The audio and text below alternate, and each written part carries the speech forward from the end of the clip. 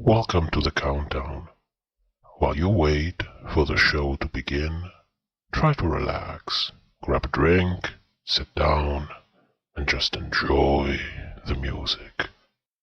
Yeah. Ooh, whoa. Don't Christina it out. Okay. A little bit of land goes a long, long way.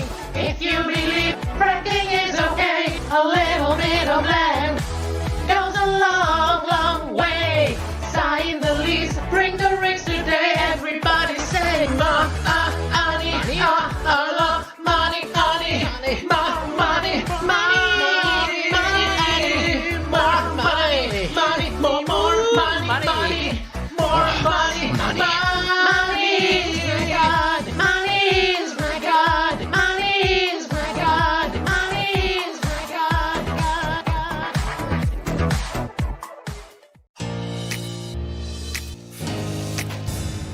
She looks metallic.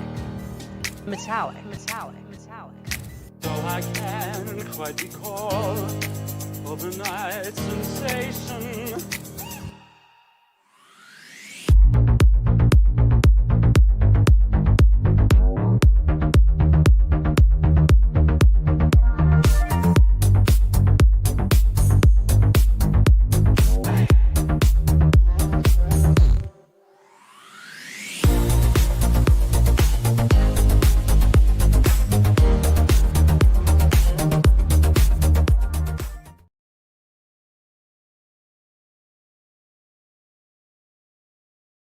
And I am back. How do I sound? New microphone, everybody. New microphone. Please give me feedback if we have any problem with this. I can fix it. We can work on it. Let's not go back to the shit show that we made last week. So welcome everyone. Welcome to the Chop live stream. And before we do anything, people got crazy. They started tipping super chats. I'm not complaining. If you can afford it, I am not complaining. So thank you so much. Before we greet the chat, let's go to the super chats. We have Vanessa for $10 says, I can't wait for the live stream, giving you love from San Antonio, Texas, USA. Glad you're back to it. Thank you so much, Vanessa. Sen for $10 says, I appreciate the hard work and effort you put for this channel. Thank you so much, Sen. Stay safe. Lisha Brown for $10 again, I think, says, I love your video and I really love your perspective. Thank you. We try to work, especially me, I try to isolate myself a lot in order to, you know, keep my point of view. So yes, I'm losing a lot of stuff that then I have to pick up later on, but thank you so much. And finally, we have Sraysack666 for 10 something. I don't know that currency, but thank you so much for the support. Jasper Martin, 79 cents. Thank you. Oh my god, Jack, $10. Thank you so much, guys. I can pay rent. I thank you. I can pay rent. I appreciate the support. Let's not get crazy with it. Sraysack, oh my god, come on, guys. I need to greet the chat. Finally, the most handsome? Thank you. That's a hell of a compliment. The most handsome YouTuber going live. Thank you so much. We need the support and I appreciate it, only if you can afford it. I will keep being here. I might not be here as often as I would like to be and not as rested as I would like to be. I will keep being here. So if you donate, you can afford it. Let's make a deal on that. So let's start greeting the chat and everybody that I missed until now. Metalhead Girl, Mario, MC, Caro, Luis Felipe, Adrian Grass, Emilio, Brian Satsky, Bear Hunter. I like your nickname. I told you already. I will tell you again. Paula Marino, Cherry, Chris Stewart, Jasper Martin, Sasha, Blazing, Johnny Boy Toy, Jessica, Cameron Brooks, Nerdigans, The Queen of Discord, Fantasia, Felicia, Izzy G, Frank Kemper, Joji, Levi, Divadab, Sir Eddie, Dumblink, Leisha Brown, and everybody else that joined in the past 20 minutes. I'm sorry, I can write down nicknames only until I start playing the credits for the show. Then I'm basically here. But I see other names in here. We have Hemi, Caleb Turek, Ratsips, Nicola, Apathetic, SM. So thank you so much. Welcome, everyone. Let's review this new episode of Drag Race. First of all, did I get good at this? No, I didn't get good at it. Cherry, Cherry is paying for my energy drinks tonight. Thank you so much. Sending you some Polish money. How is Polish money actually called?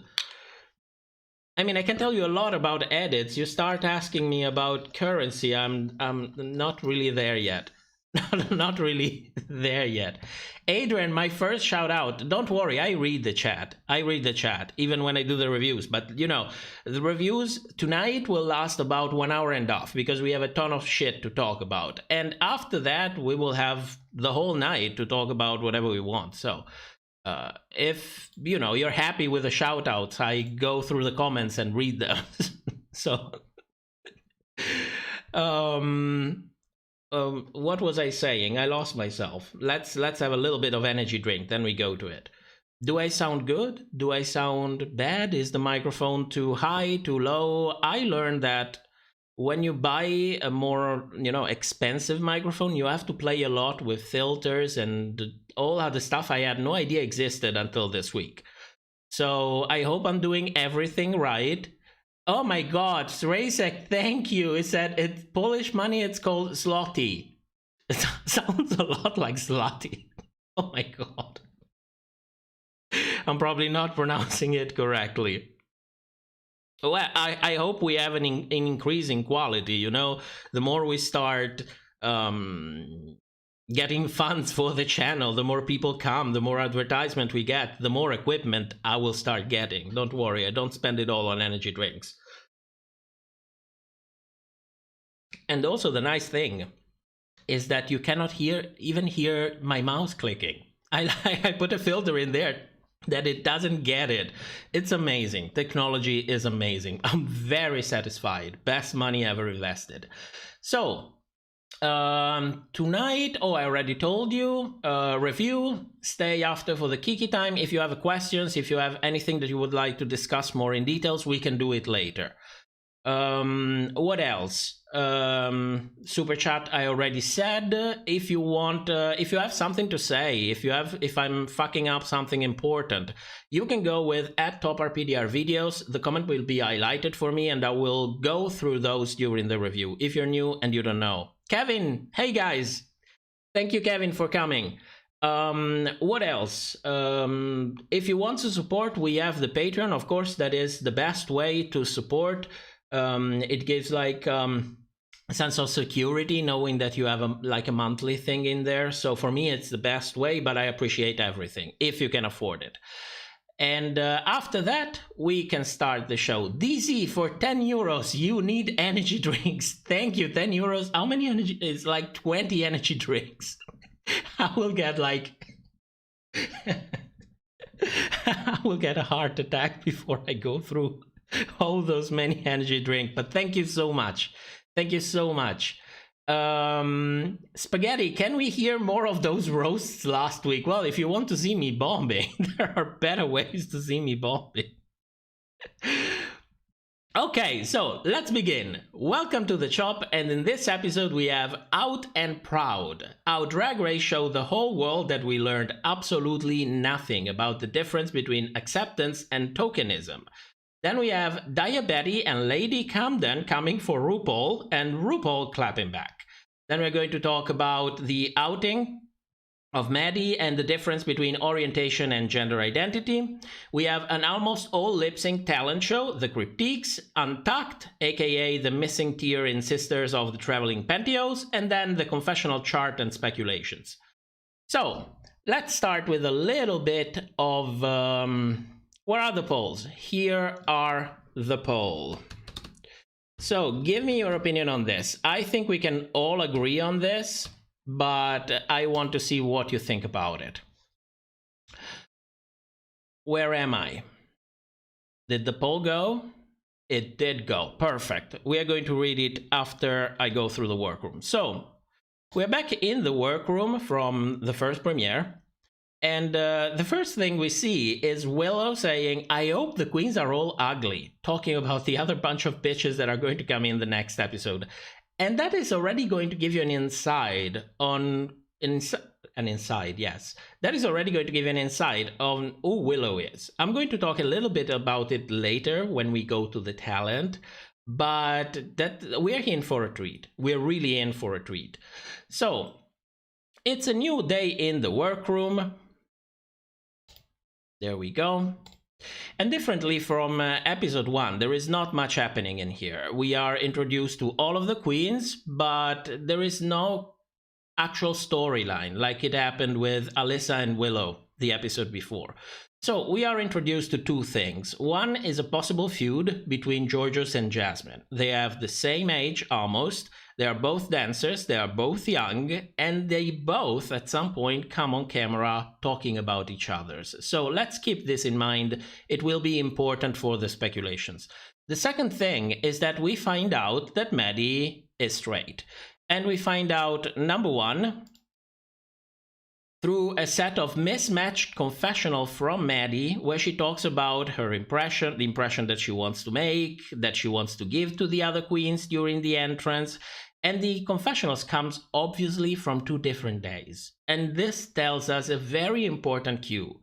For some reason, production thought it was worth to have her come on camera 2 times saying, you know, different things about her entrance and her impact. So we already know that they try to put emphasis on the fact that we have a straight guy among us. So it's like, oh my god, he is straight. Ooh, hide our dildos.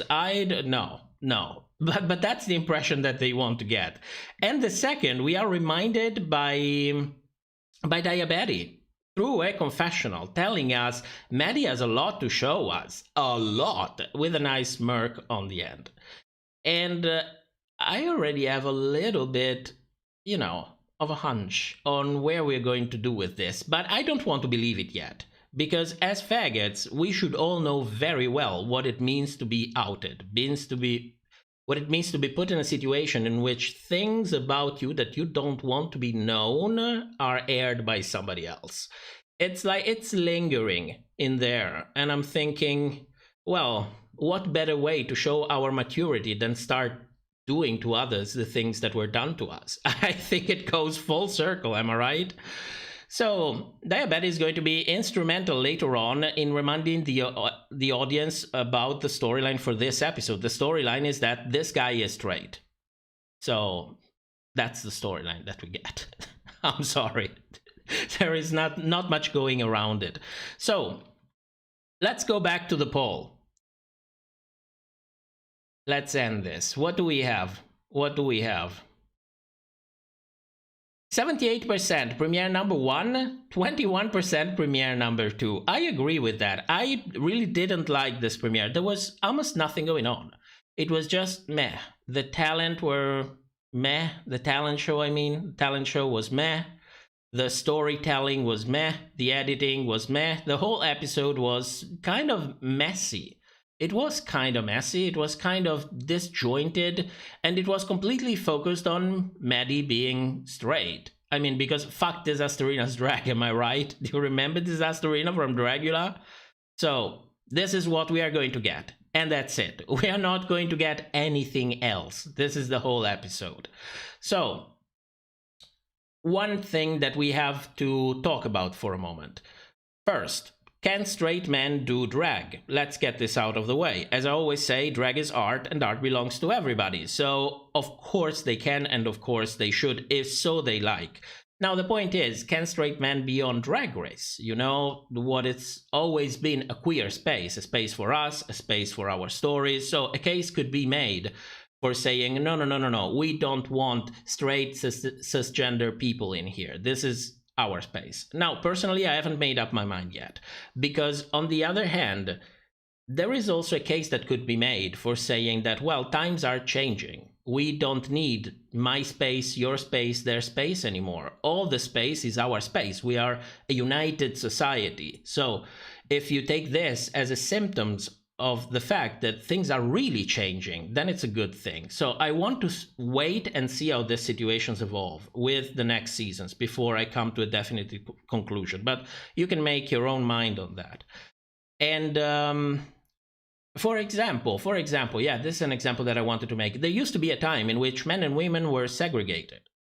You know, we would go to different schools, we would go to different doctors, we would do different jobs, and then at some point everything came down and everyone is everywhere. So I don't know, it's a difficult topic to make an opinion. If you want to look like an idiot, yes, of course you can, you know, come out with a flag and complaining that they are invading our space and so on and so forth. But I mean, at some point it's all of our space. So Treysack for 25, and I forgot the name of that. Jasmine Kennedy is Polished Descent. Support polished drag queens and the best top RPDR videos. I feel almost guilty taking that because I have a ton of stuff to say about Jasmine, and not all of that is good. Jade, she's gonna be like how Gottmik was put on a pedestal, but how they out a straight guy on before Drag Kings. Yes, Gottmik was like outed, what was it, episode 3? Episode 4? I don't really remember. Anyway. Where are we? Okay, we're here. Sorry, I didn't have time to index all of my images. So we're back in the workroom, and we have this reaction shots from Maddie looking like, for some reason, they wanted her to smile at RuPaul. I didn't get it at first until we got later on and saw what exactly happened. But it looks like they tried to kind of get ahead of the whole thing, you know? And she's like, no, Maddie is smiling at RuPaul. They're cool. They are cool. They're absolutely cool. After this, we move to the photo shoot, where we get, for 1 minute straight, RuPaul's best impressions of Simone's factory woman. Do you remember the factory woman from Simone last year? That's what we get. It's 1 minute straight. So, I don't know. It's her show. She can do whatever she wants. It's terrible. It's annoying. She is unhinged. And in a way, it's even entertaining. It's even entertaining. She's like out there acting her heart for 1 minute. Can you guess how much every queen lasted in the photo shoot? How long it went for each queen? It was about 30 seconds. She gets a minute. You get 30 seconds. This is her show, not your show. This is her show. You are a guest. And remember that, because it's going to be important later on. Nevertheless, even in here, we're reminded again of what is the storyline for this episode. It's Maddie. So conveniently, she finds a hat in the Tic Tac pool. Who does this hat belong to? It belongs to Santino. And I'm like, the anti-vaxxer? This is who are we going to give a shout out during the show? That guy? Are we talking about the same guy? You know what this reminds me of? Do any of you watch Futurama? Because there is like an episode in which the professor has like this monkey, and he made a hat that harnesses the power of the sun in order to make the monkey smarter, you know? And when the monkey loses the hat, she becomes completely stupid. I think we could draw a parallel in here. And this is what happened to Santino in all of this here. He didn't have his hat. That's why we got served what we got on Twitter. Oh, good lord. I don't know. I don't know why they do this kind of stuff. I mean, didn't they have a whole season talking about stay home, stay safe, don't do shit, get vaccinated, and so on? And then, I mean, do they even look at social media? Do they even look what happens in there? I think he even got a tag, like, for misinformation. It was like, I am completely protected. I eat healthy. I stimulate my immune system. Oh my god. Let me cut it there, because YouTube is going to do something to the live stream. We cannot talk about this kind of stuff.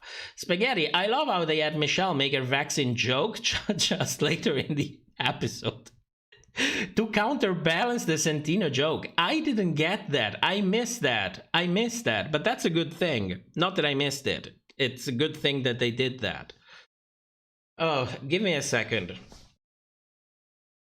It's getting warm in here. Every time I get aggravated, I get a little bit warm. So, Cameron Brooks, what's a Santino? I don't know. I removed that from my mind. So, I don't know. Moving on, and let's try to move quick because we have a ton of shit to do. So, we get back to the workroom to get a little bit more of a reminder of the storyline for the episode. So we have a confessional where our new goddess, Angeria, reminds us that Maddie kind of looks like he owns cattle, with a little bit of rodeo music playing in the background, because, you know, you gotta hit the audience and you gotta hit them right. They don't have to forget where the focus actually is. And you might think this is over. But no, it's not over. The best part is yet to come, because we get introduced to the Gold Star storyline. Did you notice the Gold Star storyline? Did anybody think it was a little bit too convenient that exactly that topic came out at that time during the premiere, in which you have a straight guy in there? Come on, take your time. I can have a little bit of liquid energy while you all think.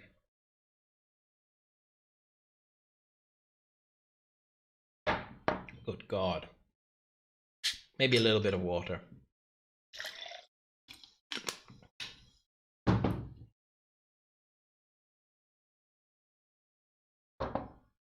Insulin. Oh, Insulin, welcome. I didn't greet you before. It was weird. Jenna for sure produces. Levi taking that sip of Red Bull. No. It's little. It's little cheap energy drink. Same thing. Fraction of the cost. Signature, Maddie middle of the road without the storyline. Brian, Daya is easing Maddie to come out. It was weird. Oh, Brian, thank you for saying that. That's where I wanted you. That's where I wanted all of you. So, we have this storyline that's coming out of this storyline. Yes, we have this Gold Star, this conversation about being intimate with a woman that comes out of nowhere. That's hardly ever been done, the premiere of a season. I mean, at some point in other seasons, yes, they got to talk about that as well. But it never really happened in a premiere, the moment the queens get out of drag. That is the moment where usually it's eye candy moment, where all the queens talk about, oh, you look like this, oh, you are so different, oh, you look so good, and everything else. That's what we usually get, but not here. And that's not if you ask me, that's not a coincidence at all, because we have Diabetes out of camera saying, hey Jasmine, look at my titties, and then Lady Camden casually drops, I never touched real titties before. And then and then Deja responds, are you a Gold Star, Camden? And then out of camera, Diabetes pushes this thing again, asking everybody else, oh, who is a Gold Star here? Are you a Gold Star? Then she explains for the camera what a Gold Star is, and then points out at Maddie and says, oh, she's not a Gold Star either. Then she has a nice laugh about it, spreads some ignorance in the confessionals, talking about about the difference between gender identity and sexual orientation, and then she goes on to her business, because it's business as usual. And in a way, I don't think I was really expecting anything different once I actually rewatched this episode and tried to track down who said what and when. So, it's let me get my thinking, because this is not that easy to make. So, first of all, YouTube is telling me that I am having problem with the streams. Does anybody get problems with the streams? Does my voice come to you? Because it keeps saying it said it also last stream, and I don't know why it's saying it. No problems. Okay, so YouTube is full of shit. Good. Okay, so how do we unpack everything that's happening in here? What exactly is going on? Because you have Diabetes, who is the only queens who knows about Maddie. She's the only one. Production knows, and Diabetes knows. She's the one starting the whole thing in a very inconspicuous way when she asks, oh, hey, look at my breastplate. But in order for the whole thing to work as well as it did, it needed a little bit of support from somebody. Oh, I'm hitting my words. It needed a little bit of support from somebody else. That somebody else is Lady Camden, because she's the one that makes the whole thing explicit by saying, oh, I never touched a woman. Only after that, you have Deja coming in and asking, you know, Camden, are you a gold star? So the addition of the term gold star, for me, it's like completely coincidental, because at this point, no matter if you give it a name or not, the cat is out of the bag already. So how the hell did we get here? And I can think of only two possibilities. Either, you know, producers took Diabetes and Lady on the side and told them to introduce the topic, because that was going to be the storyline for the episode. Or option number 2, Diabetes saw an opportunity for camera time and convinced Lady to join. And I am inclined to think it's going to be the second one, because something interesting is going to happen later on. So, yeah, I know, it's a shit look. It's really a shit look. Because, you know, we all know what it means to be pushed to say something about you that you don't really want to say. We know that. That's like faggotry 101. People will out you. Be ready for that, because it will happen. So, personally, I don't think this is production working their magic, because after no matter a split second later, you already have RuPaul coming back to the workroom, interrupting the whole thing, and taking all of these queens one by one to the table to have a nice little talk. So Mamara is back, and she takes Diabetes and Lady and tells them to basically take several seats. She is the face of the show. She is an executive producer, and this is, you know, just an appetizer. Do that kind of shit again, and you will regret it. Then proceeds to take several royal dumps on Diabetes and Lady Camden. So, as any of you noticed, how harsh she was on both, especially on Diabetes. That was a little bit too harsh. During the whole conversation, she asks her, okay, so what are you going to do? Oh, I'm going to do this. Yes, but, you know, maybe that won't work. Yeah, but I want to make it like this. Yeah, but I'm telling you because, you know, the judges will be asking for that.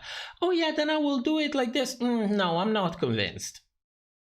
And when Lady comes in, she's like, oh, I don't like ballet. It's boring. What are you going to do to make it less boring?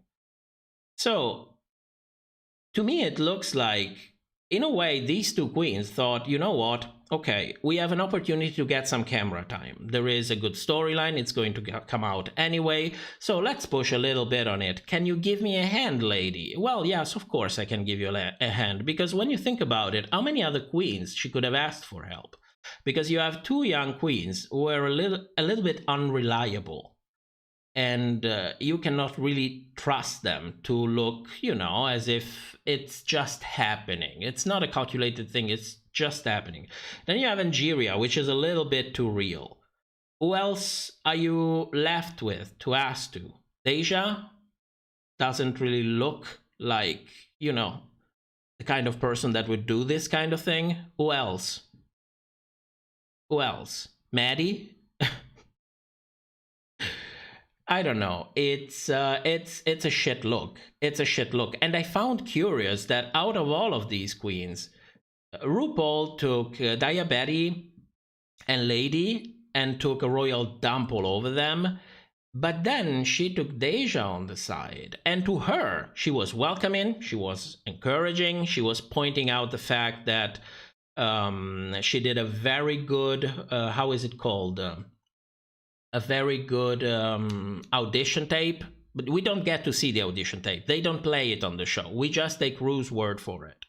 It's like she's showering in compliments, which is the exact opposite that she would do if she was caught by production plotting to take these things out before RuPaul could take it out. Because this is RuPaul's stuff. She is the one who has to have the camera on her when this issue will go out. She is the one responsible for opening new doors, bringing a straight guy in here. That's her thing, not you. So queens, take several seats and go the fuck off.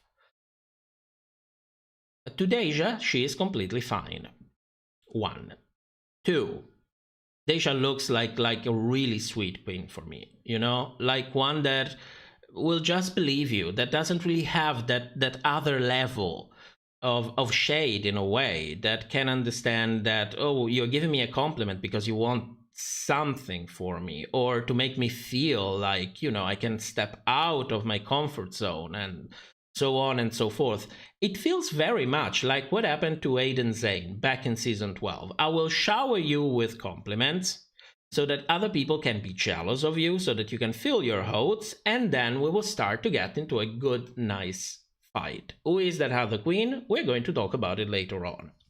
And then we move out to Maddie, because it's time to out Maddie. So first, RuPaul tries to kind of subtly get him into the conversation. You know, she says something like, you know, if you do a straight, I'm doing something that is just everyday normal thing, it's gotta have a twist edge that makes it special.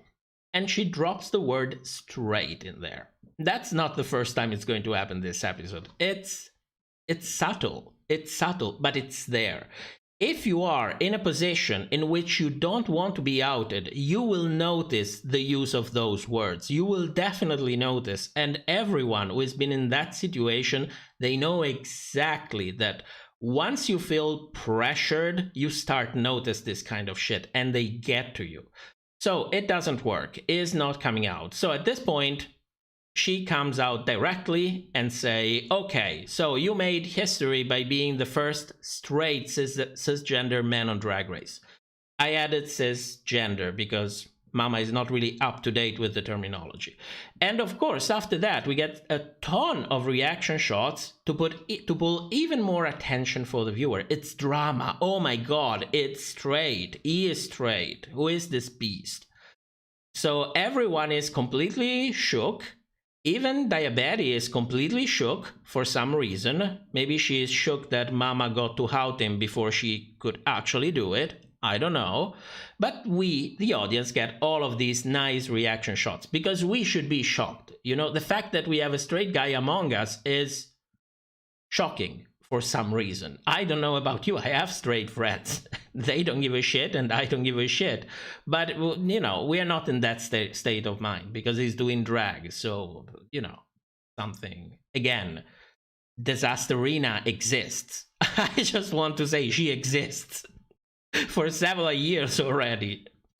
But whatever. Whatever. What do I think about this scene? It was not, what's the word? Not discomforting. It was disheartening to watch because it really showed that we as a community learned absolutely nothing about the difference between acceptance and tokenism. You know, once we finally got accepted by the rest of the world, I'm talking mostly the gay and lesbian community. You know, since we got gay marriage, we got equal rights, and so on and so forth. But it looks like once we got accepted, now we are able to do to others the same shit that was done to us, because why not? I mean, it's a sad look. It's sad. Is a, you know, a tale as old as time of how the oppressed, for some reason, starts becoming the oppressor and doing the same exact shit that was done to them to others. So it's a pretty shitty look. It's a real shitty look because I don't care if he's straight and he's not oppressed. There's a person there who is not really comfortable in sharing something private. He doesn't want to.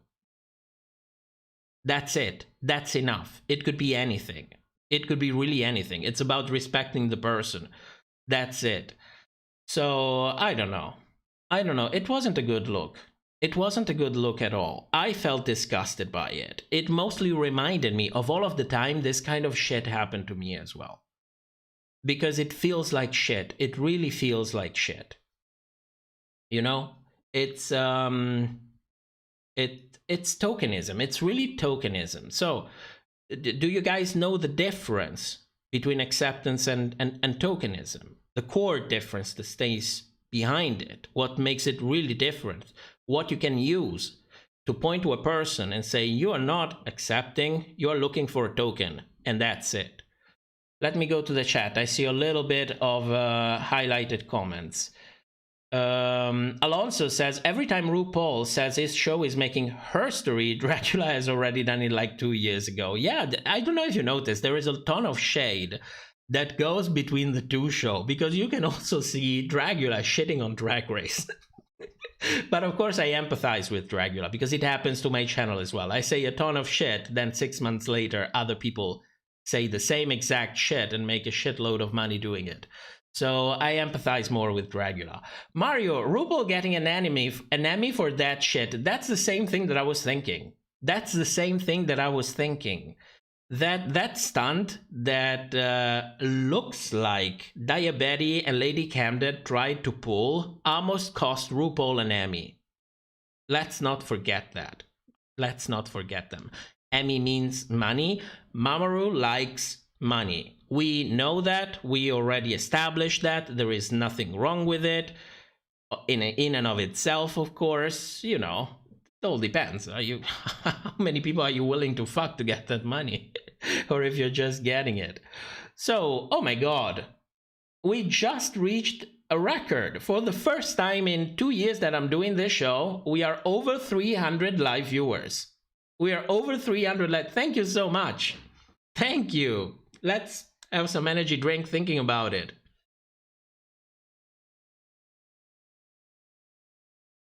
Emily, Rue said, are you afraid you won't be straight after this? Oh, shit. I mean, it really promotes that idea that we live in different compartments. You know, it's like straight people don't have, you know, interesting experiences from time to time, or gay people don't have different experiences from time to time. I mean, where is the fucking problem? Why do we need to compartmentalize everything? I mean, I know that the world is confusing, but, you know, you cannot give up your individuality just because the world is confusing and everybody has to follow under a specific label. I don't know. I found it really annoying. So, to get back to it,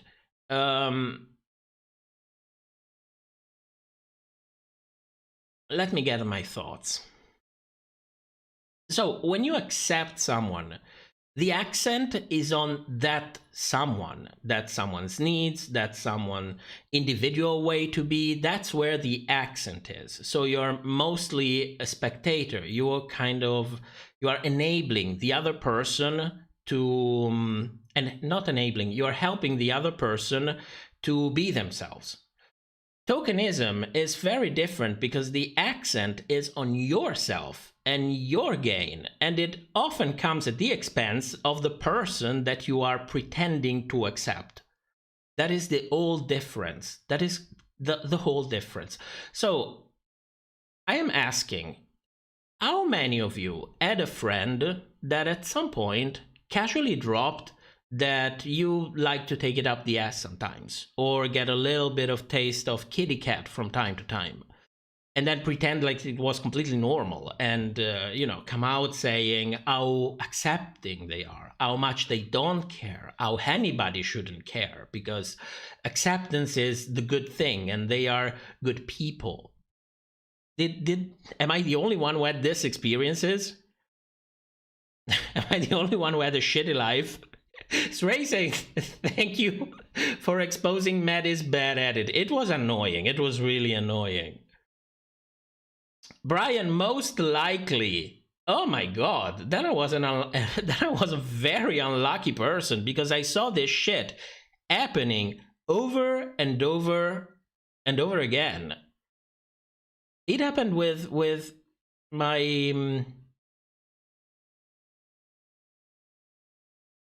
my partner's brother's, the wife of my partner's brother. She outed my partner. She really outed him, but she is smart. She didn't do it directly. She did it like with questions, you know. She went to the brother and started asking, oh, But does he have a fiance? Does he have a girlfriend? Did he ever had a girlfriend? Who does he live with? Have you ever met any of his girlfriends? Do you often talk about relationships? And all of this shit like this, constantly. It went on for 2 months until it finally came out. So, I don't know. Oh, and after that, she was like, oh, I don't have a problem with gay people. I completely accept them. I had a friend in high school who was gay. And, within me, I was thinking, poor guy. Who knows the shit you put him through with all this kind of bullshit? I don't know. It's a shit thing to do. But it's not, tokenism doesn't only relate to us. I saw example of the same shit going with people with disability. I had a friend who once told me about a common friend that she took me on the side and she told me, do you know that C has epilepsy? And she told me, how scared she was for her, how she kept an eye on her, how sorry she felt for her, and the fact that she was studying neurobiology. So her academic career was slowed down because she was taking medication and all of these nice things. And I was like, if she didn't tell me, she didn't want me to know. Why the fuck did you tell me? Now I have to have a conversation with her and tell her that you told me. It's just that sometimes people don't care. They just want to appear good. They just want to appear like desirable. Oh, look at me. Look at how accepting I am. Who cares if then the other person gets to take it up the ass, right? So this is what we are getting, and this is what we are getting in this episode of Drag Race. Tukia, my sister outed me in front of my mother. She apologized, but I will never forgive her that. There you go. There you go. It's not just the outing. It's the outing done to prove everybody else that you are a good person because you don't care if you are disabled, if you're gay, if you have, I don't know, a relationship with 2 people because you're in a trouble. They just don't give a shit. They are good people. And you are expendable for them proving that they're good people. Leslie Headland, super chat for $20. Thank you so much, Leslie. I really appreciate the support. Thank you. It's really, really generous. So, Comer Paloma, talking about someone having epilepsy is not outing. No. That's not the point. Outing is only part of tokenism itself. Okay? So we can change the terminology, but it's the same exact shit. You are telling people something that they don't want it to be shared. Now it can be outing with your sexual orientation, or we can give it another term if you want to go with disabilities, but it's the same exact context. It's the same exact thing. So it's just this general thing. People are fucked up in that way. I don't understand what's the point. Kagi says, the way RuPaul says Willow Pill's name drives me crazy. Yeah, she doesn't like it. She doesn't like it. I saw a video. It was a music video that she did with Evie Oddly, where they mock this way that people have to relate to other people who are living with disabilities. They actively mock it. They dress up as babies. So, Komar, okay, I got it. Okay, good. No, it's good that you ask. I can explain. It's no problem. I mean, at the end of the day, if we don't agree, it's no problem as well. So, moving on. What do we have next? It's a new day in the workroom, and we have a mirror moment. Guess with who? With Maddie again, because it's her episode after all. So we have Diabetes repeating, not Diabetes. Damn, I always get them confused. So we have Deja repeating the same thing that Diabetes said it before through a confessional, because she goes and says, it's crazy to me that you identify as straight. And this is the second time that we hear this thing. You know, you identify as straight. Being straight is not gender identity. It's important that we say that. Gender identity is how you identify. Sexual orientation is what you like. It's two different things. Orientation is not an identity. It's part of your identity, but it's not an identity. The gay and lesbian community spent decades to make people understand that it doesn't matter who the fuck I wake up with in the morning. It doesn't matter, it doesn't tell you anything the way I work, the way I behave in society, which kind of ethics I have, how do I relate to my family. It doesn't matter. Who you choose to spend your life with, it's your business. It has nothing to do with your identity as a person. So, decades spent doing that so that we could finally get to equal marriage rights. Fantastic, we are there. There are still parts of our queer community who don't have all the rights that they need to get. The trans community, for example. If we tell the whole world right now that sexual orientation equals identity, we confuse them. We don't want them confused, especially on the issue of identity, which is still a very much ongoing battle. So, two things are separate from a human and societal point of view. So, since the world is watching and it's telling us, we empathize with your community, we are listening, we are willing to learn, let's meet halfway, let's not confuse them, let them understand. Because last time we asked the world to understand, we got equal marriage rights. So maybe next time, trans people will have free access to medical and psychological treatments, if so they decide to have. This is something that bothers me a little bit, because it's expected to us to get the right, especially on television, come on. Especially on television, but you know. At least we got this clear and out of the way. So Maddie has her mirror moment, talking about her struggle as a straight drag queen. And for me, the only thing that it means is that, oh, you got a mirror moment, then you're ready to go home. This is what I think.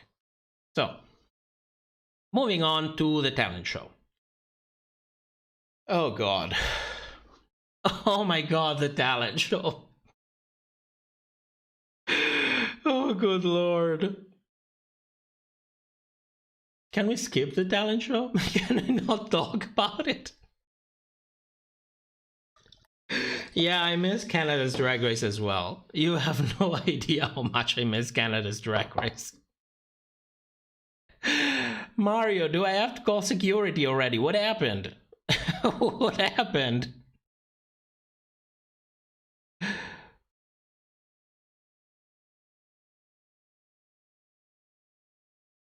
Talk about the legend. Who's the legend? I'm kidding, it's Nigeria. Okay, let's do it very quickly. Okay, let's do it very, very quickly. So, talent show. Talent show. Oh, first of all, I have a correction from last video. It turns out that the queens do not get to choose the song that they want to play. They choose from a list. Specifically, Willow saw a song on the list that was the same song that she used in a performance that she did in high school. That performance was what we saw on stage. Do you remember when I said it looked like the comedy was a little bit underdeveloped, the stuff, you know, was a little bit there, more like cover-up, you know? And it starts to make sense, knowing now that's a high school performance. So out of curiosity, I went to her channel and checked one of the adult performances, since she's 26. And let me tell you this. She made a video. I don't remember the name. It's one of, I think it's the latest one that she made. And you think I'm going to find a hidden meaning behind it. So you watch the fucking video and it starts and you have your first impression and then she twists it and then you go on a second level and then you go on a third level, then you go on a fourth level, and it's like Willow is right there telling you, bitch, you are the one who pressed play. Now I'm going to take you for a hell of a ride. And it's a hell of a ride. You have no idea. She will fuck everybody up on that stage if you come this much too close. I don't understand how she got the patience with RuPaul, but trust me, the impression of, you know, the nice queen who will just be victimized and no. That ain't gonna happen. If they do that, they will have to do the same thing that they did for Jinx in season 5. Cut out every single time she clapped back. So that everybody else gets the impression that, yes, she's just a poor victim. No. don't get it confused. That's not what we're in for. That's not what we're in for. Zracek for 25 says, all these moments when the show were showing Maddie's face after Queer Memories were just very nasty. Support Maddie, the best drag queen and ally ever. Well, thank you for Maddie for, doing this. If you're a straight man in Arkansas, you are going to be asked questions. You are going to be asked questions. So, good for him. Good for him. I don't have a problem with straight men doing drag at all. I love this Astorina. She was one of the best things to come out of Dragula. I'm not really impressed with this drag, to be honest, but it's a good thing. It's a good thing, that is for sure, even though it's taking out the worst out of the show. So, going through this talent very, very quickly. Georges, to me, she had the best lip sync out of all of them. She has dips, spins, turns, kicks, cartwheels. It was a very good performance, a very good cohesive performance. It starts slow, and then there is a build up to something. It was very energetic. It was entertaining to watch to me. And when I watched her, the first thing that I thought of was she looks like a younger sister of Laganja. But you know what I think about lip syncing for a talent? It looks lazy. It's a missed opportunity. This is Drag Race. You will lip sync anyway, one way or the other. Either you are at the bottom two or you reach the top four and then you lip sync for the crown. We will see you lip sync. You missed the opportunity of the wow factor when we saw you lip syncing for the first time. Not to mention that you missed the opportunity in the talent show of showing a side of you. So for me, it's really, really a missed opportunity and also lazy in a way. So for me, if you lip sync, either you are out of this world or you deserve to be in the bottom. So for me, her performance was really, really good, and she deserved to be low. Jasmine, a lip sync. I don't know, she pretty much stood there, did a jump spin into a dip and a backflip into a split. Both of those were impressive. The problem is there was not much else going on in between. So the number didn't look very cohesive to me. She looked good, but, it wasn't as polished as with Georges. So for me, she should be in the bottom. Diabetes. Welcome on stage, Crystal Method. Another lip sync, and it just pales in comparison from, the first two girls. So for me, it's absolutely the bottom. Lady Camden, a lip sync disguised as a campy ballet routine. I appreciated the effort of putting an accent on the ballet and campy side of it, but ad-libbing and dancing is very much the definition of a lip sync. So I reward her effort with a low instead of a bottom. Deja, it was kind of boring, not very funny, despite the judges living for it.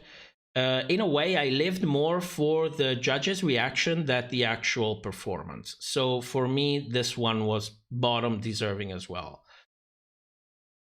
Then we have Maddie. Maddie is playing the guitar. Nothing major.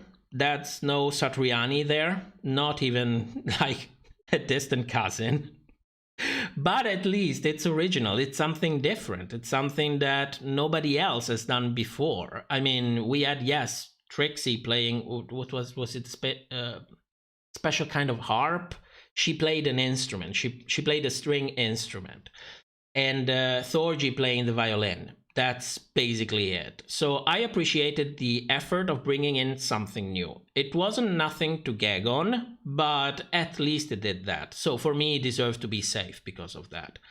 Then our goddess, Angeria, another lip sync, this time to an original song. So again, like I said for the episode before, I appreciate the effort that you put in an original song. So for me, she should be just low, not in the bottom for that.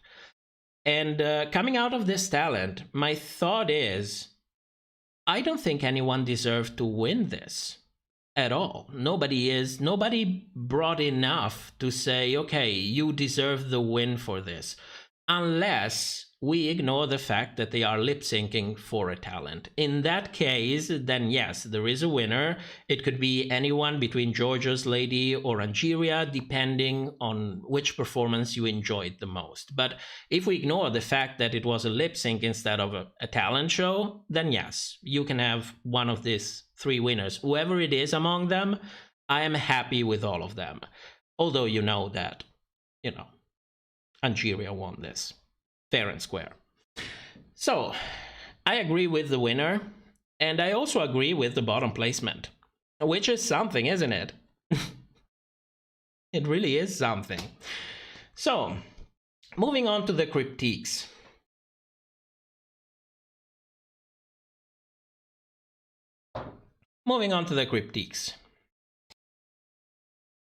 Bullshit. Bullshit. Bullshit. That's bullshit. Bullshit. Bullshit. That's bullshit a joke. every fucking time. I was being realistic. Realistic with bullshit? Girl, bullshit. You are a fucking liar. A nice load of bullshit. Let me prepare for this. This is because this is the best part of the show. So, we are in for the critiques with extra special guest judge Alicia Keys. Now, I like Alicia Keys. She's a great singer, but she is no actress, because for the entire time you could tell that she was really trying her best to, go with the flow, get the job done, but she was having none of it. You could literally see in her face that she was like, I'm going to fucking fire my manager. When I come out from this, I'm going to fire him, and that's it. That's that. She looked really uncomfortable doing all of that. So I don't know. My partner follows her close. Well, she follows her, and he said he was surprised to see her on Drag Race. And what was that mirror thing when she was talking from the other side of the mirror? What was it? Some sort of distancing going on? Maybe, I don't know, she didn't want to do the 2 weeks, so they put a mirror in the middle. I don't know what the hell was going on. It was just weird. The whole thing was weird. So, let's start with Georgia's. Louis, she was as high as a kite. I hope they didn't drug Alicia Keys. You don't drug Alicia Keys on this show. That's you don't do that. You just don't do that. Sasha, we want to get to know you. Then both the queen who won the lip sync song about themselves. Yeah. How would that be? Good lord. She looked stoned. Emily, come on. She looked stoned. She was angry. She was just, she was like, why the fuck am I here? I want to get out of here. I don't want to be here. That's all I got from it. I don't know if she had like contractual obligations, because, Viacom CBS is a big company, and big companies with other big companies like Sony, for example, they all have agreements. Sometimes they are both under the same mega corporation on top. What was the one that owns Viacom called? National Amusement? There is there is a top corporation that owns all of these big corporations. And sometimes they have to collaborate, and collaborate means exchanging talent. So I have no idea why she's there. What I can tell you is that she gave me the vibe that she didn't want to be there. Tried her best to do what she was supposed to be doing, but she didn't want to be there. So, let's start with Georgia's. Carlson says, he loved the stone and the makeup looked airbrushed. This is all that we are going to get for the dress and for the makeup. Nobody's going to talk about it. I thought the dress was fantastic. She deserved more praise for that. But of course, she's not going to win. So we cannot give her that kind of praise. Then Michelle. She loved the energy, but the slow beginning didn't play to her advantage. And she should have gone all in since the very beginning. And please understand, I am paraphrasing, because looks like Michelle likes to be cryptic, to kind of sound smarter, while she has, no concept of crescendo. Our performance starts slow, only to slowly build up, and that makes sense. But of course, she doesn't have to win, so we're going to pretend that you have to go 110% from the very beginning. Which reminds me of something. Is it time to shit on Jen? Yeah! I don't have the soundbite! I'm going to play this for the episode. Definitely going to play. If it's Jen, you cannot be 110% all of the time. No. We need to have a little bit of crescendo. We need to have those peaks and valleys. Oh my god, I can recall the critiques by words. They said peaks and valleys. Do you remember? It was like 6 months ago. I still can remember peaks and valleys.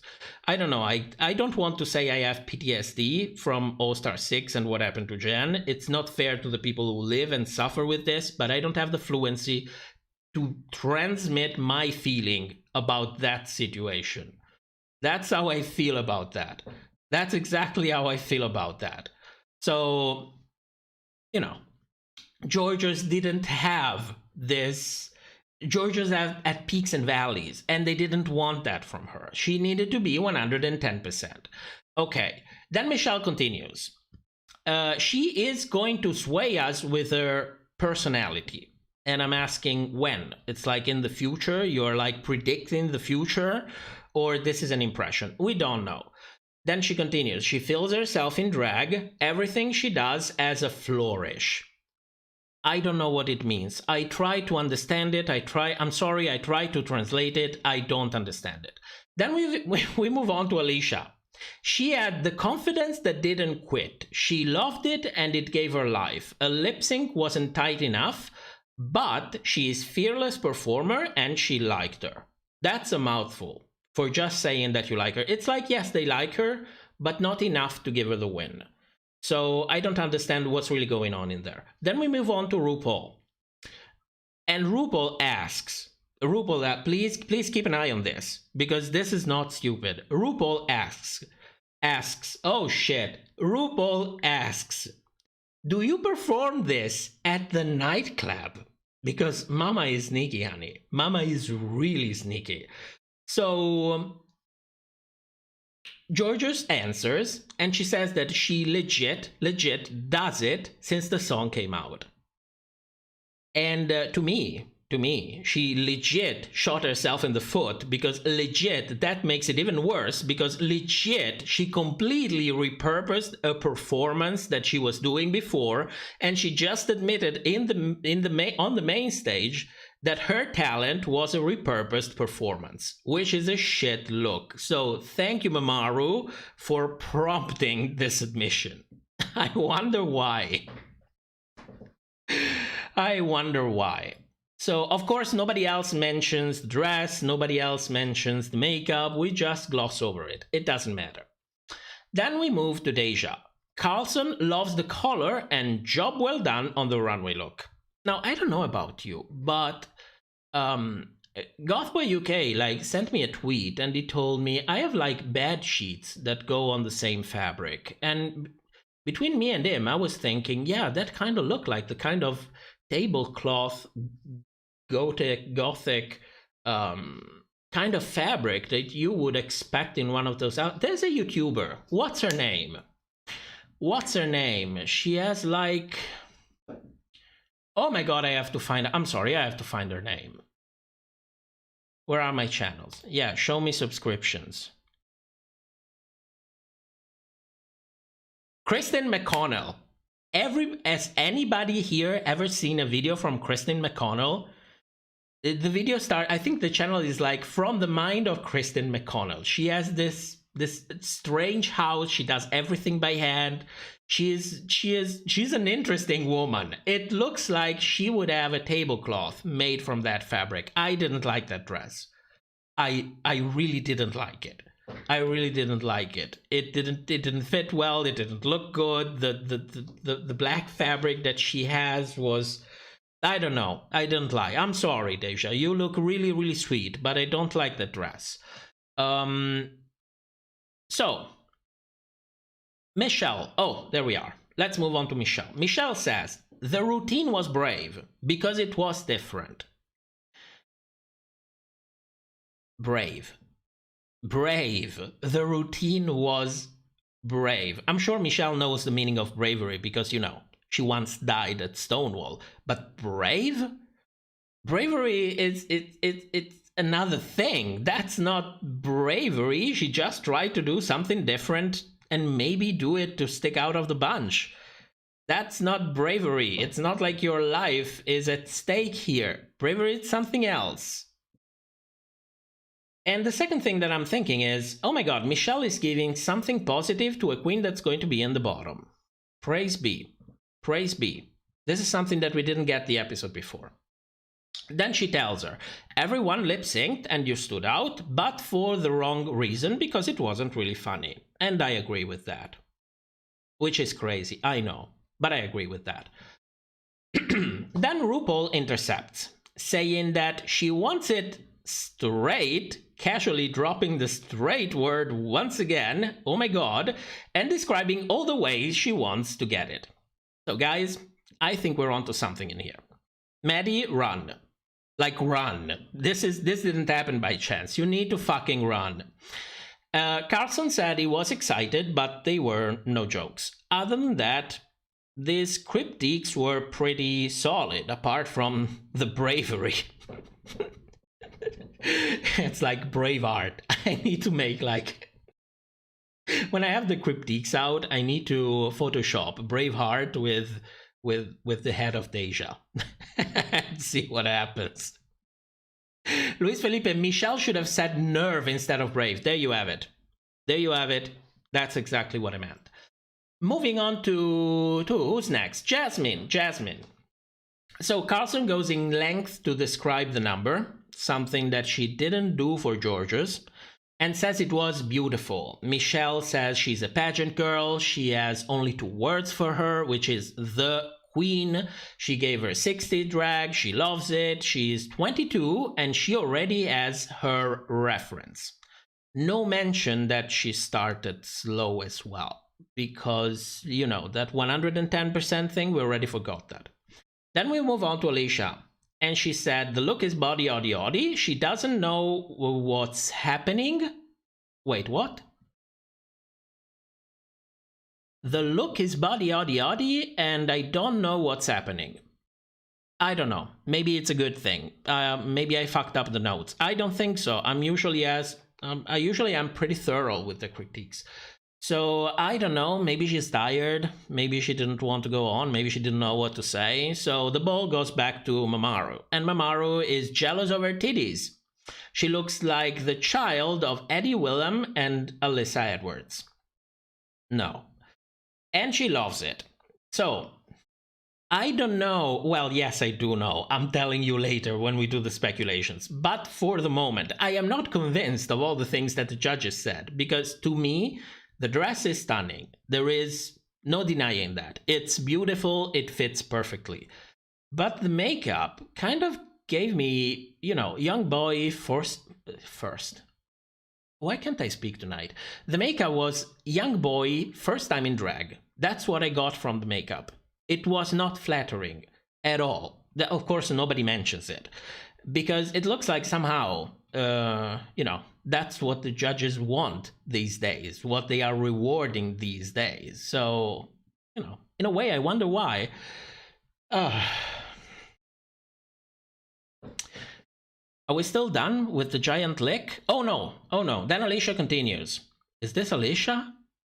It's Alicia.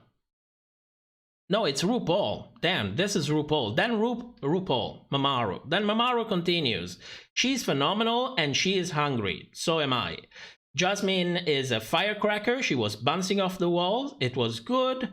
And that's basically it. So they drooled all over Jasmine. It's like it doesn't stop. The performance was not that good. It was not bad, it was okay, but you had George's coming before with all of that stuff and the complete performance from beginning to the end. If it was only Jasmine on stage, then I would be like, oh yes, I kind of see it. But apart from those 2 stunts, there was nothing else. So I'm already like, okay, what's going on? Why are we drooling so much over that performance? It's not as extreme as it was with Bosco. This one is a little bit more justified. Nevertheless, it piques my attention. So remember about it. We're going to talk it in the speculations. Maddie. Michelle says, the outfit was never The outfit was never seen on the main stage before. It's stupid, full on crazy, and she loves it. Yeah, it wasn't seen on the main stage, I will give her that. It was done a ton of time outside. It's not something original that was made exactly for this. Nevertheless, yes, I appreciated it as well. Then she tells her that she needs help with the makeup, just a little tweaks here and there, and Carlson continues saying, "This is really fun and hold your head high." So we stand Carlson in here. So either you laugh in the chat or you will get banned, because that was funny as fuck. That's Carlson. That's my Carlson. Nobody touch Carlson. Can you imagine Maddie on the main stage, keeping in that position? She was crouching the whole time. And remember, when they are on the main stage, sometimes they stay, on their feet for like 1 hour. And he was staying like that all of the time. So I already feel bad for him. I hope somebody gave him a good massage after that. Like a good massage. He deserved all of that. How short is Maddie, Fantasia? I don't know. But it was crouching for that. It was crouching. I mean, look at all the other queens. So, poor Maddie. Anyway, Carlson continued. He wasn't sure what was happening when he was playing the guitar with his tongue, and he needs to work the camera and the audience. I agree with that. If you do a performance, the camera needs to see it. If it doesn't come on camera, it didn't exist, and people are going to doubt it. You always need to be showing what you're actually doing, especially if you're being successful while doing it. I mean, he was playing the guitar with his tongue, which I'm sure got all of the ladies excited already. Nevertheless, the camera needs to see it. Then we move on to RuPaul, and RuPaul is fantasizing about Maddie playing the guitar with his penis. With his penis. Oh my god, what the fuck is wrong with my talking? She's fantasizing about Maddie playing the guitar with his penis. And I'm like, girl, we knew. We got it already. We got it from the beginning of the episode. Stop it. Stop it. It's not cute. Then we move on to Alicia. And Alicia is happy that he played the blues. And she's got taste. And she's got vibes. And they are in the same zone. And while she's saying all of these things, you can read it in her face. She's thinking, please kill me.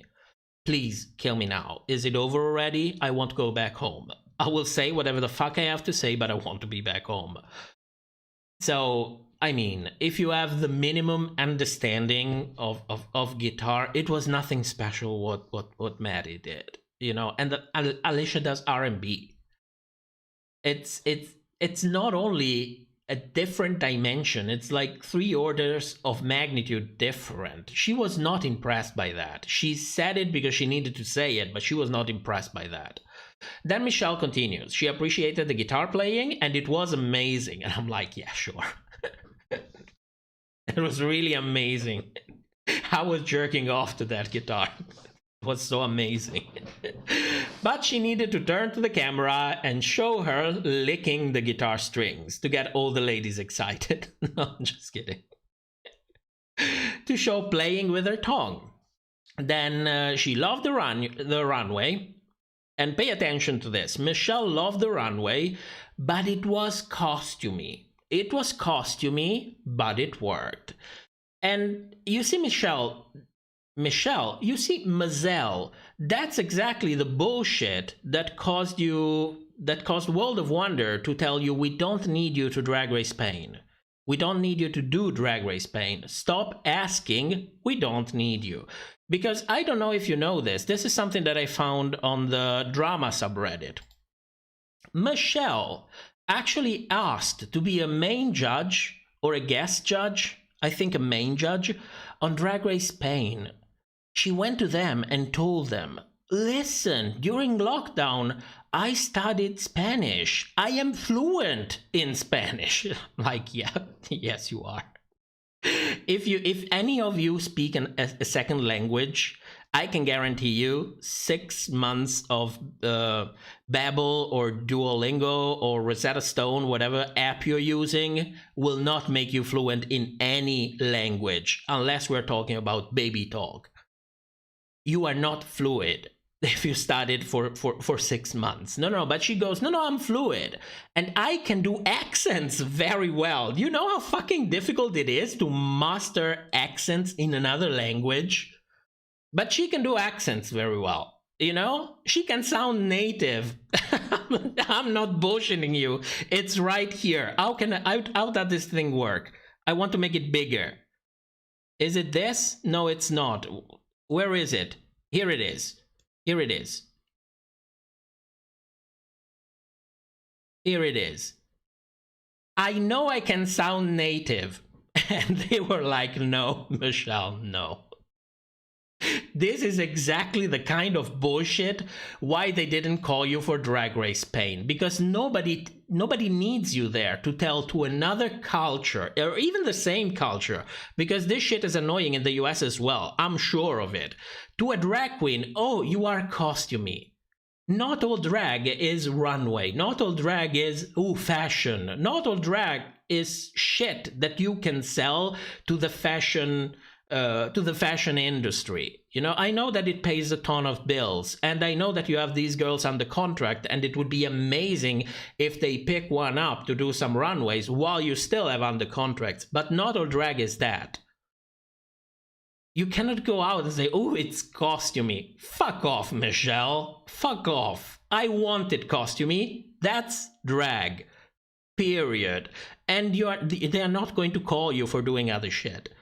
If anything, and I'll be very clear with this, she lost passion for her job. Can I say that? No, I cannot say that. She looks like she completely lost passion for her job on Drag Race. At least Mamaru is unhinged. At least Mamaru completely lost it. At least Mamaru doesn't give a shit anymore. And that's fun to watch. Michelle is just painful. So Drag Race is bigger than Michelle Visage. It's even bigger than RuPaul. So, you know, if you're tired of doing the job, step away, somebody else can do it. If you love money so much, I don't know, find a gig that pays you more. It's not that difficult. Or just settle and be happy with what you have, you know, it's not that difficult. Oh, good Lord. Weaselman, girl, who on that judging panel of US Drag Race isn't tired of their job? That's a very good question. That's a Carlson, I think. Carlson is like, it's like, I don't know. Do you guys like Carlson? Because I think I have a bias. And maybe it's just as full of shit as everybody else. It's just that I cannot see it because I'm in love with his reactions and the fact that he is gay as fuck, as Joey J would say, and he doesn't give a shit, is flamboyant, and it's just, it's a joy to watch. I don't know how else to say it. I like Carlson. I would probably even fuck Carlson. And you know that I'm not into that kind of man, but I would probably do it. Because he's Carlson, and he deserves everything, everywhere, anytime. Am I saying too much? Should I start to shut the fuck up? Maybe. Mario, Carlson is the last remaining authentic person in there. Oh, I completely agree with that. Carlson and that one talent handler. That's the last thing that we have. Yeah, I know, I just like Carlson. You know, when I see that he's on the panel of judges, I already calm down a little bit. And I'm like, okay, these critiques are going to be just fine. I'm sure I can find things, I agree with it. I'm sure nothing will put me, you know, over the edge. I will not get hangry. I will say everything will be just fine because Carlson is there. Tell us what you think of Ross. Ross is full of shit, just as much as RuPaul and Michelle. It's like Ross, since Ross got married or engaged or whatever happened 3 years ago, is like, I'm here for the check. I will say everything that I need to say it. I don't care. I want the check. I want to have my life. I found a person I want to spend my life with. It goes fantastic. We want a big house. We want to travel, whatever allegedly went on in his mind. And he just stopped caring, because I loved Ross as well. I mean, when they removed the anti-vaxxer and brought in Carlson and Ross in season 7, I was like, yes, this is good. This is great. I love both of them. They are fantastic. And then we lost him along the way. We lost him. I mean, it's nothing personal. Please understand, I'm not judging the person by itself. It's just that if you don't want to be there in the first place, what's there to enjoy? Anyway, let's finish with this. My God, this episode is like 2,000 years long. Who do we have next? Who do we have next? Oh, the goddess, Angeria. So, Carlson, the look was perfection. He clearly has taste. I told you that there is a reason why we like the guy. Michelle, stunning. RuPaul loves it. Do you start to see a pattern in here? She has the shortest critiques out of all of them. Out of all of them. I have a couple of more things, then we're done already. The performance. Carlson needs an ambulance. The death drop was perfect, and I told you already before, the man has taste. Alicia loved it, was so good, and she liked the song. She was her favorite, she connected to her spirit, and she was polished. That's basically it. Those are Angeria's critique, and she is the winner. So, I don't know if this is to cut her short, because the whole episode, apart from Maddie, puts the accent on her. She is the narrator of the whole episode. So why didn't we get a little bit more from the critiques? I mean, she looked beautiful. That dress was amazing. She did a lip sync, yes, but she was the only other queen, apart from Cornbread in episode 1, who actually put in the effort and made an original song. Why not more than that? So I don't know about that. But then again, speculation's back. What do I think? For me, she won me with the personality. The personality is all there. She has a brain that actually works. She knows how to do her job. She is funny. She has charisma. A lot of people can have talent. Not many people can have charisma. She has that. The only thing that I can tell about her, and I don't know if any of you noticed this, the makeup had a little bit of uncanny valley quality to it. There was something strange in the ways her eyes looked. I cannot pinpoint what it was, because I don't understand makeup. I can tell you if something looks good for me or not. I don't understand how different things give different impressions or play with the perception of depth. I don't understand that. But there was something in there that made her face look strange, a little bit alien. And I'm not talking about her normal face. Her normal face is completely fine. It was the makeup, the makeup on the runway. It was this makeup. There was something to it. I don't know what it is. So I hope that at some point somebody will have like a thorough explanation of what I mean by that. Because I can tell that there is something, I don't know what it is. And that is the difference between not knowing shit and being an expert on something. That's the difference there.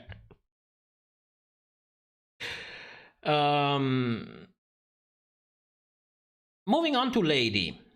Carlson said, it was fabulous. She has the skill set. She did ballet the drag way. Michelle, the look is adorable and she loves the tail. Of course, Michelle doesn't say anything if it's costumey or not. I mean, look at that. But, well, clearly it's not costumey. Alicia, the outfit shows personality. It was individual. She looks like a Pokemon character, and we are in for a good time when we are hanging with her. Whatever that means. It looks as if when Alicia went backstage, she sat down with Lady, they had a good drink, smoked a couple of joints, you know, had a little bit of impromptu jazz session together. You know, they were hanging out. It's not like Alicia was like with a mirror in between and staying away. So I don't know. I don't know. What did you do to Alicia Keys? What production did to Alicia Keys? Poor woman. Poor woman. Of course, we say nothing about her makeup because it doesn't matter. And differently from Maddie, her outfit is not costumey. So RuPaul strangely likes her, despite what happened in the workroom, and she's excited to see more from her. So at this point, I'm thinking, oh, that is interesting. That is interesting. So she's not shitting on her, but they are taking a huge dump on Daya Method, which I'm so glad. I'm like so glad. So Carlson goes in and says, the look has a punk vibe, but the back is ripped, which it fucking is. Michelle, I can see the resemblance to Crystal in her face. And I was like, resemblance? That's Crystal. On the stage, that's Crystal. That's no family resemblance in there. It's one-on-one Crystal. It's like you took Crystal's face and put it on her. And I understand that she's your drug mother and whatever it is, but you are not supposed to be a carbon copy of somebody else. You're supposed to take what you are given and bring it to a whole different direction, your direction, you know? And then at the end, I can still see the resemblance, but I see also you. That's not her. So I don't know how long she's been doing drag, but it looks like it's been 2 years, because that's Crystal Method. That's Crystal Method on stage. Sasha, I don't see Crystal. How can you not see? You mean in this image? This image? Don't look at this image. Don't look at this image. But to me, that was Crystal. I cannot not see it. I cannot not see it. Oh, then they go on. The lip sync was lackluster, and since on RuPaul's Drag Race they lip sync for their lives every week, she had to make an effort to make them gag. She looked good and the energy was good, but the whole number was basic. So they're not exactly shitting on everything that she did. It's a little bit here and a little bit there. Now, personally, I agree with all of that. You have 5 girls. 5 girls? 1, 2, yeah, 5 girls out of 7 lip synced. There is a lot of competition in there. So your people are going to associate what you do in relation to what everybody else did. And you have basically 2 queens who dance the shit out of the stage. 1 queen who brought an original song and it's a goddess on her own right, and the ballet queen who made a whole ballet in heels and made it camp. How is that supposed to stand out? So, I don't know. Then Ru tells her, you did a good job, but I didn't get the personality from her number, which is a very curious critique because nobody else got this critique. This was just Daya who got this critique. Can you remember anybody mentioning before, oh yes, I got you from this number. I got exactly your personality. We got stuff like, I liked it, it's fun to hanging out with you, you are unstoppable. We didn't get the personality bullshit with anybody else. But we'd get it with Daya, because, you know, it's good to shit a little bit on her. And then they continue. Oh, yes. Sorry. There is one more thing that I wanted to say about RuPaul. There is one more thing. How are you supposed to get her personality? How are you supposed to get still? Because RuPaul, oh yes, I took fucked up notes, sorry. RuPaul said, you did a good job, but I still didn't get personality. And it's the still that makes me think. Because it's like you've seen her 2 days. How is that a still? This is not like week 7, week 10. So how is that still? We don't know. Of course we don't know. It's the critiques. Anyway. How are her critiques? They're not as bad as Orion. Because do you remember Orion's critiques? Orion as like, there was the joke about the the 3 boobs. Then we had the joke about the picking cotton. Then they told her that the number was not structured and that it was awkward. And then they just told her, oh, you were different. You did something different. That was Orion. In this one, at least they tell her that she looked good and that the energy was good. So at least it's a little bit middle. It's a little bit better. It's a little bit better.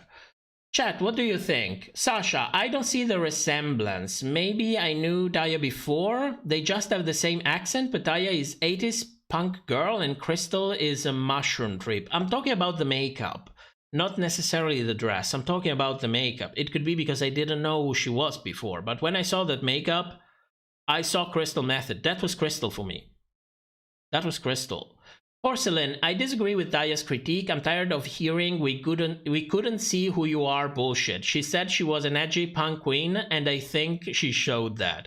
I think the I can see who you are, it's a kind of convenient thing to say, because different people can get different things first, and you can always apply it to someone and say, oh, I didn't get who you are. You know, you can even go as far as saying, I got one side of you. I wanted to see the whole of you. So it's a kind of bullshit critique to give in general. Flip Surrey says, how do you think these performances would fare if it was a single episode full cast premiere? In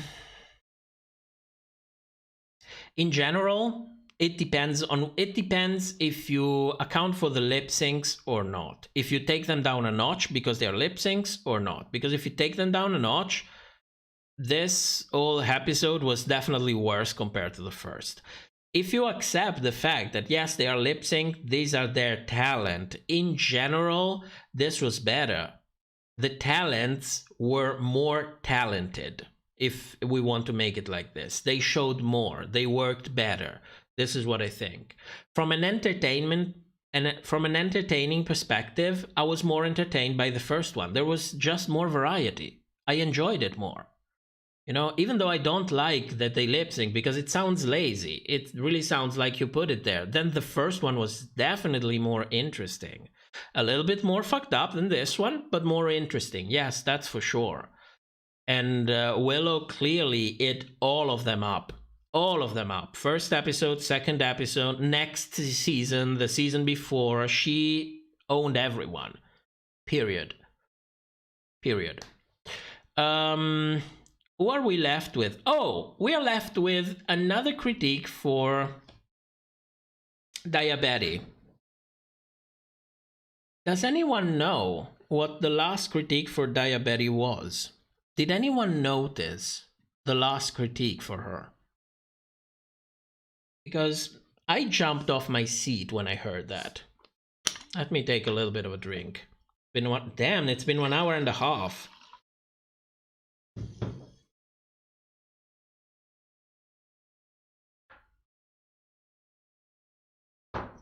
Let's see. Costume comment annoys me. Oh yes, it's super annoying. Flip, I love it, thank you.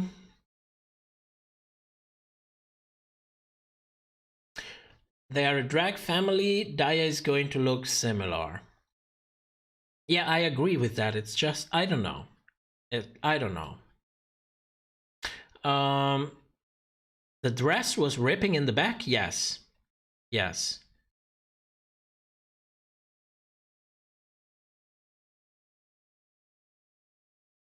Okay, so I'm going to tell you.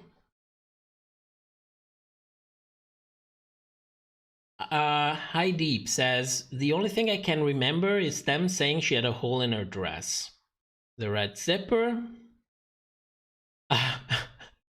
Lovish says, I don't know. I was bored.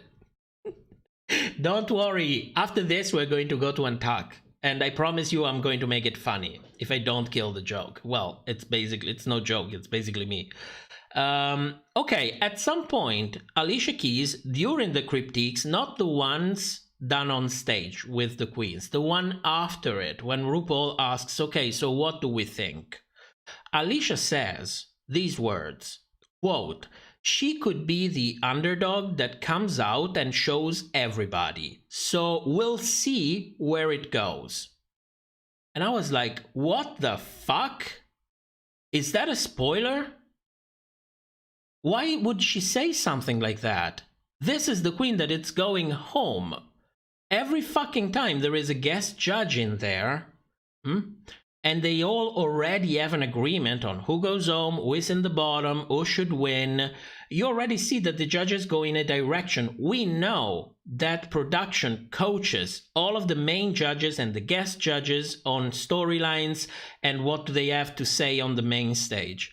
Why the fuck would she say she could be the underdog and then continues, comes out, shows everyone, we will see. What the fuck? She is going home. She is going home. So, I'm like, if she gets an underdog edit, I am done. I am done. I already have to work my ass off to avoid spoilers on YouTube, spoilers on Twitter, spoilers on Reddit, spoilers on Discord, spoilers on people coming while I do the review, spoilers here, spoilers there. If she gets a fucking underdog edit, I am done with the U.S. season.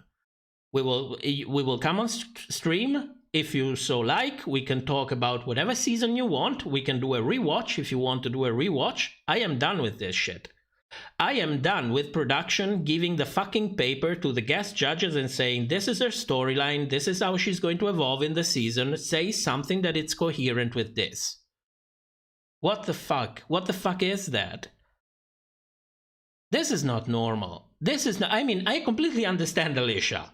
Don't get me wrong, I like her, I understand her. She didn't want to be there, she was tired as fuck, she didn't know what to say, she looked embarrassed, she looked tired. But how did this pass production? I don't know. But I can swear you, if she gets the underdog edit, I am done. I am done. That's it. U.S. season, fuck off. So, now that we are done with this, now that I am officially upset, what do we do? Do you guys want to take a pause, or do you want to go directly to, Sisters of the Traveling Pantyhose and the Missing Tear? The Missing Tear. Good lord. That Untucked was so painful. My partner walked away. He just walked away. Jade, can these queens go home and stay home? Well, if they want to lose a shit ton of money, yes, they will go home and stay home. You know what I think? You know what I think already. It's a huge loss of money. There is no way that they're staying home. Something is going to happen. Of course it's going to happen. It's shock value, it's more money, why not? Kuko, what did I miss? Everything until the critiques. Weasel, he can vent to me if he needs to vent.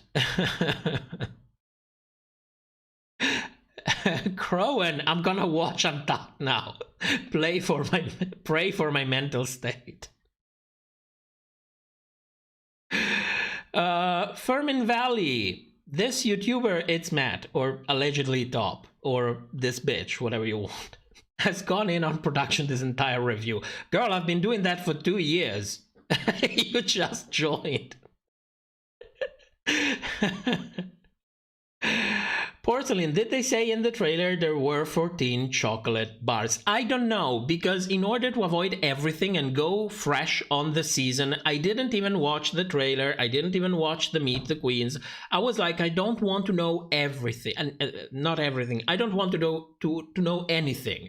I want to watch this season and only watch that, and that's it. And I'm going to avoid everything else. Good lord. Okay. So let's move on to Untucked. Then we do the lip sync real quick, and then we take a cigarette pause if you still smoke, or a vaping pause, or a bathroom pause. So let's move on to Untucked.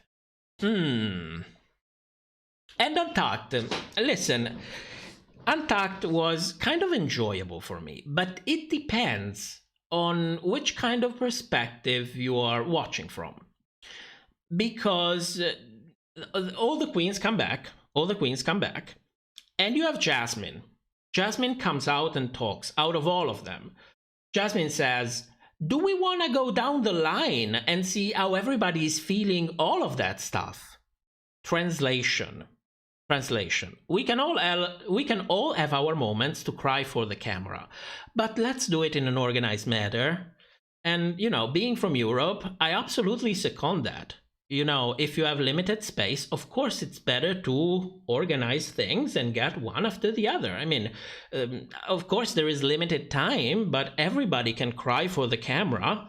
So Diabetes is the first one, and she tries to cry for the camera, thinking of Ru not knowing who she is. Then, of course, I don't think she really gives a fuck about it, because she tries for a couple of minutes, but nothing really seems to work. So we move to Maddie.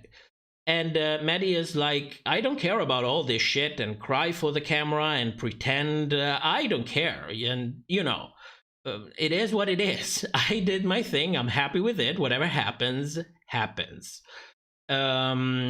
And while he does this, all of the queens try to be encouraging, completely missing the point that he really doesn't care. It's like, whatever happens, happens. We are done.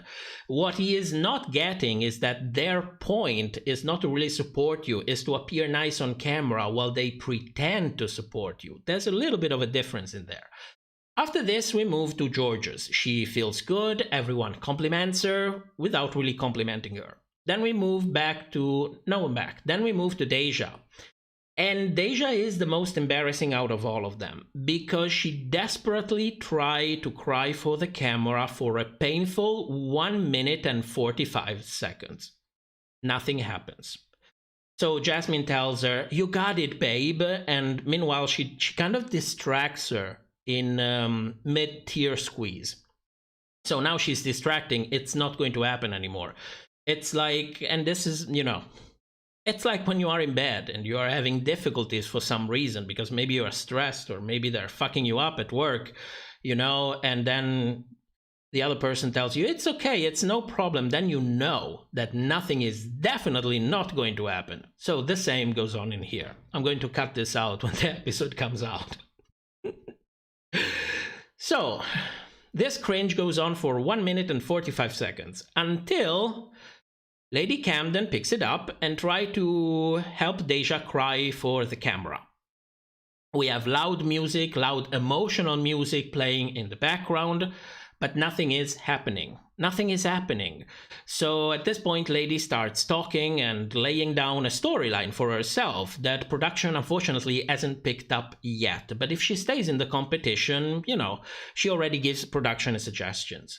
Then everyone tries to validate the storyline by pretending to support the characters that it's described in Lady's storylines, and of course the struggles as described by Lady. At this point, the balls rolls to Angeria, who seemed to be the only professional there and knows how to really help a sister sell a storyline. After this, we move back to Lady, which hopefully has picked on Angeria's suggestion on how to sell the storyline. So Lady has a renowned confidence and tries to introduce stories and feelings about her younger self, forgetting that that is something that only Mamoru is allowed to do, and that only happens in the top 4. This is the second time. You don't come for Mamoru's turf. You just don't do that. So watch out for that. At this point, Diabetes intercepts, desperately trying to squeeze a tear for, what is it, the second time, while pretending, of course, to support Lady's storyline. You know, Lady is like talking, so you have Diabetes intercepting, looking as if she's supporting, but in reality, she's calling camera time on herself, desperately trying to squeeze a tear for the camera. So you have a more emotional music playing in the background. No one is buying it, of course, and there are no tears to be seen. It's just not going to happen. At this point, Jasmine intercepts, okay, pretending to have something to add to the non-existent conversation that Diabetes is pretending to being having with other people while she's desperately trying to cry for the camera. So Jasmine intercepts, pretending that she has something to add, when in reality it only ends up making it all about herself, and she actually manages to cry for the camera. She is squeezing a tear. So what started as support for whatever Diabetes was saying ends up being camera time for Jasmine while she cries for the camera. And a round of applause for Jasmine. She managed to cry for the camera. Thank God somebody did it, because we already had 3 queens who desperately tried, and we needed Jasmine to get the job done. At this point, the ball goes back to Diabetes, trying to squeeze a tear for the 3rd time, but it's just not going to happen. So the camera moves back to Jasmine, who is laughing from the heart. Because she managed, she did it. She successfully cried for the camera, and she's so happy. You can see her laughing, and I'm thinking, my God, you're really laughing from the heart. You are happy, you're really happy, because you cried for the camera. Amaru would be proud. At this point, we move on finally to Maddie. And she intercepts by talking of the struggle that he has to face in Arkansas if he gets mistaken for gay or queer when people see him in drag. What might happen to him? And I'm thinking, good thing that you are not really queer, because we have to face that shit 24/7. I mean, the guy looks totally cool, and I think the heart is in the right place. It's just that after all that wave of surreal that we had before, I'm seeing the whole thing from the wrong perspective. But I wanted to highlight that because it's like, okay, yeah, but the guy is supportive. It's like, okay, listen, please understand, there are many ways of being gay or queer. There is only one way to be straight, and I'm trying to find a own way for myself, which is completely understandable. And after he says this, Jasmine is like really delighted. It's like she's thinking, that is the kind of gold television that I want to sell. That is exactly the thing. That is exactly right. She's really delighted. She's like, you know, she's in heaven. And at this point, finally, everybody stands up. Production comes in and tells them, ladies, you have to lip sync. I'm sorry if you didn't manage to cry for the camera. Try better next time. Best luck. No, what's the saying? Better luck next time. And so, Untucked is finished. And the cringe is over. This was treacherous to watch, unless you start looking at it as if this is the cry for the camera show. This really is Sisters of the Traveling Pantyhose show, and everyone needs to cry and everyone needs to air their shit. And if you watch Roscoe's viewing party from episode 1, there is Denali talking on stage, Denali and Willow. It was super entertaining. And she's like, good lord, when you audition, if you don't have dead people, if you were not beaten as a kid, if you were not adopted, if you don't have an illness, they don't cast you anymore. They don't care. This is what they want. They want to sell drama porn. And this is what you have to do. So in a way, I empathized with all of the queens.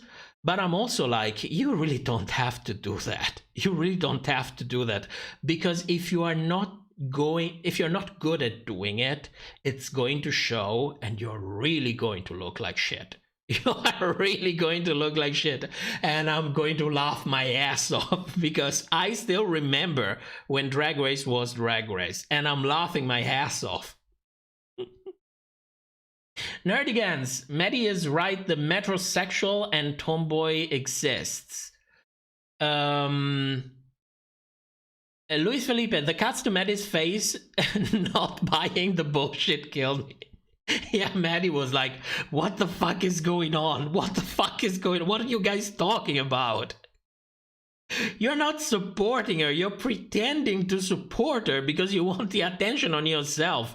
And trust me, straight guys might be oblivious to a ton of gay shit, but for some other stuff, they get you immediately to the point. There is no going around it. It's like this. Stop. Oh, good lord. Fuck my life because I'm reviewing this. But it's also fun. So before, oh no, let's do the lip sync and then we take a pause. So, lip sync. Did you guys like this lip sync? Did you like the performances? Do you think it was a good lip sync? And most of all, is Deja a lip sync assassin? Those questions kind of kept me up at night. Like I couldn't sleep. I have to know. I have to know. Was this a good lip sync? Am I fucking stroking? Can I stop bashing my head on the desk thinking, was this a good lip sync? Or did they just butcher one of the best songs from Alicia Keys? Nope, meh. Yes, Deja hate the lip sync. Terrible lip sync. Meh. No. What the fuck? I like the lip sync. Meh. No, she's not. No. Is Fantasia is Maddie straight? It wasn't great. Too early. Deja was good. Deja did well. I'm sorry for your loss. Nerdiga. Oh, sorry. Did somebody lose something? Oh, shit. What happened? Nerdigans, what happened? Was it a joke?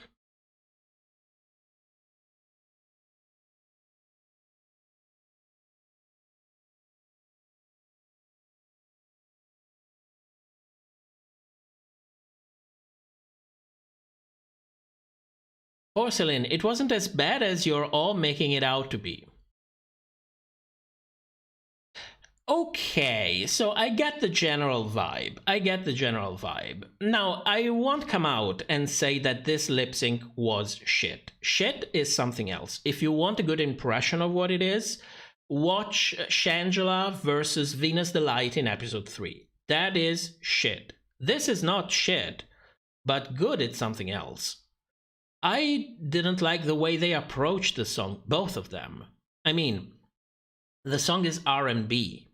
It wants you to channel the soul. You know, you need to channel your soul. You need to show emotions. And I see Diabetes. She is moving too fast. She is throwing her hands in the air. She keeps pointing aggressively. And girl, this is not what the song is about. This is not Shut Up and Drive. Where is the soul? The song wants you to move in a specific way. The song wants you to take it slow. It wants you to see the peaks and valleys. And since we are repeating the judge's bullshit, but this is what the song is. It's just too, I don't even know how to describe it. It's just, she moves too aggressively for this song. It's a complete disconnect. And if I have a disconnect, then it's bad. It's not terrible. You are not, you know, throwing stuff at Deja, so it's not terrible, but it's not really good. And then when I look at Deja, it's not bad, but it's only slightly less worse than whatever Daya is doing. At least Deja is not moving so aggressively on stage. But, you know, she starts the performance and she's like, she throws the dress on the floor, you know, as if to point out that, yeah, I'm having it. I'm just throwing it. And I'm like, what are you doing? I get it. You have to get the dress out of the way. But I don't know. It was a bad omen for me. It was a bad omen. And apart from that, there is not much going on. She has a spin and falling on the floor when the song goes to the I keep on falling part of the chorus. And I mean, at this point, it's not even cringe. It's just not that much going on.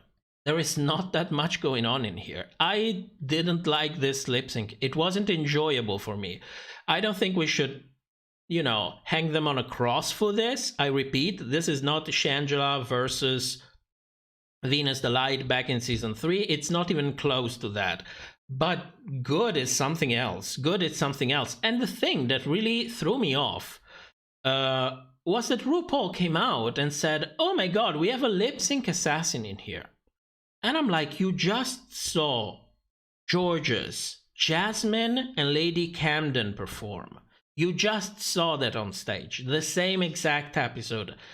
And you go to Deja and you call her a lip sync assassin, and I'm like, good lord, Candy Muse really did lower the bar back in season 13. And before you come for me, she said it herself, that her lip sync were not good. And I respect the shit out of her for saying it. It's not easy, knowing that you could lie and you could get away with it. And still, you come out and tell the truth.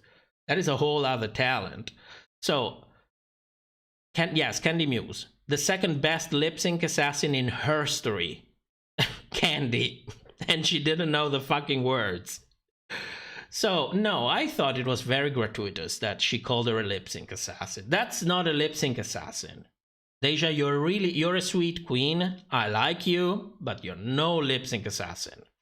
Maybe there is something more that I haven't seen, but, you know, I was not gagging on what I saw at all.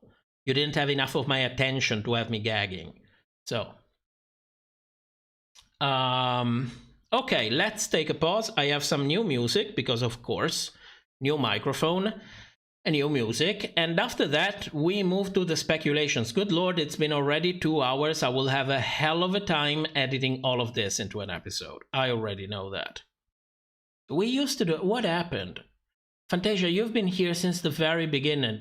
Luis Felipe, you've been here as well since the very, very beginning. We used to have 40 minutes reviews. What the fuck happened that we are 2 hours in and we are still not done? Am I getting old? Am I old? Am I annoying? Am I bored? Am I bored? Do I speak too slow? I don't know what the hell happened. It's been 2 hours. Well, don't worry, we will still have our chit-chat time. Let's take a pause, let's listen to some good music, and I'll see you back in 5 minutes? 3 minutes and a half. 3 minutes and a half. See you later.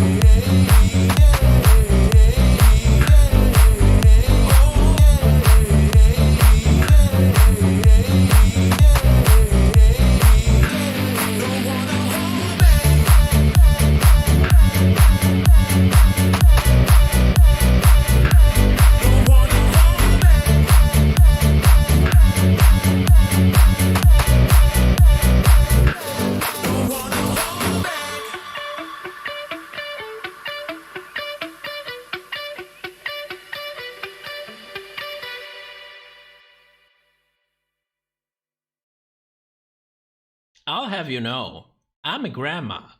Let's keep things straight. I'm a grandma. Okay, let's move on to the confessional chart and speculations. As usual, if you don't want possible spoilers, this is the moment you should absolutely leave the review. So thank you so much for coming. I will see you next week, same place, same time. For everybody else, let's dig into this. So the first charts that I have for you are the confessionals during the entrances. On the left, you see the ones for episode 1. On the right, you see the ones for episode 2. And in the middle, there is a combined one. So when I made this charts, I thought it's going to be interesting to find out if something comes out of it. Because from the All-Stars one, there was actually a lot of information. And after working for a couple hours for making this, I looked at them and thought, I don't see shit from this. Why did I spend 2 hours doing this? This has no purpose whatsoever. Because nothing sticks out at all. It's like All-Star 6. You had like Kylie sticking out. She had double the time of everybody else. And I was like, oh, this is great information. They are definitely going to do this again. And it looked like they were doing it for episode 1. But then episode 2 is a complete different story. And when you combine them together, there is nothing to be seen at all. So I'm like, well, fuck my free time. That's where we got. So let's take a look at the confessional chart for this episode and see if it gives us some more clues into what exactly is happening. Now, the most important thing that you notice in here is that we're basically split in 2 groups. On one hand, we have Angeria, Diabetti, and Lady Camden. On the other group, we have everybody else, who have on average half of the time that everybody else has. And then there is Jasmine. Jasmine has like 20 seconds of negative confessionals. And trust me, when I scored those confessionals, I was like, yeah, this is a negative confessional. Then I went to the chart in the end and thought, but was it really? Because this is so strange. This is not normal. I have to have made a mistake on this. So I went back and checked again.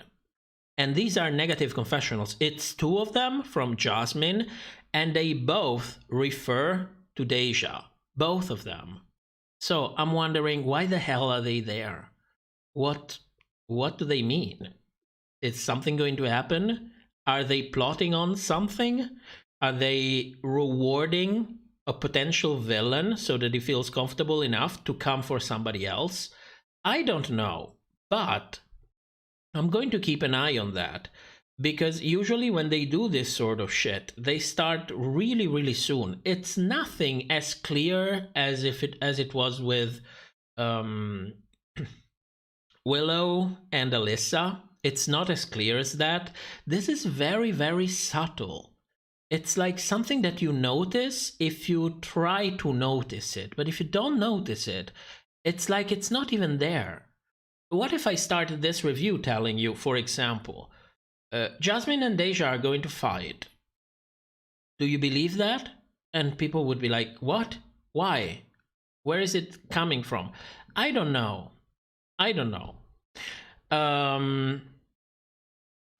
Porcelain, doesn't Giorgio saying, I want to see what else you got about Maddie's confessional count as negative confessional? Not for me, because she had a chance to laugh about it, to show a smile, as if it's a genuine thing. I am really curious to see what you have to show me. And the context didn't really classify it as negative with me. When you go to Jasmine, you have the fucked up music. One of the 2 confessionals were matched together. It was the result of 2 different confessionals. There was no smile in the end, and she was like, the thing was edited as if she looked like she didn't really care about her performance and spent a whole 10-15 seconds of confessional describing why she was better than Deja. So, and trust me, I watched this 3 times. Those are negative confessionals. It's not, there There is no going behind it. That's how it's edited. That's how it's edited. So let's move on to the total confessional charts and start seeing who has a storyline, who doesn't have a storyline, and who could go home and why. Okay? So for some things, it's very difficult to say if queens already have a storylines because we basically saw one episode. So we are going to make a ton of mistakes on this. You already know this. There is no way to go behind it. You cannot make reliable predictions on episode 1. Unless production is being very predictable.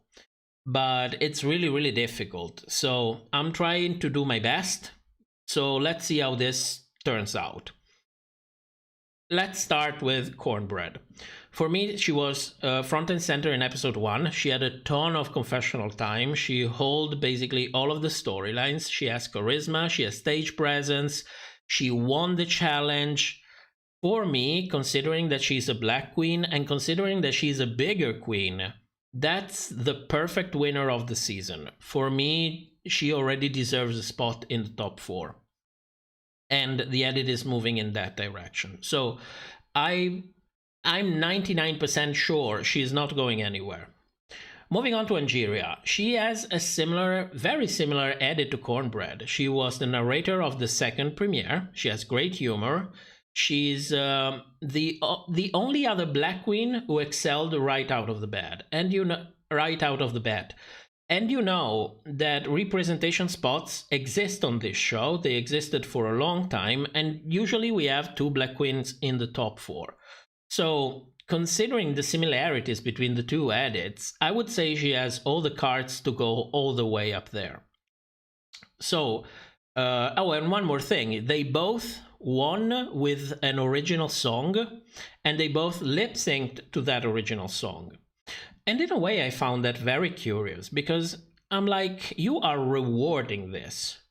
The only people who brought in an original song are the one who won the challenge. So you, production, you're rewarding it. Why are you rewarding that? And the part of me was thinking, well, because you're getting royalties from it. Since the song appeared on the show, then you're getting royalties from it. Do you remember the music videos that they did for season 13? And then all the cash went to the RuPaul's Drag Race channel and everybody else got their video blocked? It's like it's the same thing. If it appeared on the show, they get the royalties. And you know, nothing gets better royalties than music. Actually, copyright claims for music are the only ones that you cannot fight on YouTube, coincidentally. So, based on all of this, I don't think that Angeria is going anywhere next episode. Moving on to Carrie. She has the 3rd most confessional out of all of them. She had great edit, not as strong as Cornbread and Angeria, nevertheless a very good edit. Also, we had a spot for trans contestants in the top 4. It happened for the last season, and it happened for the last All-Star season. So, yeah, Cornbread is trans as well, but I don't think she came out during the season. This is something that happened later on. So from an editing perspective, basically Carrie is the only other trans queen on the show.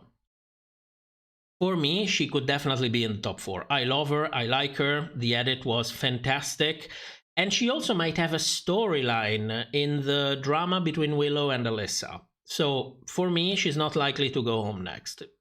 And she has a possible storyline. Luis Felipe. Both Cornbread and Angeria had a close connection with the guest judge of their respective premiere. Yes. Yes.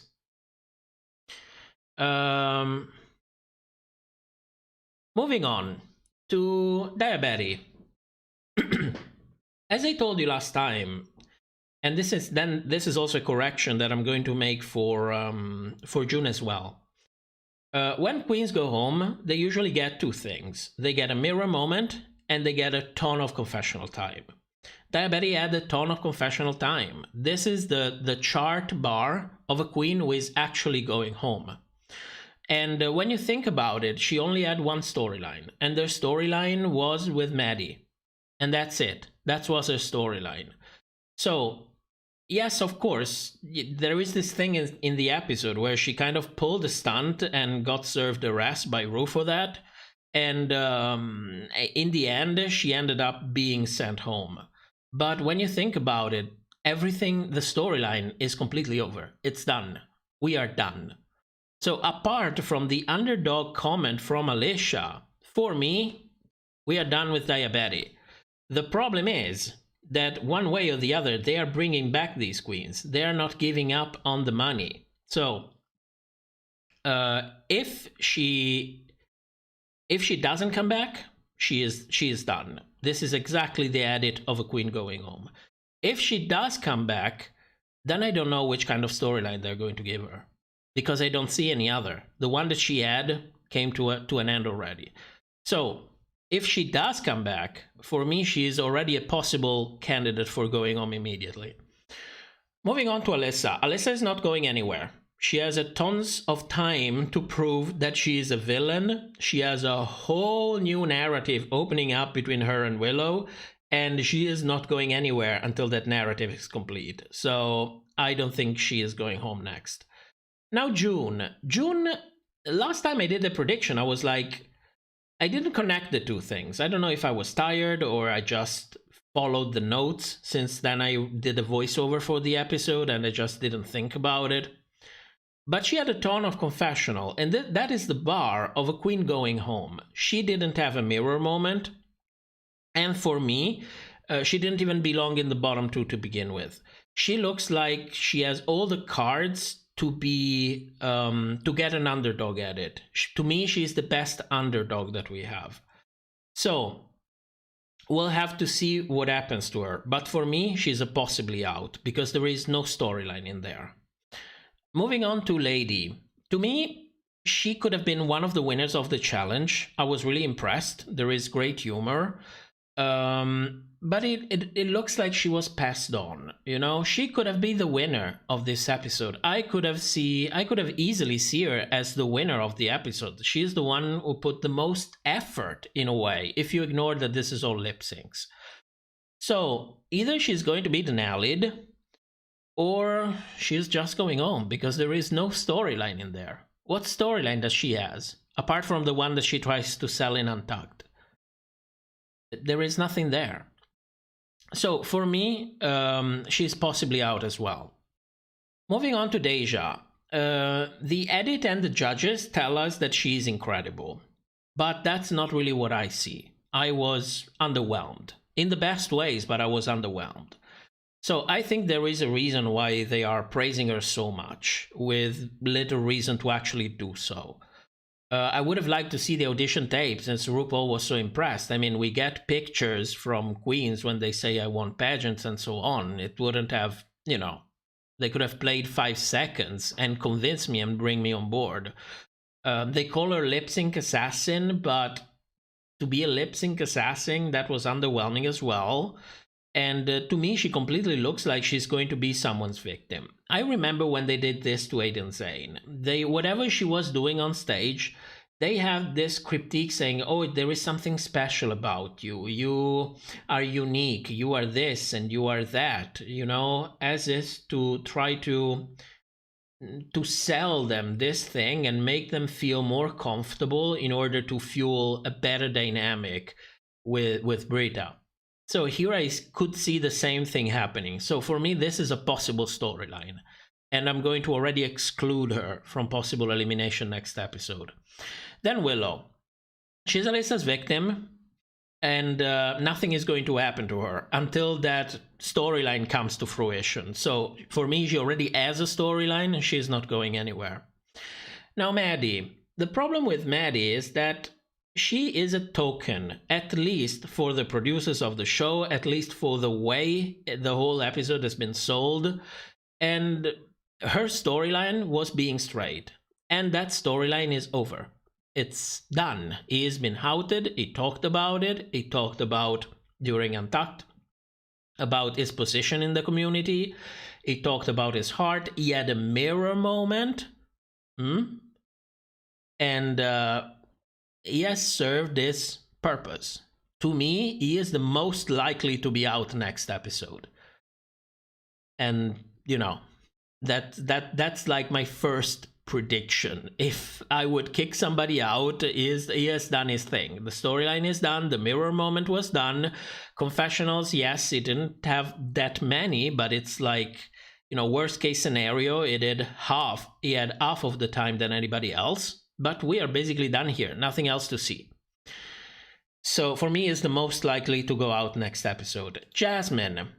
Jasmine looked a little bit overpraised, and there is the problem with those negative confessionals. She had two possible storylines open for her. One with the rivalry with George's, and the other one, the negative confessionals that refer to Deja.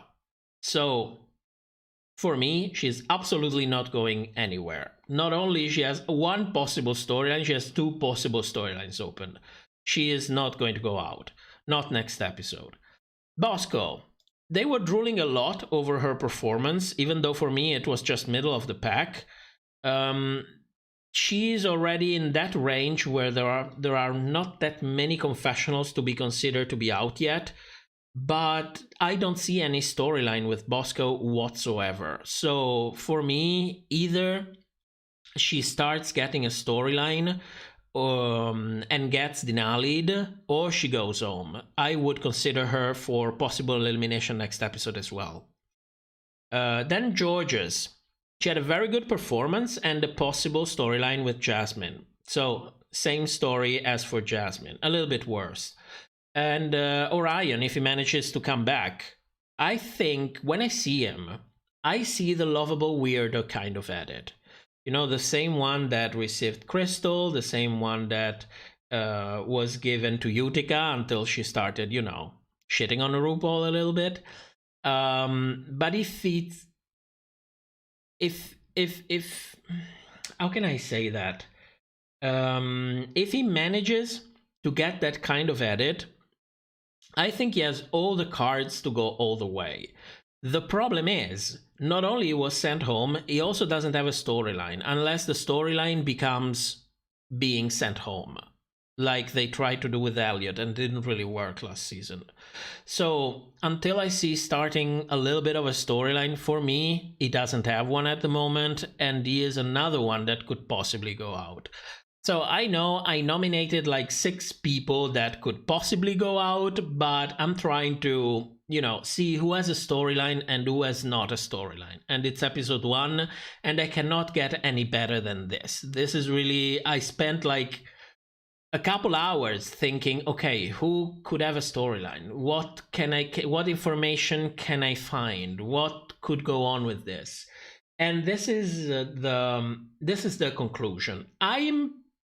I wouldn't say I am pretty sure, but I am pretty confident that whoever goes home is in these groups, because they don't have any sort of storyline whatsoever for them. Who is it? You can tell. How can you tell? You just don't have information for that. So who did we say? First, Maddie. Maddie is the most likely for me to go home. Then we have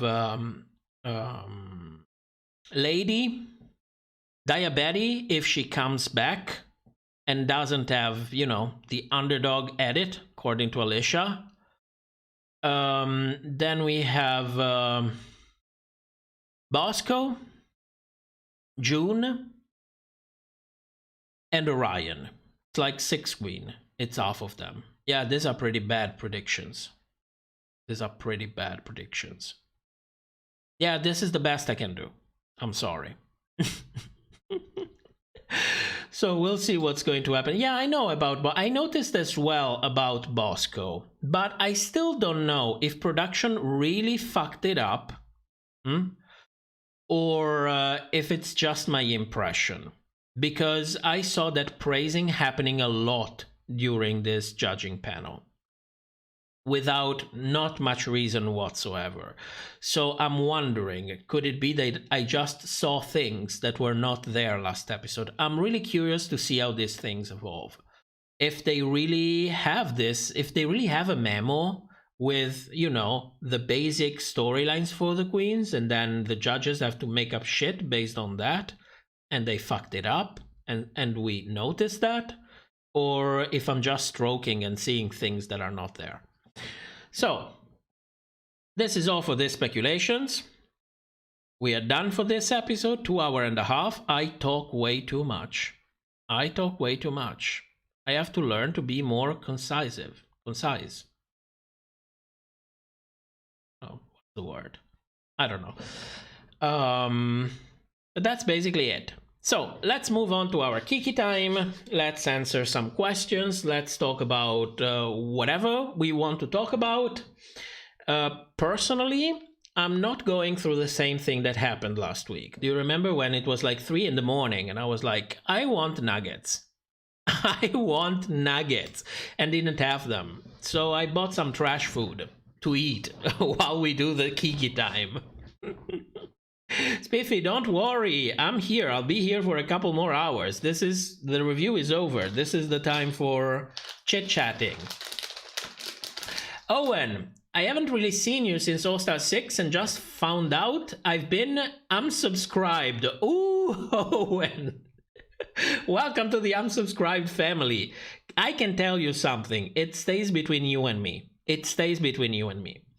So when I did the Canada review, I used copyrighted music, okay, for the intro. There was this intro that I really wanted to do, that I had a good idea, that I thought it was super fun, and it was like a good, present, a good present for the viewers. It was supposed to come out before New Year's Eve.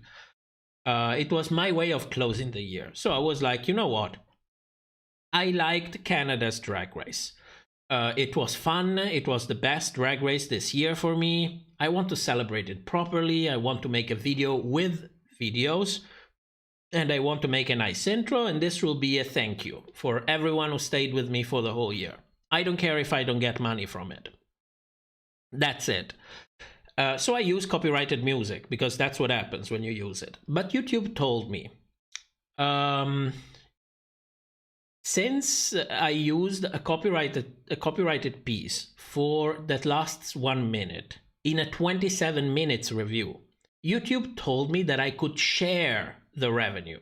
So they wouldn't get all the money of a 27 minutes review that took me more than 100 hours to make. They would take half of the money for 1 minute of music. Which, considering it's YouTube, I was like, oh, good. I thought I couldn't make any money out of it. So we share the money.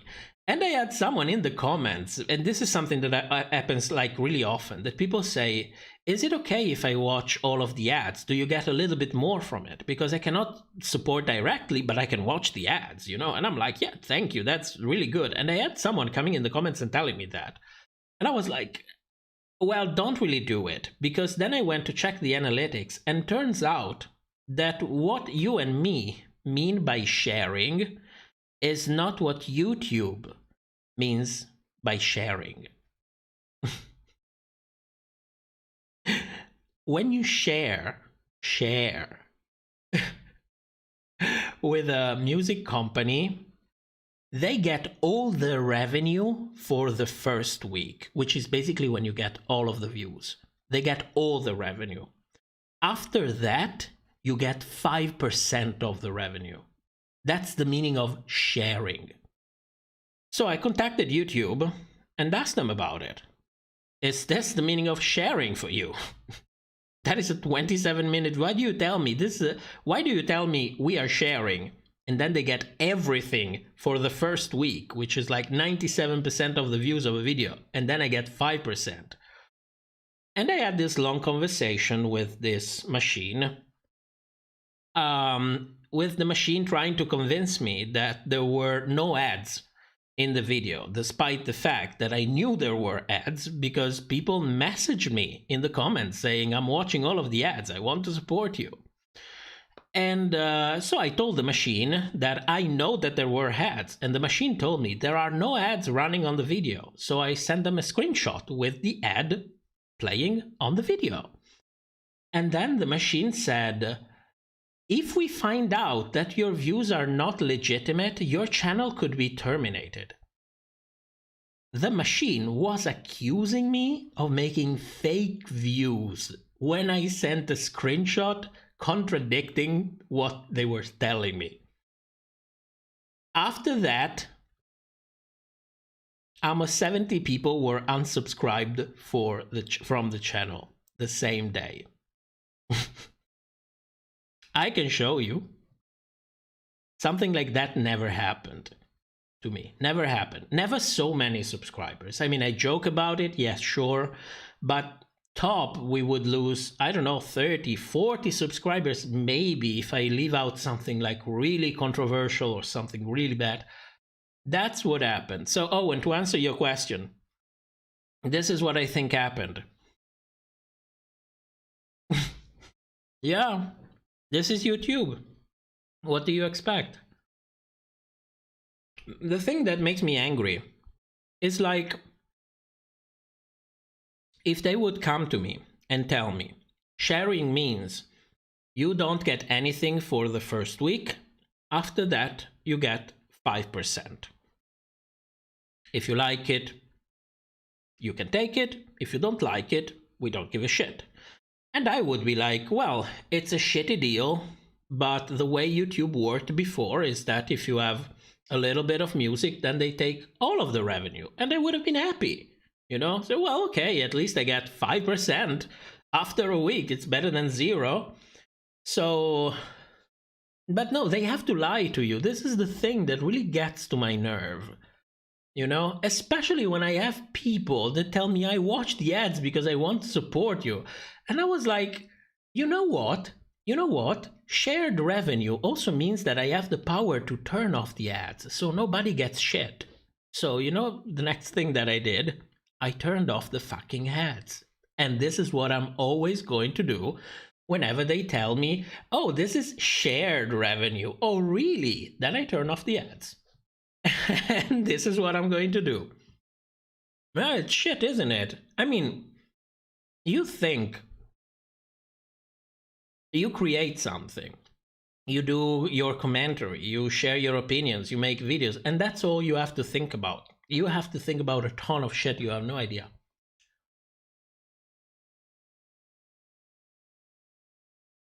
Yeah, you can check the Canada videos. The ads should be off already. Please confirm that to me, because YouTube is telling me the ads are off for that video.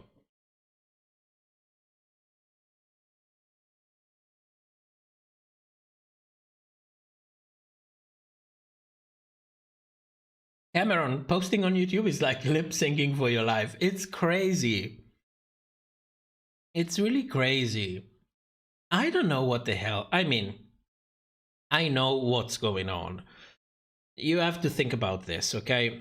If you are a person and you are creating for YouTube, they already get half of the revenue. And it's fine. The platform is huge. They give you publicity. It's fine for me that we split everything. But the problem is that when you think about independent creators, you're talking about people, and people are kind of unreliable. You never know what goes on in their life. Maybe they're tired, maybe they found another job, maybe they don't even do it as a job and they do it as a hobby, and right now they don't have time for a hobby. Whatever reason it is, they're not reliable. It's not like they can come and give you like one video a day, you know? So if I am YouTube, I would prefer to have a company, because companies do this as a business, and they are a business made by many different people. So it doesn't matter if one is ill for a week, for example, they can consistently deliver one video every day. And if I am YouTube, that's exactly what I want. I want reliability. I want to make this amount of money all of the time, possibly increasing over time. So in a way, they are kind of, you know, pushing for companies, you know. We are a little bit at a time. We are always pushed a little bit away. It's like you don't get suggested that much, and then sometimes people get unsubscribed, and sometimes they don't get notifications. And if you're a company and publish every day, somehow people cannot get rid of suggestions from you. this is what's happening. So if there's anyone here who is really young and thinking of making a career out of YouTube, stay in school. Stay in school. Trust me.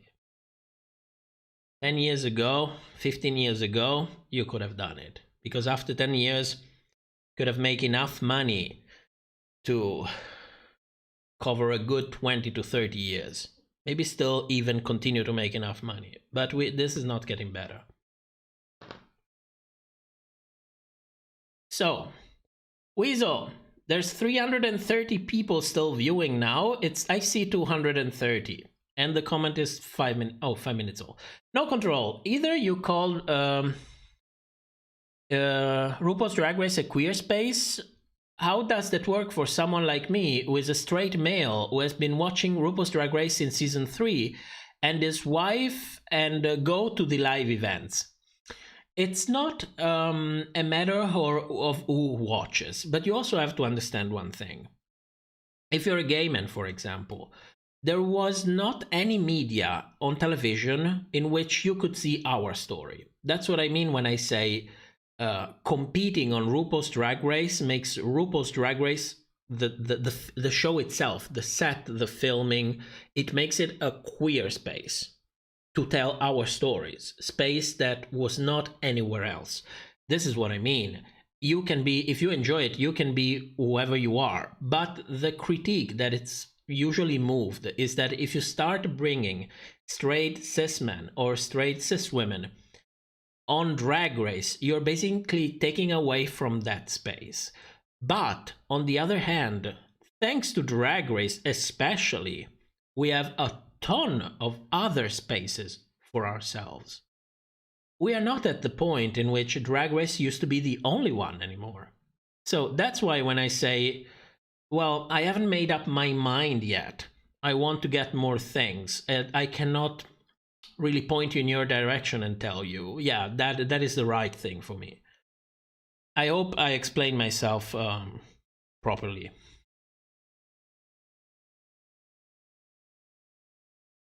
Jamie, I am here to ask how many times it's been mentioned that almost everyone lip-synced as a talent. I was just thinking about this channel the whole time. We mentioned it a ton of time.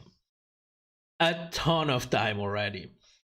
Fermin, Shantae you stay. Butterface, sashay away. Oh, talking about the B-Face situation.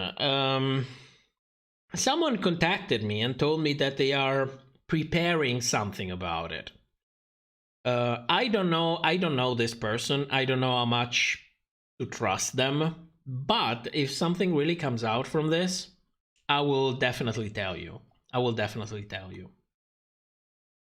Porcelain, I was wondering why Angeria and Cornbread haven't released their songs.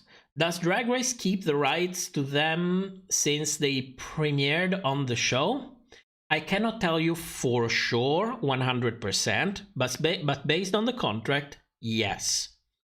That song is probably published on the RuPaul's Drag Race channel, which seems to be a joint venture between the Viacom CBS company and World of Wonder, and they get the money from it.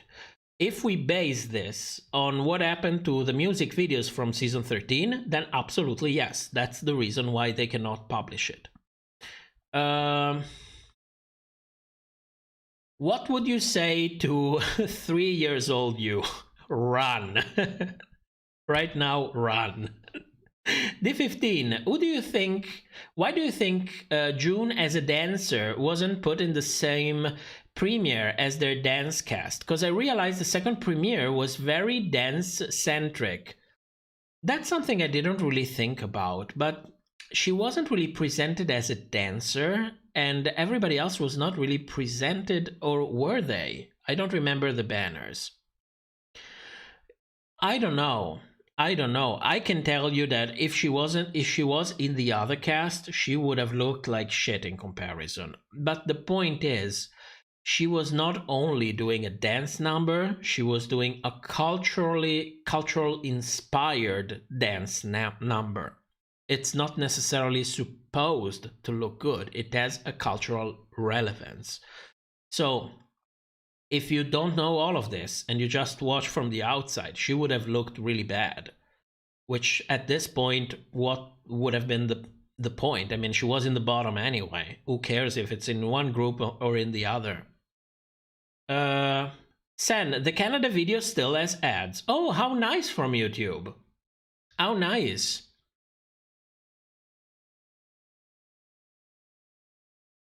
What the fuck?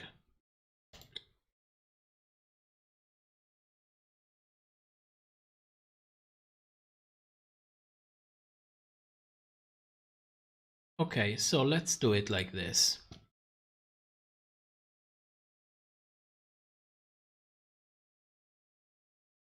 So they're lying to me. This is what your guys are saying. They're lying. What if I activate the ads but disable everything and like keep one? What I can take out? Overlay ads?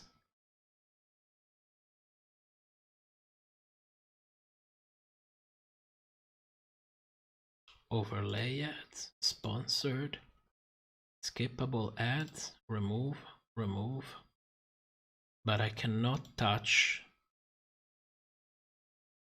Okay, display ads are the ones that add on the side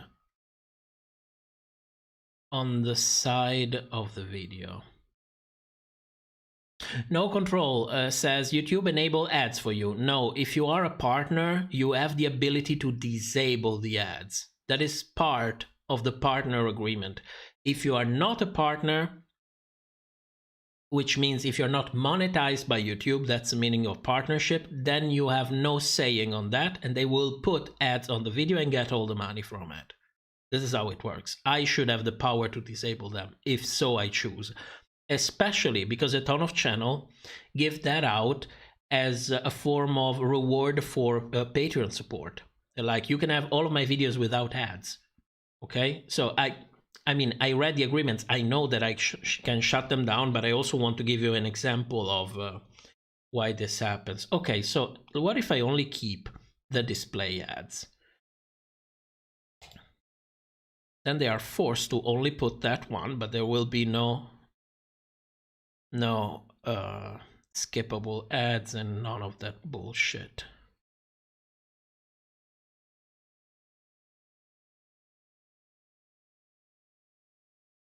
Sam, could it be my computer showing ads as well? No, not really. Ads are on the video. D15, just a little trivia. I had a chance to ask Priyanka at a viewing party, and it looks like at Canada for the performances, Songs Rusical, they have 3 takes instead of 2. I was shook. 3 takes? That's rough. How long do they film for? 3 takes is a ton of filming.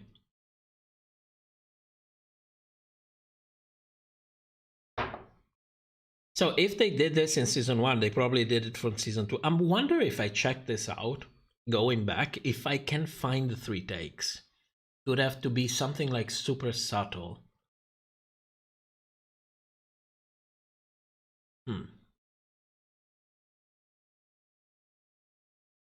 If all 14s would have been there at once, who do you think could have been in the bottom and who would have won? Well, for me, Willow won. That was a performance. You know, I don't care if she recycled it from high school. For me, it was a full performance. Like, a performance. So for me, she would have won. Independently. In the bottom, it depends really on the edit. Because when you take something like comedy, for example, a comedy routine, like Deja did, like Orion tried to do, timing is everything. And trust me, I know. So if you don't have the right timing, a joke that could work very well with the right timing can completely bomb if you miss the timing. And in editing, you basically have all the control you want on the timing. So I wouldn't be so sure that those performances were so bad if I would get to see the whole edit, the full edit. I hope it answers. San, maybe it's my computer and not yours.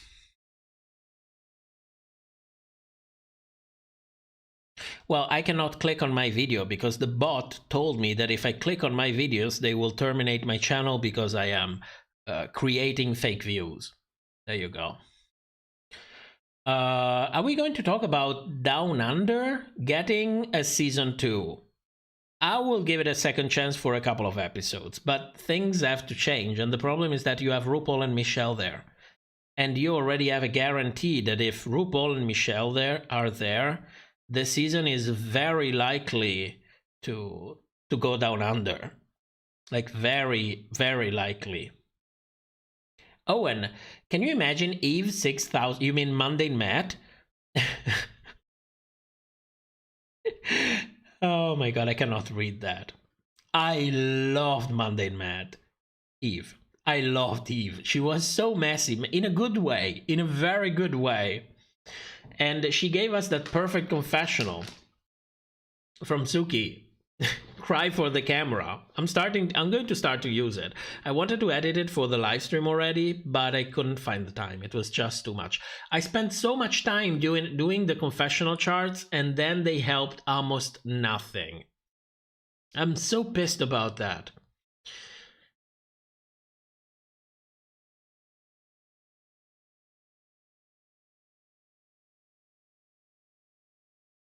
Porcelain, 3 takes and they still keep the ones where the queens fuck up? Remember how messy Not Sorry About It was? Well, it's also for storyline purposes, you know? Sometimes you do one thing over and over again, hoping that, you know, the person that needs to fuck up actually fucks it up. That's one of the problems. Siva, don't forget to like the video. Thank you. Thank you.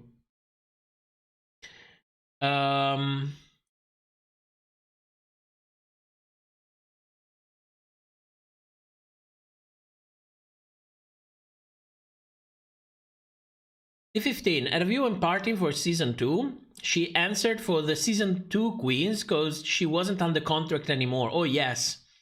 They have a very different contract in Canada. She said the worst takes were on the 3rd, which is like 2 hours in. Yeah, the problem with the Rusical is that not only you have to ad-lib everything. If it was the one for season 2, I think they all sang live. I detected a hint of post-production on the audio, but to me, it looked like they sang. Oh no, they didn't sing. They didn't sing live, did they? I don't remember anymore. I remember that it wasn't auto-tuned. That I remember. It wasn't auto-tuned. But I cannot exactly recall if they were singing live or lip-syncing.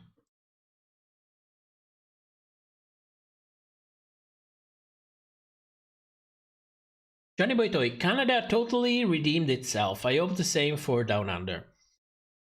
Yeah, Canada, I think the fact that you don't have Michelle in there, and Ru, but mostly Michelle, really makes a world of difference.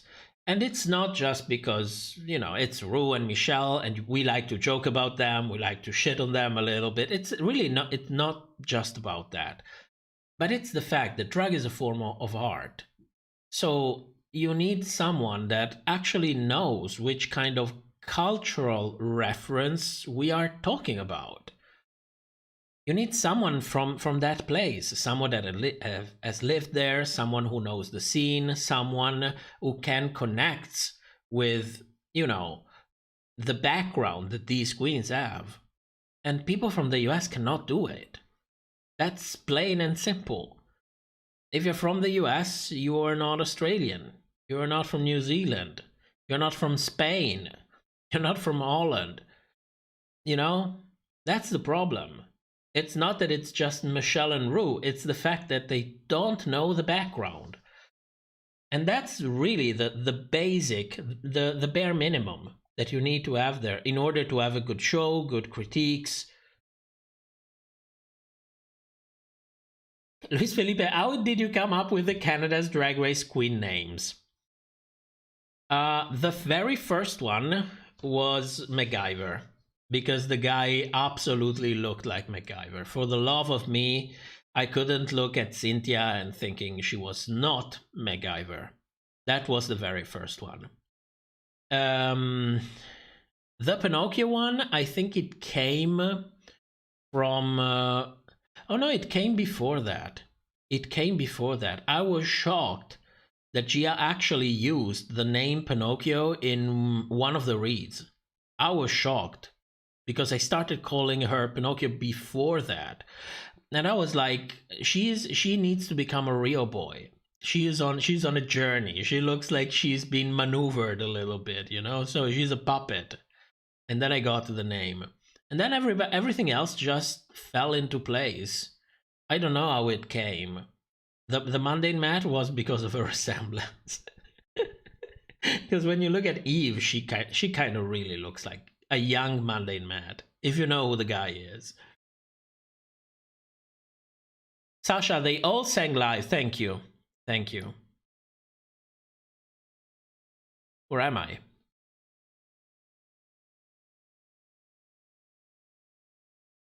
Oh my god, Owen! That's why YouTube unsubscribed you. Farah crashed harder than Robbie Turner's Uber driver. Poor Robbie. Robbie should come back. We are waiting. Let me get comfortable. Let me get more comfortable in here.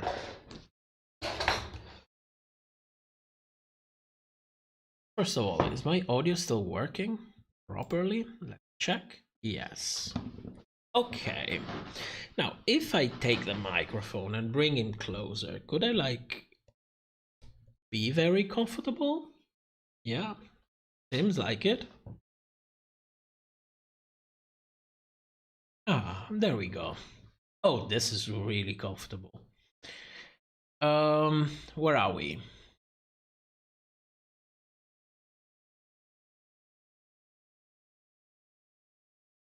Jamie, I feel like it's already such an issue that Ru and Michelle don't understand new pop culture. You have to strategize as a contestant just because they don't know. Yeah, the reference that they use are kind of outdated. I mean, they were outdated 13 years ago, but it still made sense since, you know, they were not really outdated. They were more considered cult references, like a cult movie, for example. But yeah, as of today's, they really don't get them, which is strange because the references they use, I almost get all of them, but I am not in their target audience. Their target audience is people who don't get those references. So I don't know, maybe there is a way in which World of Wonder can still evolve the show. I'm being nice. I'm trying my best to be nice. Nerdigans. Matty Rance called Kendall Jenner Big Lotto. Well, I called her Gender Bender, but that is a compliment. Or at least I consider it a compliment. Anna, when are we going to talk about Michelle trying to be Simon Cowell in Queen of the Universe? I didn't watch that. I'm not interested in World of Wonder spin-offs of other things. I am interested in more drag show, that is for sure.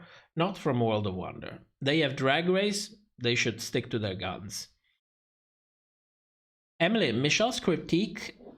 Every time I read critique, I almost go always with critiques. Have always been bullshit, especially when she pretends to not know David Bowie, so Joe Black went home first in the UK. It's like Michelle is a complete sellout. She is a complete sellout. And I do understand it. I mean, let's be honest for a moment. That is your job. It's not like she can stay there and say whatever she wants to say. That is what production wants. So she is doing her job. My point is that she is not doing it very well. There are many ways in which the things you say can go in the same direction in which production wants them to go. And then there are ways in which you are just being lazy and throwing a couple of things in there and then collect your big fat check at the end of it. That's the problem.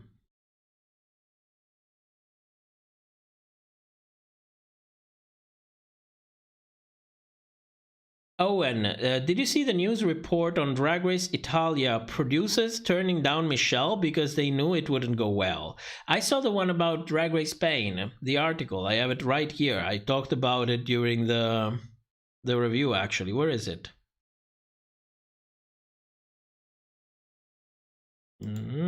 OBS, don't do any bullshit. There it is. And it was Drag Race Spain. D15, do you think for the winners all stars, the queens are still going to get that messy edit and are going to get the 3Gs, gaslight, gatekeep, gagged? Or do you think they just getting praised? First of all, I heard a rumor about an all winner. To me, it sounds very strange that queens would actually go for an all-winner challenge kind of season, because if you won already, why the fuck would you do that? It's just crazy. You have everything to lose and almost nothing to gain, unless you didn't manage to capitalize on your success. So I don't know actually how many queens would compete. Do they even have enough queens to actually do an all-winner season? I don't know. I'm expecting the worst. I don't trust World of Wonder because take a queen, a very loved winner, like Jinx Monsoon, for example. She won with an underdog edit. She is one of the most beloved winner because of her edit and because of her talent. Can you imagine if you can have a season and make Jinx Monsoon look like a complete bitch? I think they would do it. I mean, they did it with Latrice. Why wouldn't they do it with a winner? What makes it any different?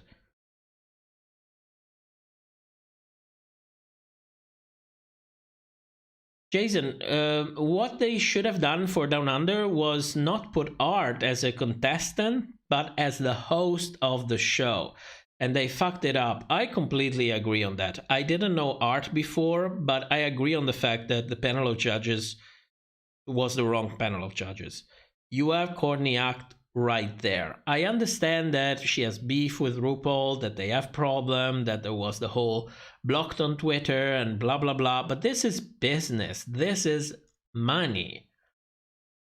Courtney Act is the queen who made drag mainstream in Australia. How is she not the host? It was really a bad call. It was a bad call. And you don't film and edit a season in 2 months. You don't do that. Not Drag Race. People are watching. I mean, we are talking about a country that speaks English. They watched Drag Race before. They watched all of the U.S. seasons of Drag Race before and understood it. They have expectations. We have expectations from the outside. Imagine if you're, from Australia or New Zealand and get what you got there. It was bad. It was all bad. Bad casting call, bad judging calls, bad edit, inconsistent edit, bad elimination order, too much shock value. It was a shit show. There is a reason why we say that a season goes down under, and that is the reason. Porcelain, did you watch Call Me Mother? Not yet. Sasha, you said you didn't watch the Meet the Queens, but you definitely should watch Orion saying how she was her own favorite Drag Race queen and let's go girls. I'm not getting over that. Yeah, I'll probably watch it, like at episode 3 or 4, or if I give up the season.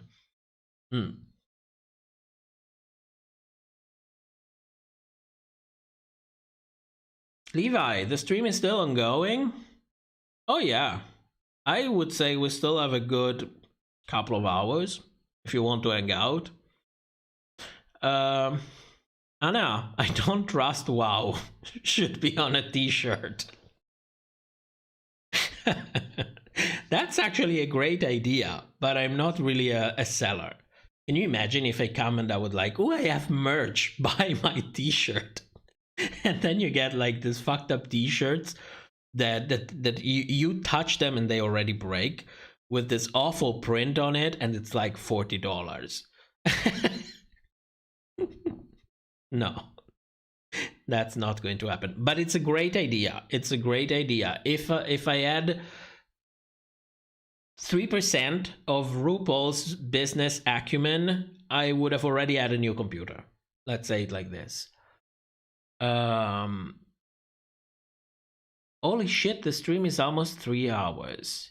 You must be new here because the streams are usually 4, 5, 6 hours. I mean, last was, how long did we stay last week? 6 hours?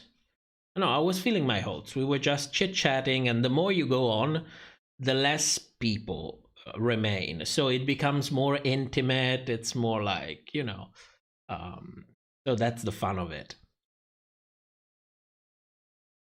Owen, to win Drag Race, you need charisma, uniqueness, nerve, and exploitable trauma. I like that. I like that.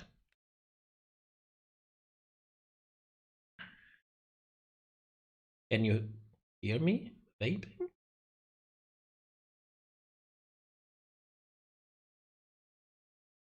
Oh my god, this microphone is amazing. You hear nothing. It doesn't come through. The filter cuts it out.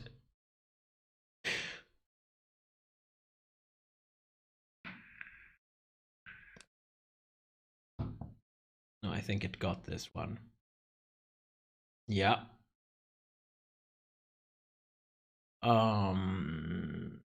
You know, this is something that I never said, but I still have an unmade video for Down Under. I had a video, a very good one, a very interesting story, which has not been picked on by any other major channel out there. So, of course, since I have a very good original idea, instead of publishing it, I just leave it there, and then somebody else does it, and I'm like, well, shit. It's not like even the sort of thing that you can say, well, this person did this video, yes, I can do the same, the topic is the same, but I give my take on it, my opinion. No, this is the kind of video that either you do it or somebody else does it. That's it. Sen, I would wear the t-shirt. Jamie, I love the microphone. Thank you. I like it too. I like that it's a USB microphone. So the signal goes through the cable, but it's encoded with parity check, it's called. I don't know. In practical terms, I can move the cable as much as I want. It won't fuck up the sound. That's something that I really like. What I didn't like about this microphone is the fact that you need to learn to use filters to cut out the noise that comes from the outside, to cut out loud noises, to protect the viewer's ears in case you start speaking a little bit too loud. You have to add all of these filters. And I had a hint that stuff like this existed. I didn't know how it worked. I still don't know how it works. I tried just to do my best to have a good sound for tonight. But it's so much better than the microphone I had before. I hope the quality comes through. Rebecca, I gave up on Drag Race at this point, but I love the chop, so I still tune into the live stream. I am watching Dragula and love it and find it more enjoyable. Yeah, I love Dragula as well. It's a treat. It's when I watch Dragula, for me, it's like when I used to watch Drag Race, like around season 5, season 6. It was a party. It's like, oh my God, it's been a whole year. Drag Race is back. It was an event. That's how I was feeling it. And the same is for Dragula. And yeah, in part it could be because we don't have enough. Well, we have a lot less Dragula than we have Drag Race. It's also the fact that it's done very, very well. It ticks all of the boxes that for me mean quality, entertainment, fun. It ticks all of them. Blazing, you're talking about Jack Fred's video. Who's Jack Fred? Jason, Down Under broke my heart. I was so excited, and look what they did. No Courtney, no Damn Edna, no Carlotta, or LA Girls. Well, and to think that they overspent a ton of money in order to bring Michelle and Ru. They didn't come for free. They had to pay for the travel, for the hotels, then they have to pay a bigger check. It was really a waste.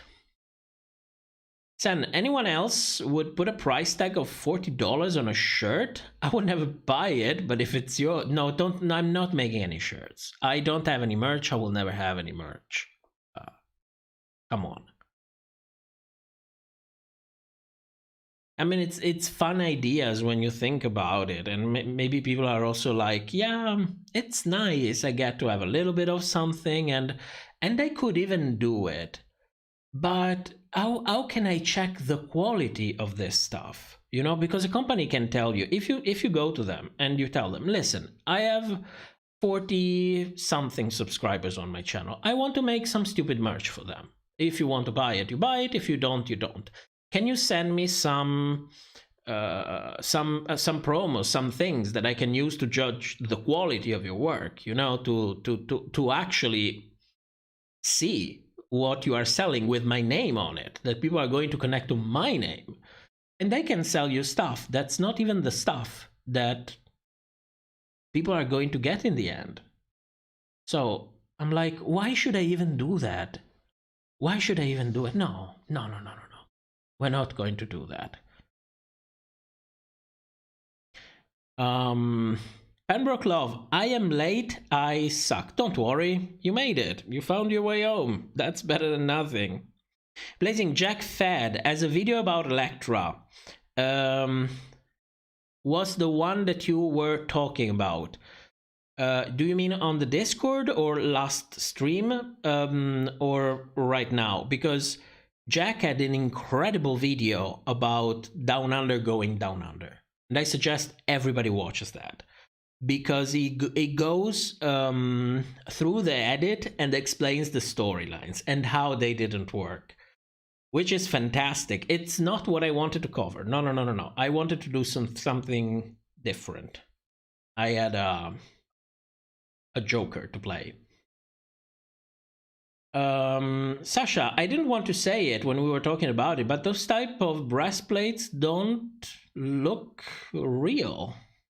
Confirmed by me, a lesbian, and a med student. Why do we always end up talking about tits on this channel? One way or the other, we always end up there.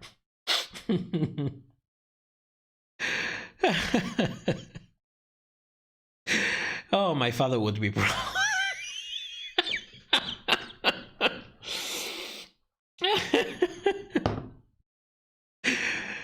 Oh, God. Levi, can we please see your rats? They are mousies. They are mousies. Next time. I'll make a video for next time. I currently have Vilma on antibiotics, which is super cute because when I gave her, I have like a small coffee plate and I mix the peanut butter with a little bit of water and put the antibiotic in. I lace it with some antibiotic. And it's super cute because she goes there and licks the whole thing and doesn't even realize that she's getting antibiotic with it. And then Spotty tries to go there and lick it as well. So I try to push her away, then Vilma gets scared, then Vilma tries to come back, and Spotty tries to come back as well. So I try to lure her away with something else.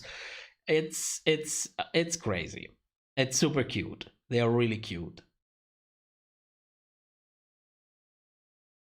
Speaking of Dragula, would you ever do reviews for it? I could do them. I tried to do a live stream covering it because I wanted to cover it because I love Dragula. The problem is that the way I do reviews for Drag Race doesn't really work for Dragula because there is not much to talk about. It's basically a straightforward production which puts a strong accent on respecting the queens, respecting their visions, respecting their experience. Dragula doesn't need a show like this. I mean, if you want a review of Dragula, it would basically be me losing my shit for 20 minutes straight and ending up thinking, oh my god, this is just like those reviews of RuPaul's Drag Race where everybody is like, yes, mama, work it. Yeah, I would be the same. That would be the same.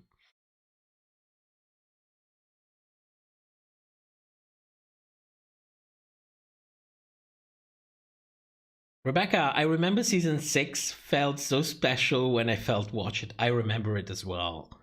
It was so good. The split premiere thing was genius. It was really genius. It's on an hypothetical matter.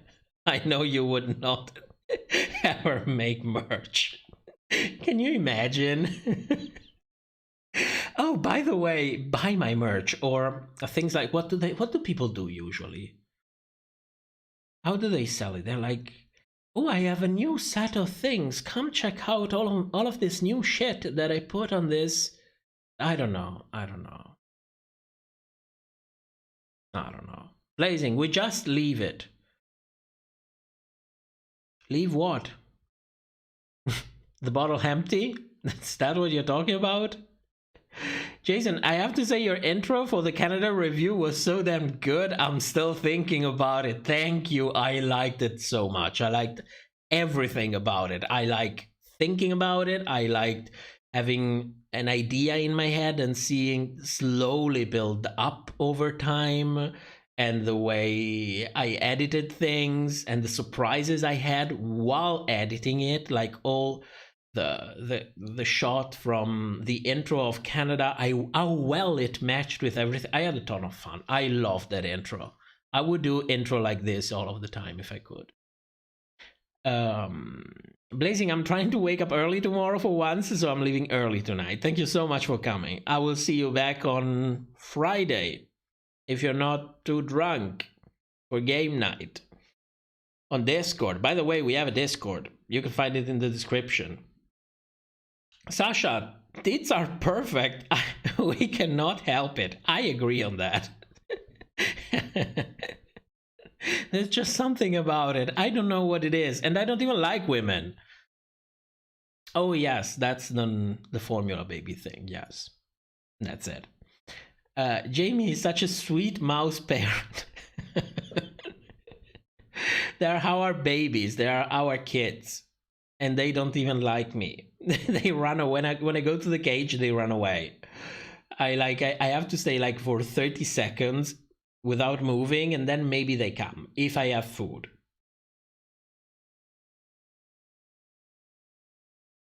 Mino, they said she's a villain in the interviews. Who's a villain? What did I miss? What's here before? Cannot find it.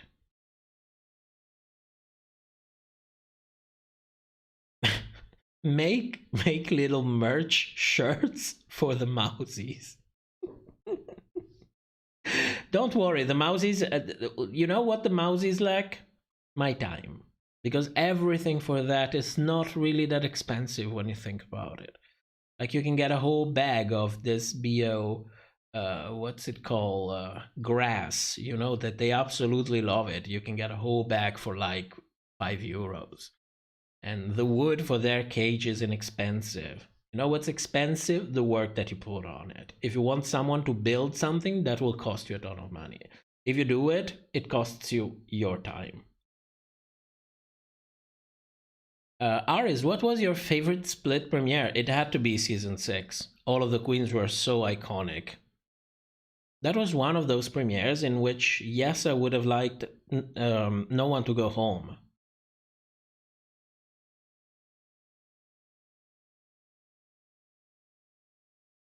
Dark Magic, I caught a live stream at least. How you all, oh my god. Starting to become dyslexic at this time of the night. How are you all critical people? Sarah, there is a Discord? Yes, there is a Discord. Since last year. Lara, I missed the stream. But did you get a notification? That's the important thing. Did YouTube send you a notification? Johnny Boy Toy, the mice would look really cute. Yeah, you need HD pictures for that. Porcelain, will you be covering UK versus the world? Horrible title. Should have been called International All-Stars. I completely agree on that. That depends. I don't even know when it airs. That's the problem. I can only cover one season at a time. Unless, for some reason, I decide to cover the season in general, and then I might make a video. Not like the Canada one. That was really something special. But I could make a video. Like I did for UK, for example. That I could do. But on stream, no. Well, only one. I can cover only one season. I mean, if I am on stream, of course, we can talk about whatever. There's no problem with it. But if I am not covering it, it means that I might lose something. Because there are some things that you pick up only when you know where to look. When you're like looking for picking up stuff, that's when you get them. Like the negative confessionals between Jasmine and Asia. That is something that you really have to look for.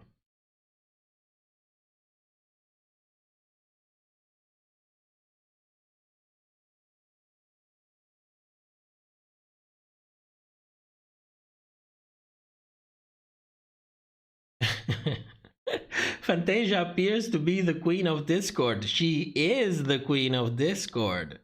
You have to understand, our Discord is not my Discord. It's fan-made, not mine. I happen to be a moderator in there, but it's not mine. It's of Fantasia, and it's a fan-made one. There is a difference in there. Lara, no notifications or any. This, even though I spam the bell. That is so nice to hear. It's so nice to hear. YouTube loves us, didn't I tell you? Sasha, things we get confirmed from the interviews. Angeria and Cornbread are the funniest. Bosco and Willow are the shadiest? Really? Oh my god, it's so good. Oh my god, it's so good. I love Willow. I love Willow. That she likes as a whole universe inside of it. And at the end of the tunnel, you're telling me she's a shady bitch? I'm leaving. I am leaving. Jasmine is drama? From the and you got all of these from the Meet the Queens? This is like something that they said? You see that I did good in not watching that. Because you can go a long way with all. In the Meet the Queen from last year, you could see that Tamisha was not happy. And then she ended up going home very soon. But you could see it from the Meet the Queen. That's why I stopped watching it. There is too much information in there. It can really interfere with your perception of the season when you start with a preconception like that. Arborus MN said, fair enough, Dragula is such a phenomenal show. The respect and straightforward constructive critique. Draken's one show to the performance is such a refreshing palette cleanser. Yeah, absolutely. Absolutely. I am so happy that they started owning it, you know, because the first season 1 and season 2, you could see that all of these cards were in there, like the respect, the runways. But it's in season 3 that they started their show saying, Drag is art. Art is subjective. I'm not here to judge you. I'm not here to judge your art. I'm judging how good you are in adapting everything that you have to what we want. Simple. That's it. It takes 5 seconds. It changes the whole thing. You know, there is a humility in there. Or the simple fact, do you know who films who is the interviewer in the Dragula's confessionals? It's the Boulet brothers. It's not some assistant. It's not some field producer. It's the Boulet brothers. That's who they're talking to. And they don't film every day. They arrive at a certain point when the season is over, sit down, and film all at once. Because there is no need to exploit the way somebody feels in a specific day. You just want their talking heads to narrate the season. And you do like everybody else does it. One session, you sit there, talk about everything. It's completely different. It's another dimension.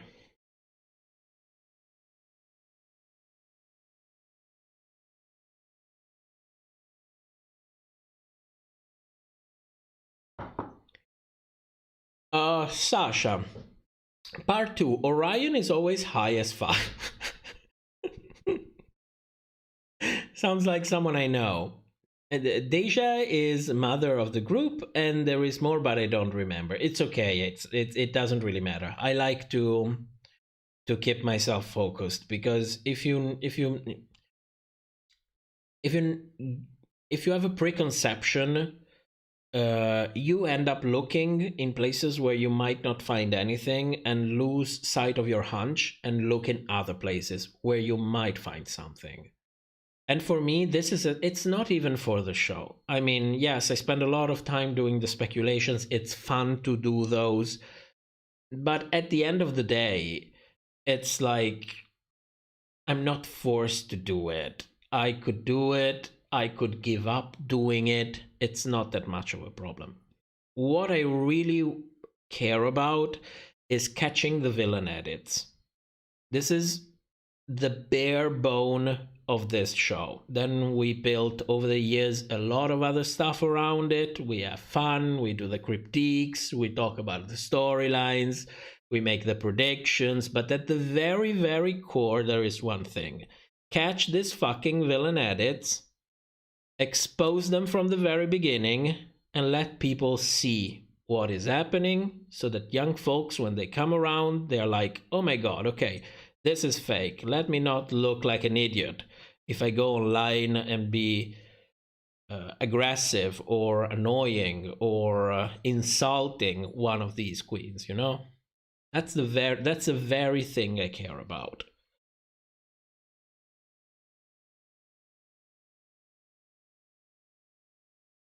Sergi, trade as in the Andy person doing the repairs. Then I'm definitely trade. Nerdigans, Dragula Season 4 edit was a little bit suspect. I agree on that. I agree. But you also have to understand, you have to make compromises. They got the big money in. Network wants something in return. It's inevitable. It's inevitable. You cannot fight with that. They don't have enough money on their own. They don't have enough to make a show and then sell it to a network. In order to do it, you have to ask money to a network. And if you want to do that, they want something in return. I know how it sounds, but that's how business works. Tamari, your commentary is everything. Thank you. Thank you. Especially the way I start sounding like at 2 in the morning.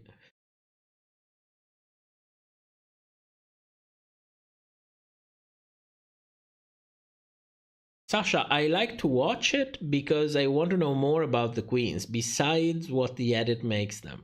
Oh, I understand that. Like the curiosity that I want to see how this is going. I need to find out how this is going.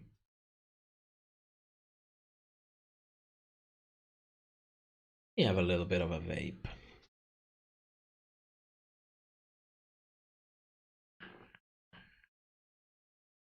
Oh, good night, Deborah. Thank you for coming. Thank you for coming. See you back next Sunday.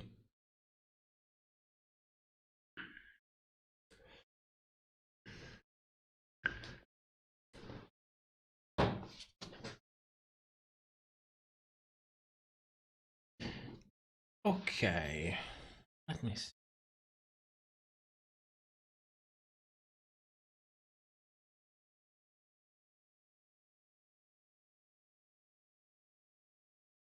Did the what happened? What's going on here? So what's going on? Oh, it's top chat.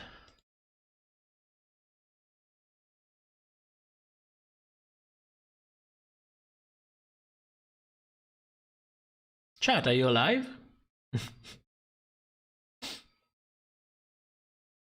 This is going to be a short one. Well, it's 2:20. It's not bad.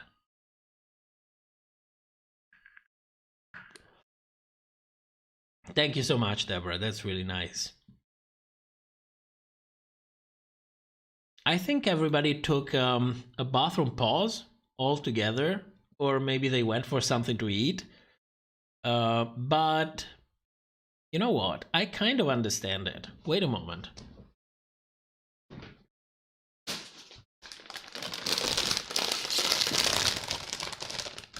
There we go. Well, since the chat is taking a pause, and last week I was like, oh, I want McNuggets. I couldn't stop thinking about food. It was all food, food, food.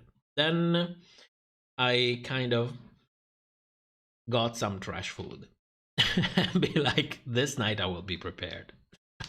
I won't be caught off guard.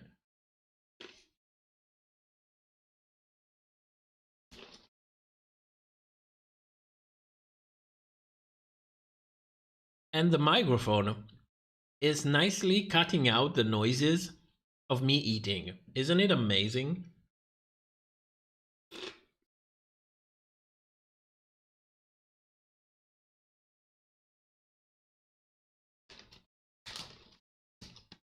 Well, most of the noises. Rebecca is smoking a blunt. That's great.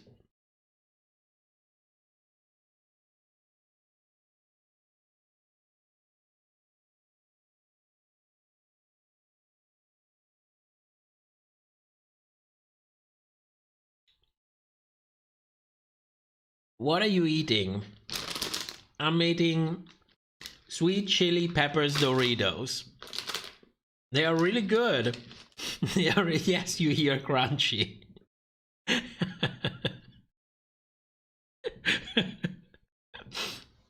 But you have to understand. You have to understand one thing. You have to understand one thing. So we have dinner at around 8. Sometimes it's 8:30. Maybe 9 if we are really, really late. And it's 2:30 in the morning. I get hungry. there is no going around that. So at some point, I'm going to turn into a mukbang channel and start eating on Livestream, because why not? Why not? Favorite international spin-off? That depends. If you're talking about the whole franchise, then I don't know what to answer. Best seasons: UK season 2 and Canada season 2. International. Yeah, absolutely. Cameron, everybody went and had a collective shit together. It could be. It could be. Delta Schlin, sorry I'm late. No wonder. Yeah, sure. No problem. Do you hear how good I sound? It's a new condenser microphone. Wait, no, let me go with the sexy voice. Do you know how good I sound? It's a new condenser microphone.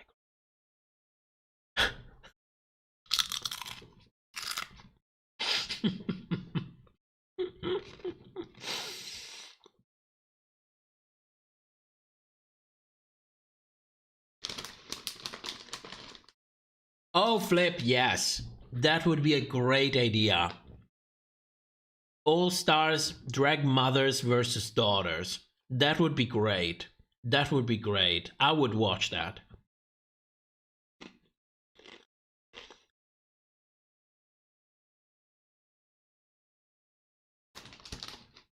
I haven't watched España. I always forget that it's pronounced España.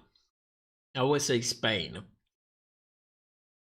A ton of people told me it's really, really, really good.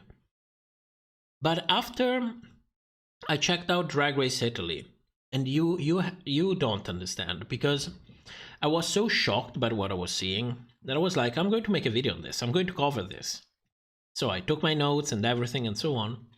And then I realized that I was missing a shit ton of stuff. So in order to understand all of that, I spent a ton of time on Reddit, asking things, reading threads. And I was like, how can you enjoy if you don't understand all of these things? How can you enjoy it? Would I even enjoy it? So I didn't even try. Because if I don't like it, then I have to come on stream and tell I thought it was shit. And you know that I'm going to tell it.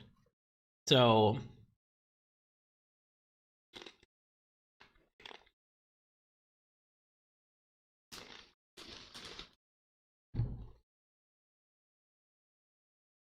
you know, there is an interesting story behind Call Me Mother. Because on the Discord, we have like a channel for every show. And at some point, I think I asked, I don't remember, but at some point it came out the subject, what about Call Me Mother? People were like, did it air? And yes, it aired. It was even over. Nobody advertised it. What the hell happened to Call Me Mother? Nobody knew it even started.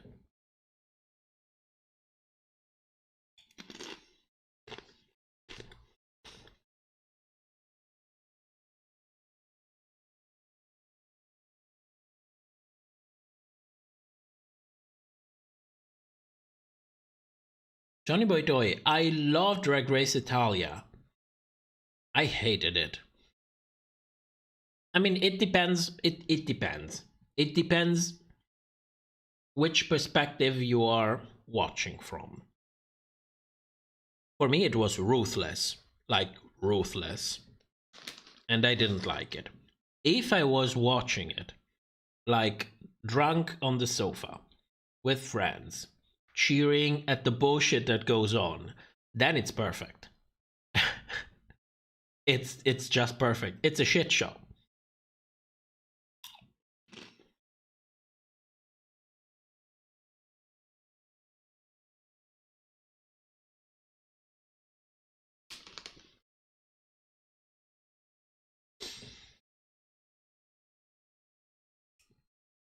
Andres says, the drama feels natural. The host is amazing. The judges care about the contestants. Basically the opposite of Down Under and modern U.S. seasons.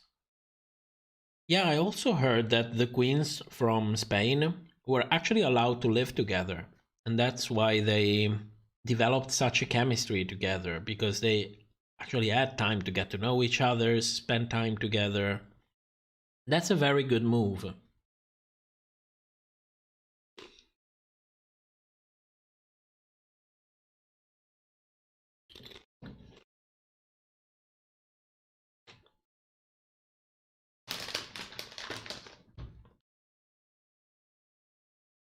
Of the judges from Italy, I like the woman. I don't remember the name. But she looked like she was genuinely having a ton of fun being there. She was like laughing all of the time. And she was like laughing, you know? Like she was happy to be there. That I liked it. That I appreciated it. Because it's the opposite of what we get with Michelle. Michelle, you could really see that she's bothered. It's like she doesn't even want to be there. And this woman really looked like she was looking forward to come to filming and she was having the time of her life. That's what I want to see You know, I can go over some bullshit critiques, but if you're excited, if you're happy to be there, for me, from an entertainment point of view, it's a joy to watch, isn't it?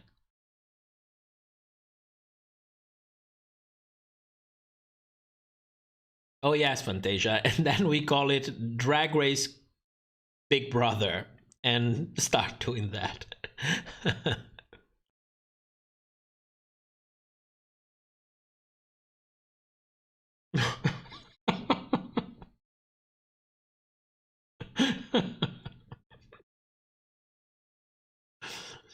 Oh God.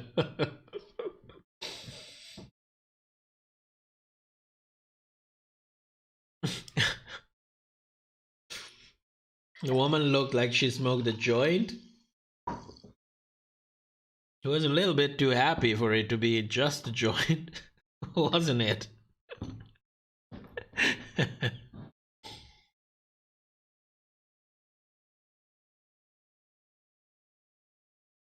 Drag Race After Dark.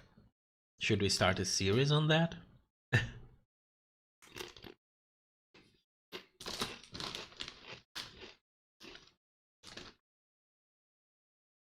Oh my God. Doritos are fantastic.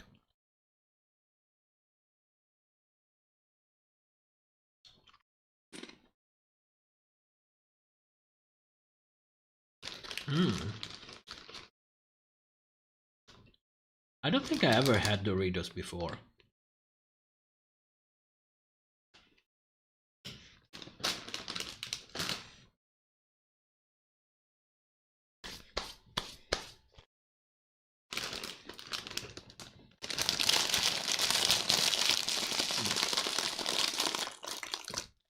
That's enough. Mr. Invisible can have them tomorrow. Pembroke, Dracula puts them all in one house, and it led to some nasty fight. You're talking season 2. Johnny Boy Toy, crunch, crunch, munch, munch.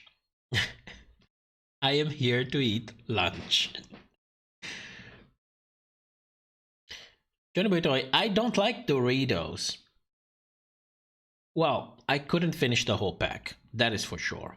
I think I was like 1/3 of the way, and it's already too flavorful.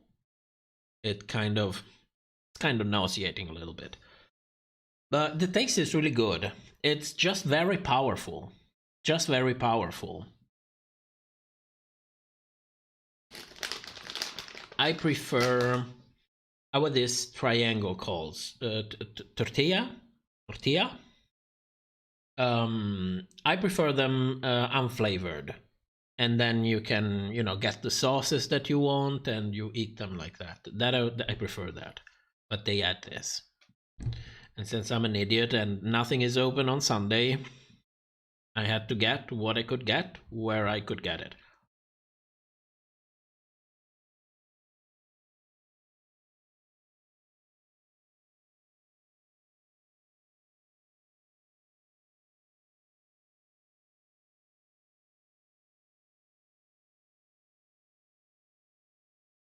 Cheeto buff. We don't get Cheetos in here. Well, I'm sure if you really want them, you can find a place where they sell them. But I don't really see them on the shelves. Also, take into account, I don't eat that much of this junk food. So I actively avoid those aisles. So maybe there is, I just don't know it. I mean, I'm still fat. It's just that I get fat because I eat like a pig. Not because I eat junk food. I just have 2 portions instead of 1. Yeah, if you're not Fulani, if you're not accustomed to seasoned food, they are very powerful. The flavor is very powerful.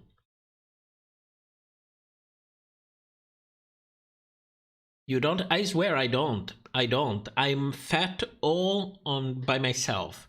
by eating healthy stuff, just eating a ton of it, because no, what's the point? It's me and my partner.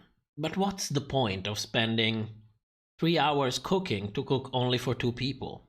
Cook for 4, and then we eat double.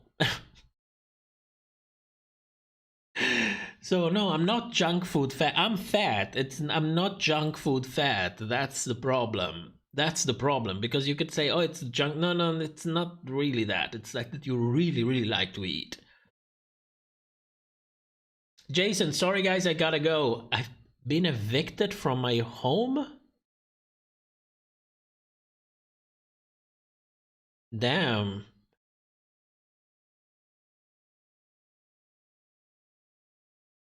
Jason, that's heartbreaking, really.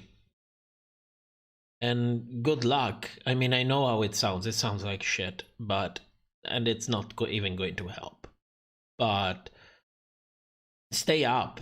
Stay out. Try to stay as up as you can, because I know I changed a ton of houses. And being evicted, it's even worse. So when you come back, you come back. Don't worry about that. Just take care of it. And see you soon.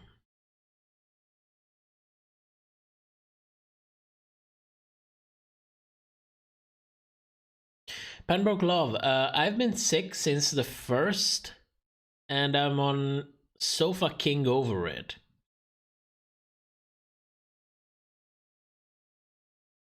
Welcome to the Big Belly Club. Welcome, absolutely. Big belly, big titties. Well, not really, but... Vanessa, do you ever get your teeth done yet? What do you mean my teeth done?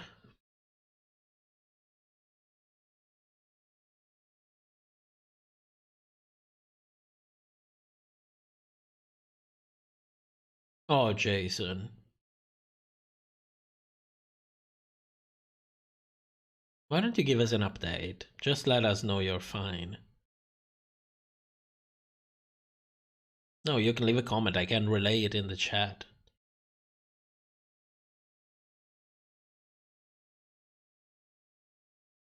Casual, I think it's remarkable you still content on the broad...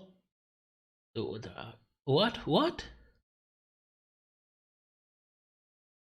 I don't understand that.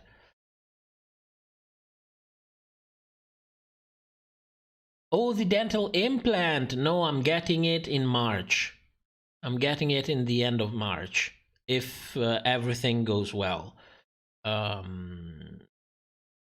No, the implant is already there. It's like the finishing of the work when they put the new tooth. No. It was when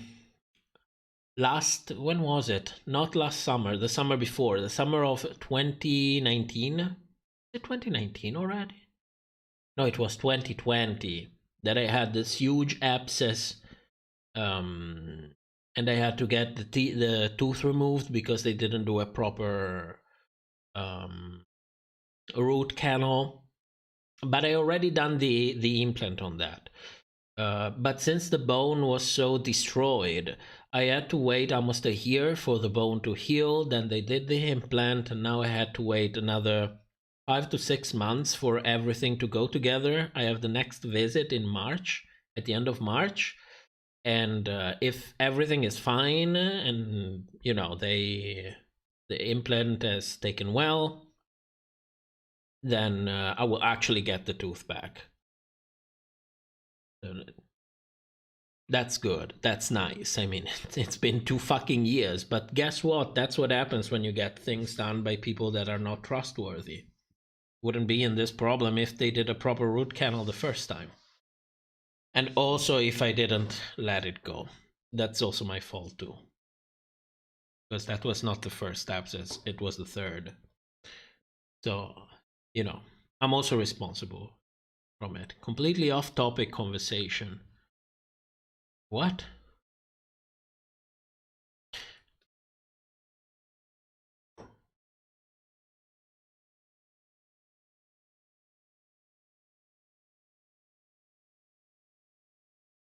All Star's teeth? No, no, thank you. I prefer to keep mine. Did you know? Let me rant on it. Let me rant on it. Because people might think, well, I can get my teeth done and get all of these things that cover your natural teeth with this brand new, fantastic, and beautiful teeth, and so on and so forth. Don't get that shit. If you're not satisfied with your smile, you need to use how is it called? Braces. You need to put braces. And that's it. There is no other way out. Because if you just cover them up, then every 5 to 10 years you are going to have to change the covers because your gum recedes and people can see the difference and shit gets in there and it smells, so you need to have them done again. And every time it's thousands and thousands of euros to have them done. And a ton of time because, you know, they need to scan your mouth. Get an actual model on your actual mouth because your mouth changes over time. You cannot really perceive it, but things still move in there. And then it goes over and over and over again for the rest of your life, and you cannot go back to your old teeth because they've been grinded down. So, get braces. Or learn to love your smile. I mean, if you have minor things, I think it gives personality. I mean, mines are not perfect, but they are mine. That's my smile. I don't want to have this anonymous smile that you get when people get this sort of thing. No. I mean, there are cases in which it's so bad, then yeah, I can understand it. But I don't like this thing that queens have, for example, that every time they come on Drag Race, they have these beautiful natural smile, and then after a while, they all get these teeth done, and their smile completely loses personality. They almost look like different people. I think it's a waste. It's a little bit of a waste. Well, anyway, we talk about everything this time. I mean, the show is over, so yeah, we can talk about whatever we want.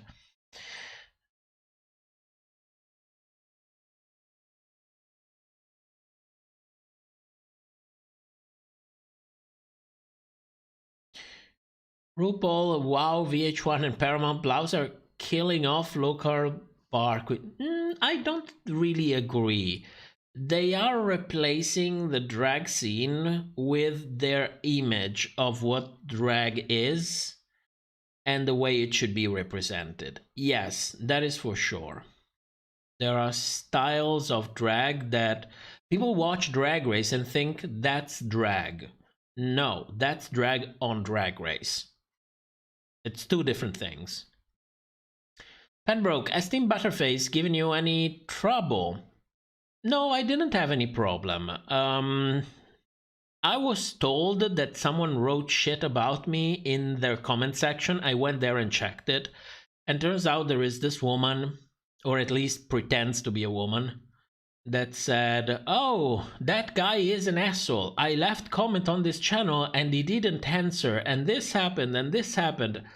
I was like, do you realize that you're defending a channel who is basically stealing content for other people and never answers their comment section, and you are coming for me, who I am very active in my comment section, and I'm not saying this like, oh, you're so good, you're right. No. I want to talk, I want to read the comments, and I have to go through a lot of shit in order to read the comments. So I want something from it, because you won't believe the shit that people can write in the comment and how much it can get to you. But if you want to have access to all of the people who write a comment, you have to go through that shit.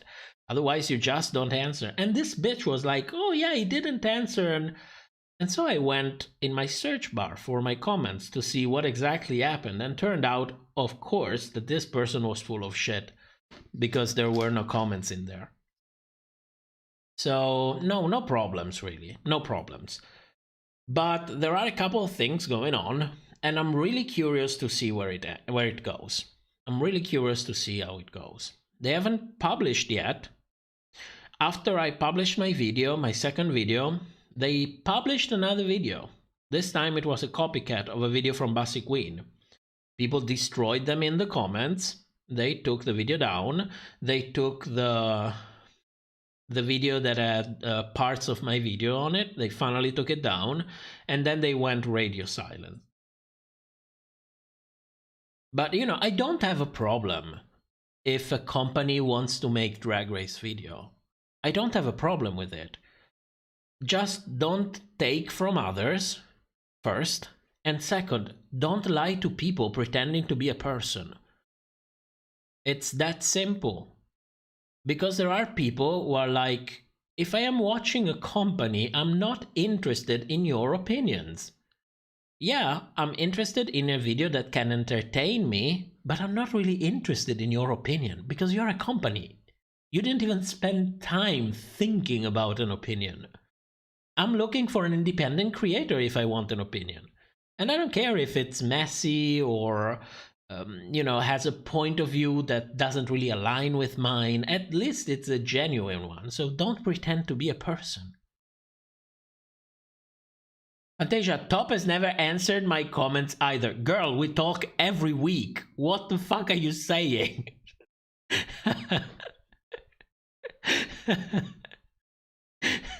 We literally talk every Friday. And I should go through the comment section and write you shit that I can tell you in voice? Fantasia is crazy. I mean, I know she was ill. Because she is ill. She is still ill. By the way, Fantasia, how are you feeling? But you are on another dimension, Fantasia. Do you need an ambulance?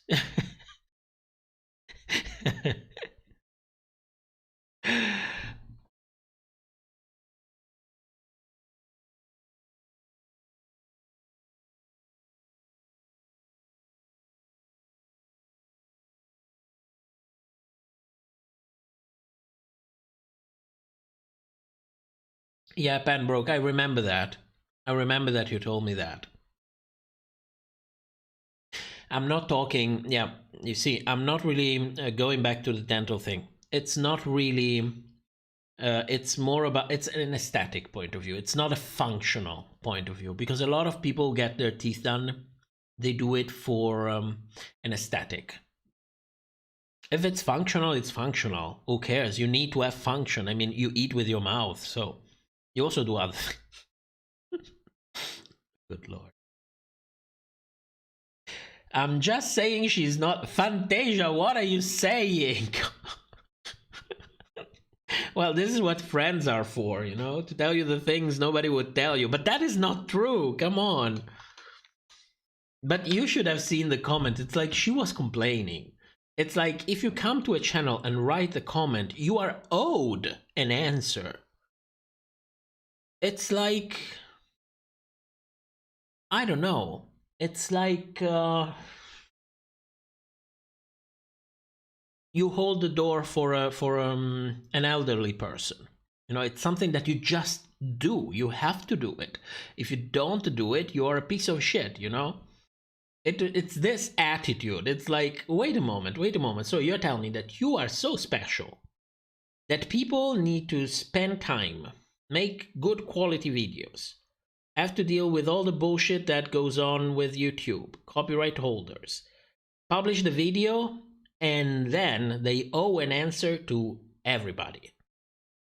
And you are saying this while defending a channel that never answers anybody, and it's not even a person.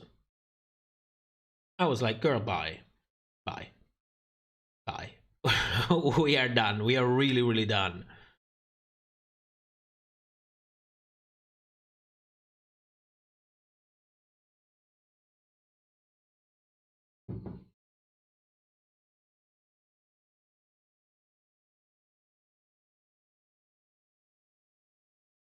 Sometimes people are crazy. I mean, I get it. That, you know, life is frustrating and it's attractive to come online and just vent. It's normal because, I don't know, it's maybe because you need to interface with an object, so you automatically associate. You know, you think that everything you access with the object is in itself an object. I don't know who says things like that. Whatever. Bitch, I demand your attention at least 2 months.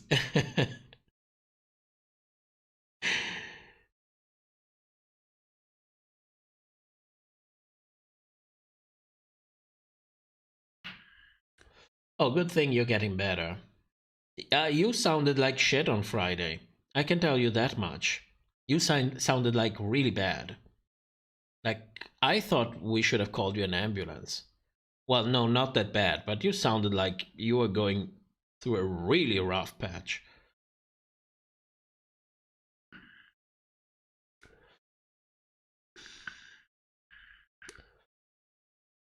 Oh, exposed, you say?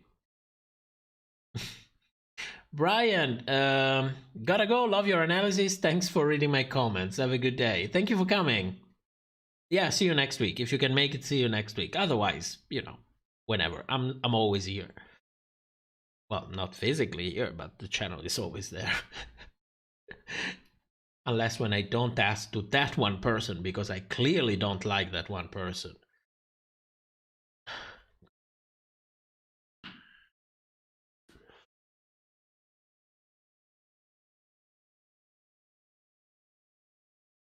I like this thing that the microphone cuts off most of the sound. I think it's amazing. It's amazing. Technology is amazing. And I think somebody wrote that this was a Blue Yeti microphone. It's not. It's not.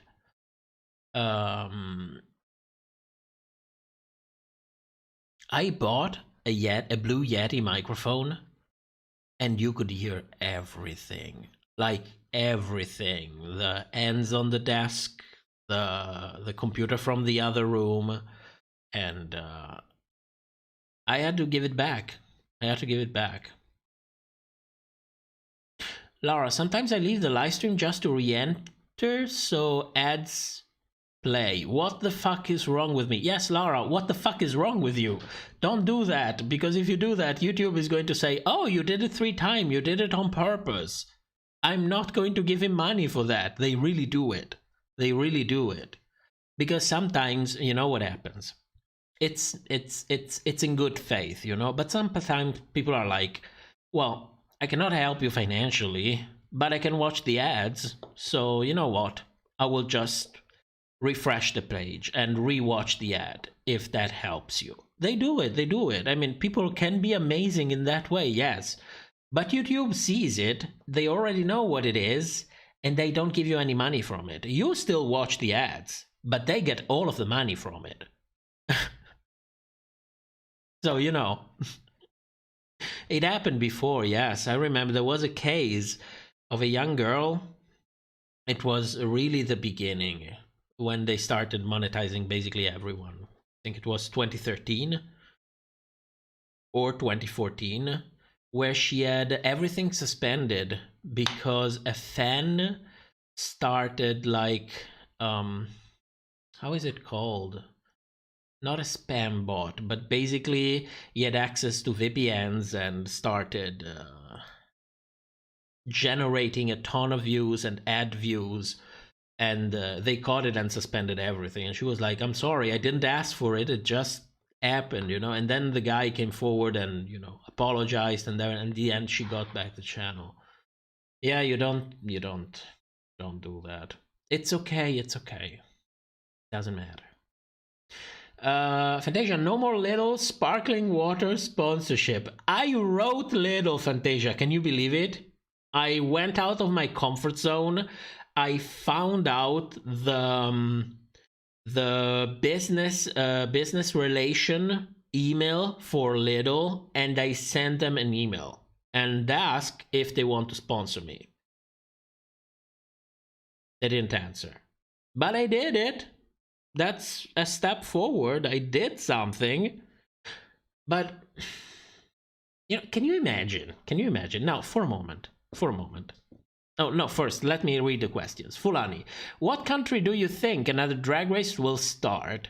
Which country do you think could get cancelled out of the current ones? Cancelled? Not yet. Cancelled? Not yet. No one. Because at least you give them a second season. And then you judge from there. That is good business. New country? I think I heard Drag Race France. I think I heard that. I don't know if it was just an article. I don't know if they were talking about it on Reddit, but it's something that I heard already last year, I think. I think last year. Moya said, thank you very much for all your time and dedication. Appreciate the fresh opinions. Thank you so much. Thank you so much. I appreciate that there are people who want to listen. You know, when I started this, I thought nobody is going to, you know, be interested, but I couldn't do it on Reddit, so it's good. It's good.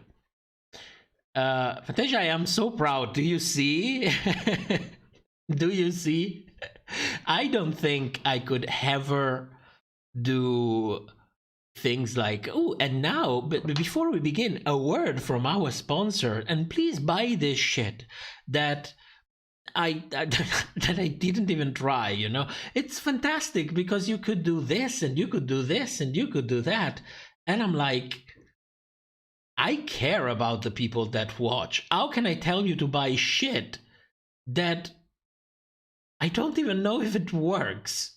How the hell am I going to talk to you again if I told you, yeah, buy this shit, and then you bought that shit, and that shit was shit, and you come back to me and tell me, the shit that you told me to buy is shit. And I'm like, yeah, I'm sorry, they paid me for saying that. How do you do that? How do you do that? I mean, the people who do that, I think they don't really have a connection with their viewers, because if you have a connection, it makes it difficult to fuck people over, you know? It's difficult to fuck over if you care about someone. It's easy to fuck over somebody you don't give a shit about. So I don't really see myself like, oh, please download this game. By the way, Sracek, I saw the thing. Come on. You don't need to send them so much. You sent a ton already. I appreciate it. I really love you.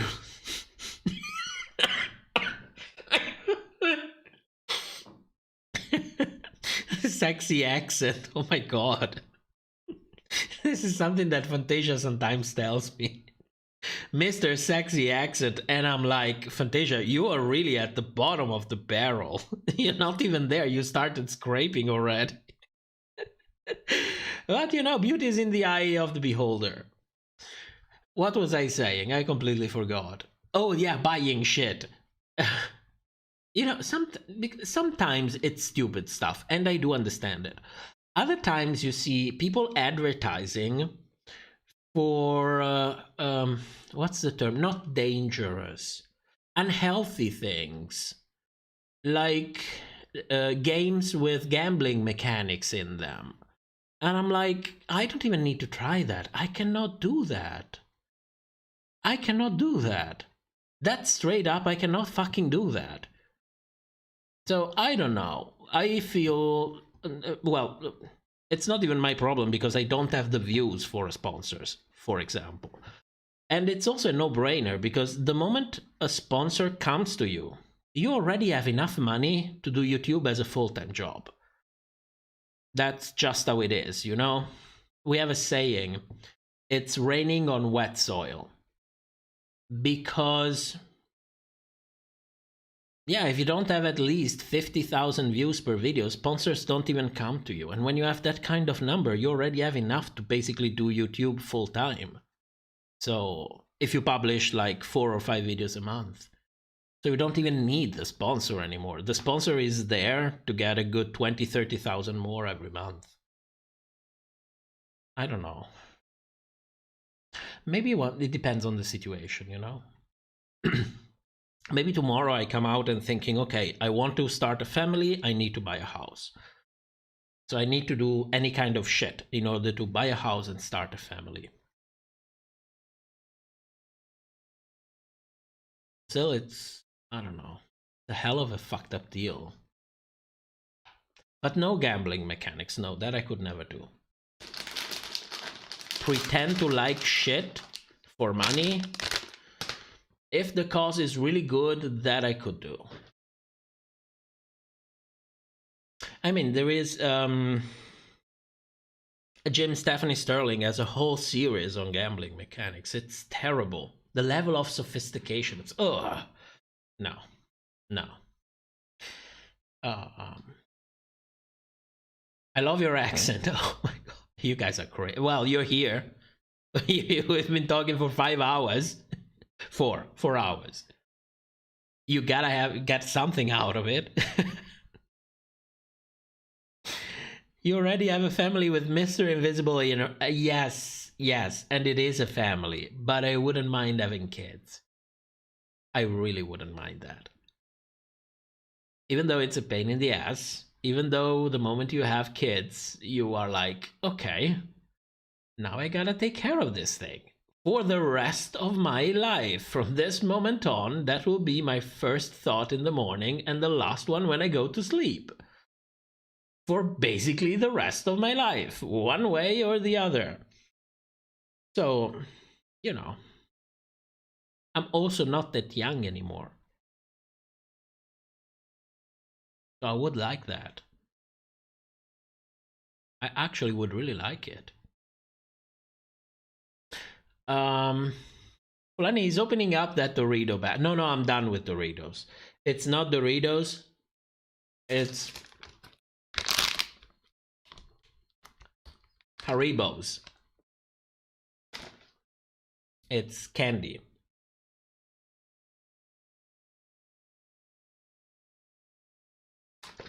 My sweet tender love left a couple of candies inside because he's a pig.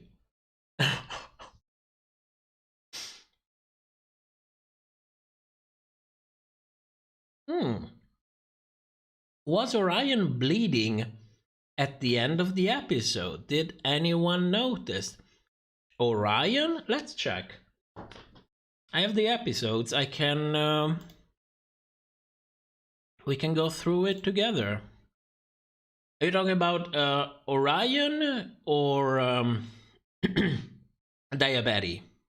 Which one of the two? Joey, I fully believe you, but the fact that that rhymes is a huge red flag that it's a lie.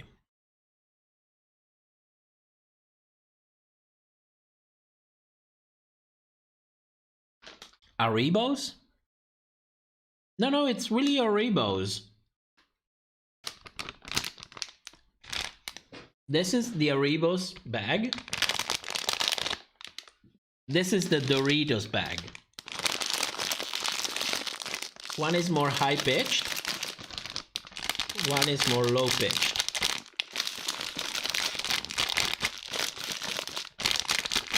I think from the quality of the microphone, you could tell it's two different bags.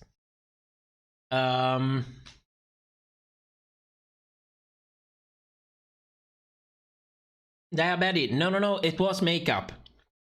It was makeup. It was under her nails. It was a stunt. Can you call it a stunt? No. I don't know the name of it. She had makeup under the nails. And since there is a huge space between the nail and the tip of the finger, you have actually a little bit of space in there. And when you push on your skin, you're basically bending the fake nail a little bit, and it comes into contact with the makeup, and it looks as if you scratched yourself. By the way, if you want to scratch yourself to the point in which blood comes out, you have to go like really deep, and I'm not sure you could really do it with fake nails, press on nails like the ones that the Queen used. Maybe with acrylic you could do it, but they would have to be sharp. But it was I can guarantee you it was makeup, because when I saw it, I was like, that's really clever. It was done really well. It almost looks like she really scratched herself.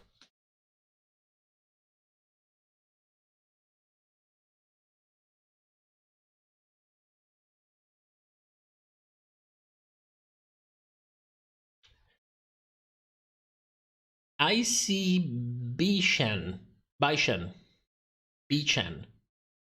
I was outed before I even knew my sexuality for myself. Oh shit. Once I was out, all of my friends were LGBT, so it wasn't that really an issue. That's probably why they even know before you. John, it was lipstick, I believe. Me too. Looked like lipstick. Did you really just compare bag? They sound the same. They do? From the outside, they sound... Well, yes, of course, but one of the two sounds is more high-pitched. Fantasia is right. Oh, fuck off. Fuck off.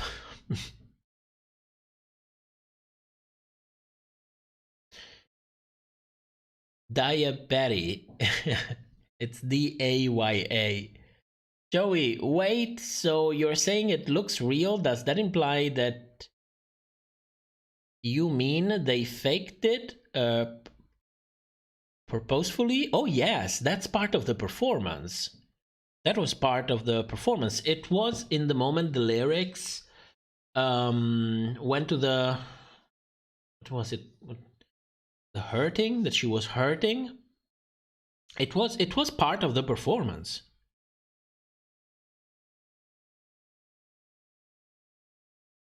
But it's a good thing.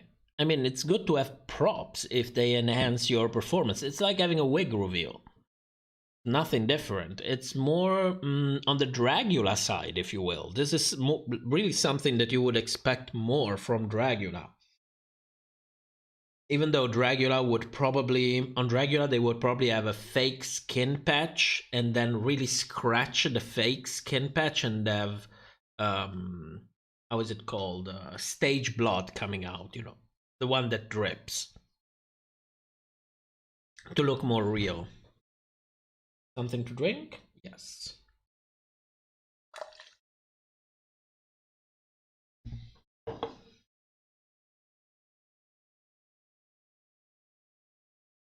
No, it was not. I can show you. I can show you. If you're worried about it, I can show you. Wait a moment. There we go. Previously on Nope, no volume, thank you. Where's the lip sync? Go.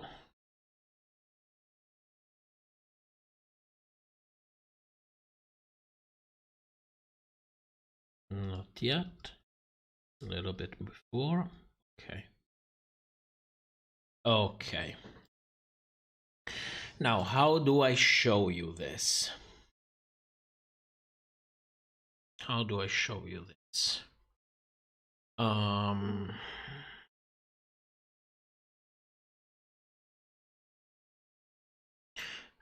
Timestamp. First timestamp.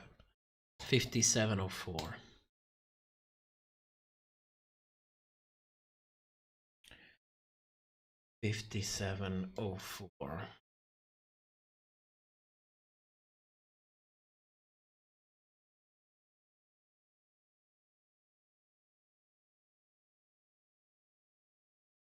Okay, now that this thing is here,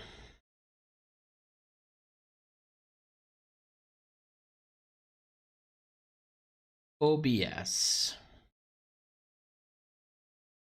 what can I do?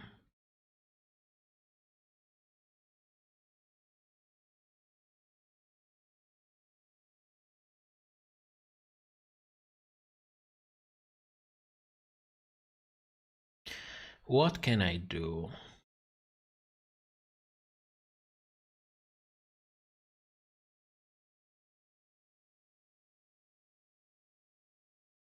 Can I tell you which window I would like you to capture?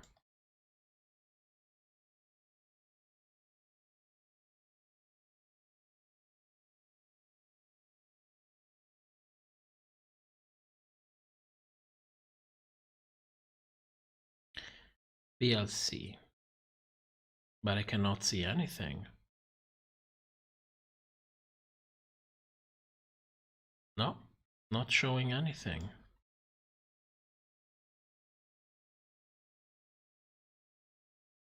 What if I go with this capture method. There we go. There we go.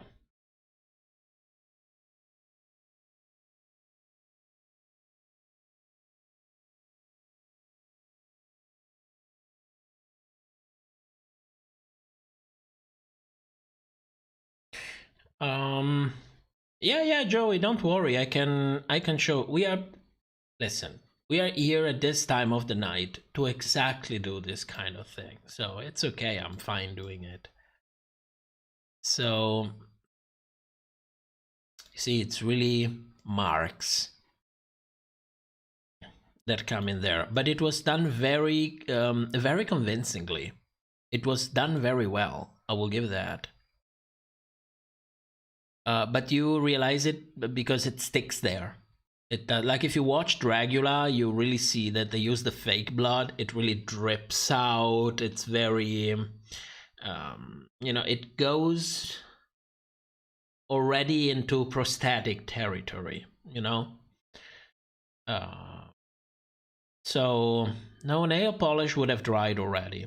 It's something, for me, it's something under the nail. So I don't know if you can see it, but I can also play it. See?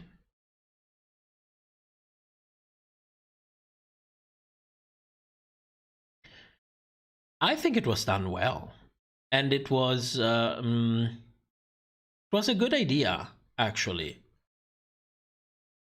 for something that you do last minute, you know, that you're like, oh shit, what's the song for the lip sync? Oh, it's this one. Oh, I could do this, and then, you know, while I perform, I could do this other stuff. It's inventive, so I will give her that. Still, she tried to out a friend, so I'm not sure I would enjoy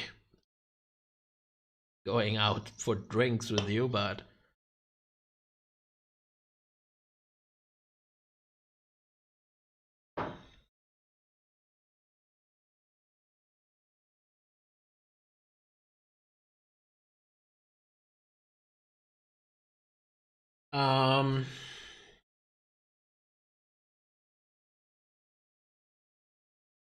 scratching, Joey, scratching the surface of what? You know, they have like this fake skin patch, like synthetic skin, silicone skin. And under the patch you have fake blood, and then you scratch the patch, and it looks like you scratch the skin, and the fake blood comes out. Daya is beautiful.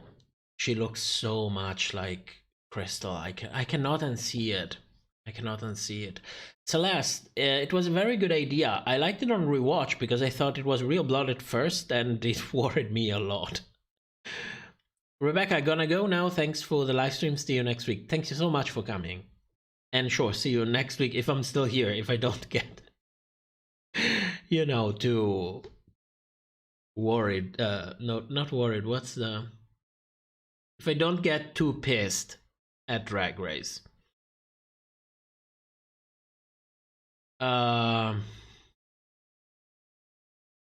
She outed the friend. Yeah, there is a part in the review in which I talk about outing Maddie and how basically Maddie tried to out Maddie with the help of Lady, and, you know, RuPaul clapping back because that's her Emmy moment and they almost took it out from her.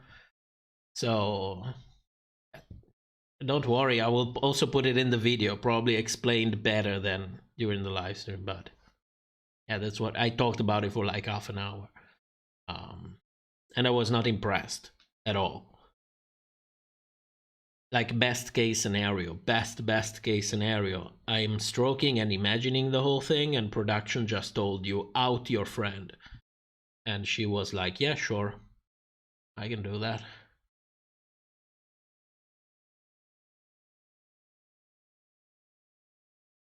Joey, just scratching the surface is an idiom for the minimum of what's possible.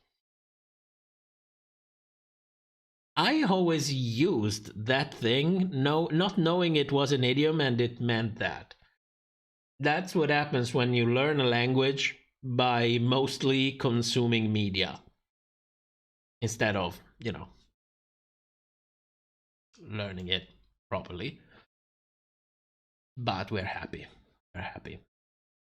Lovish said she might have poked her nails in lipstick. Yes, that's exactly the same thing.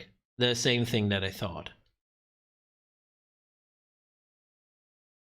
Ronnie, I missed the first 72 minutes. Yes, that's basically there. Yeah, good lord. I mean, yes, there wasn't much to discuss in this review, but I just lose track. And I'm like, yes, I want to talk about this, and then I want to talk about that. And then, oh, this is interesting. And it's nice to clarify this kind of things. Oh, but this inspires me to also say this other thing. Oh, and this can be connected to that. And then every time since I started the show, my notes, the very, very first live stream that I did, I didn't have notes at all. And then after season 12, I think I started having notes because I really needed them. And it was like 300 words. That's it. And then they started slowly growing. And I don't know how many words are my notes for this episode. I don't even know it. Let me copy from... Yeah, there is a way to know. Can I count words? Yes, I can count words. Let's count work.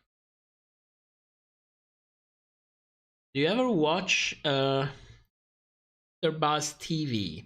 No, I don't really know that channel.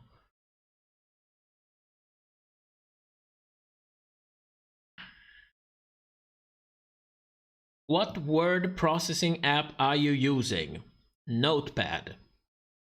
Because everything else takes too much space, and I have a small screen, and I need to have everything fit in there, so I don't need bars, I don't need you know, shortcuts and all. I don't need screen pollution. I just need to see my notes, so I use Notepad. But I pasted everything on words. Let's see a word count. There we go. 27,592 words. Oh, that's including spaces. 22,867 words. These are my notes for this review. No wonder it fucking took 2 hours and a half to complete. My God. My God.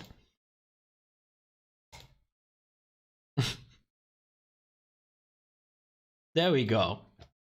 We should compare to see if it was this bad last episode as well. Let me check.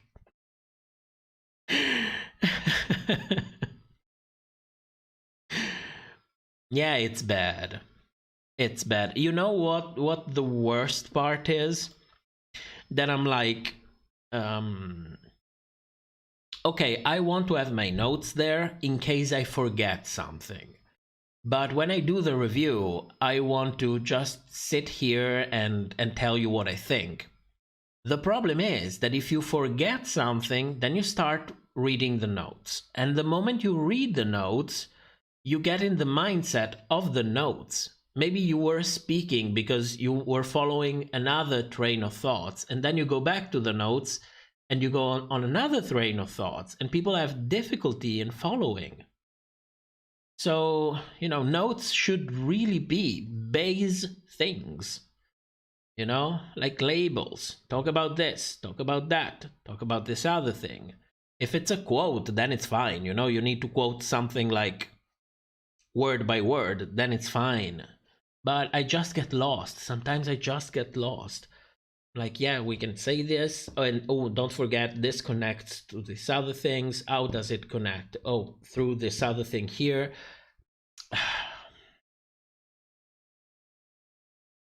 That's bullshit. I know. I know.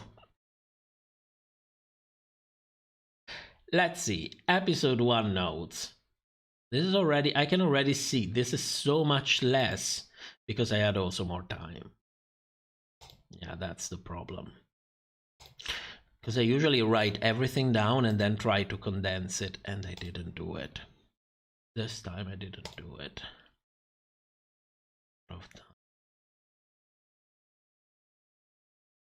I didn't even make, I even took notes for the confessionals during the talent. Didn't have time to make that. And to think I lost so much time during the confessional charts and then they didn't really help. Well, better next time. Better luck next time. Word count. There you go. 10,400. It's like half of it. How much shit could I have cut out and still be effective in the review? We will never know. Well, that's also the difference between being a professional and being an amateur.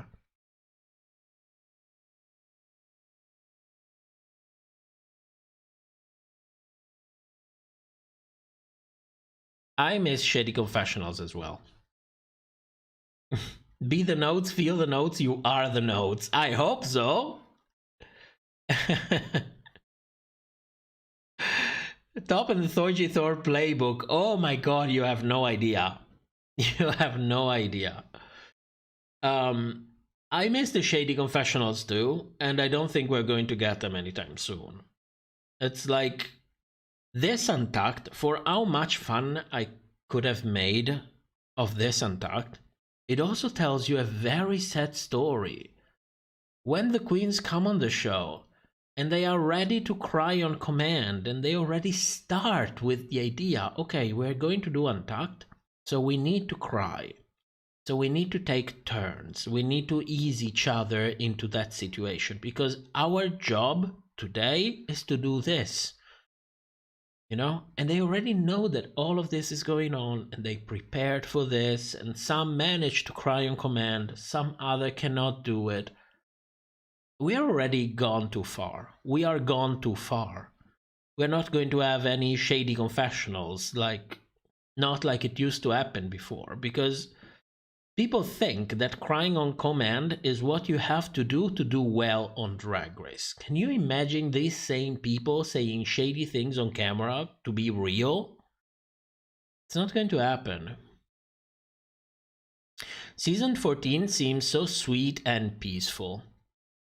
Please tell me what will really happen. I don't know what will really happen, but I saw a couple of things that already tell me that some people will be thrown under the bus by production. It will happen. It will inevitably happen. It will inevitably happen. While filming, I don't know, you know what really worries me while filming? It's not the aggressiveness itself, it's the passive aggressiveness. It's the things not said. It's all the things that go in the air. Because don't think that people are even remotely less aggressive than they used to be 10 years ago. It's still the same shit, it's just hidden better. You don't see it, we don't see it on the other side of the screen, but I bet that if you are on set, you can feel how people are being passive-aggressive to each other. Our people are basically telling each other to fuck off with a smile on their face because the camera is rolling. And not even by saying fuck off. By saying like, I appreciated that you did better than last time. Yeah, it's surreal, but that's what you have to do.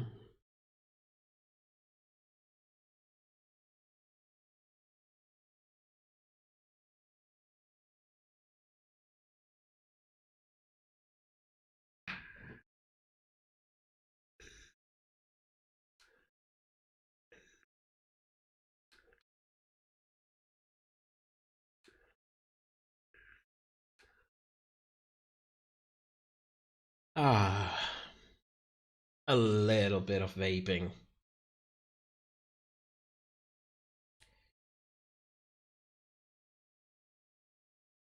Quitting smoking was one of the best decisions I made. I mean, vape is still not healthy, but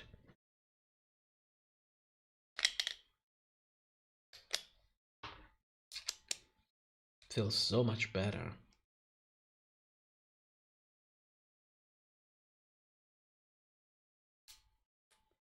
They target Latinos or blacks. Oh yeah, that's...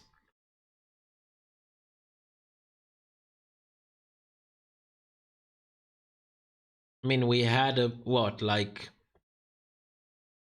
a couple of normal seasons, and then we go back to same old shit. I mean, Alyssa's edit was really bad. It was really bad. The edit was really terrible. But you know what? Look at the bright side.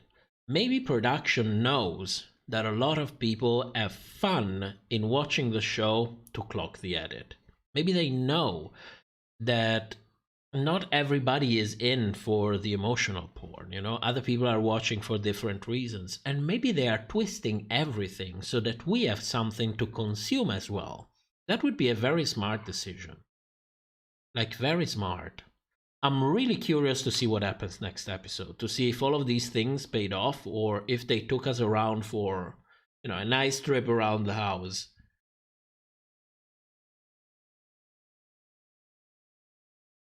The taste itself makes vape better than smoking.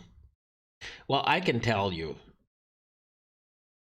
if I smell smoke, it's disgusting. It's like really disgusting. I don't want to smell smoke on my breath ever again. Maybe every once in a while I can go through it just because it's a special occasion and I'm like, okay, it's a special occasion. I smoke a cigarette. I did it before. It's okay. But it's not very pleasurable. When I smell it on other people, it's unbearable. Like really unbearable.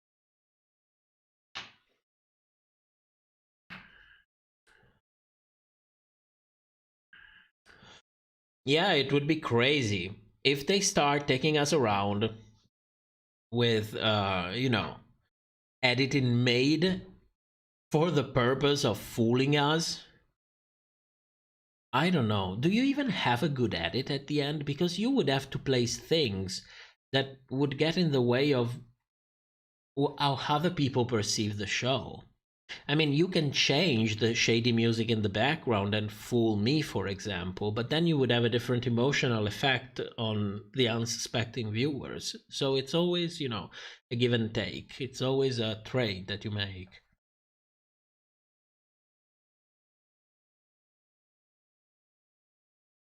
If you would be on Drag Race, what be your entrance and exit line? I have no idea. I don't even do drag. I don't even look good in drag. So, I don't know. Because you also have to understand one thing. If you don't care about something, it's one thing. But if you care about it, then it would completely change your approach to it. You know, if I did drag, for example, and I wanted that to be my career, and so I thought, oh my god, I can do it, I have a following, people like Bassi, for example, you know, she has the following to say, oh, you know what, I want to do drag full time now, I want to perform, I want to have a career, I want maybe to go on Drag Race. You go with a totally different optic than someone who says, you know what, I'll just go there and whatever happens, happens, like Pearl did, for example. So I don't know what to answer. I have no idea. I would probably go with something like really stupid. Because if you need to get something from me, you need to get the stupidity first. That's the thing that you absolutely need to get it.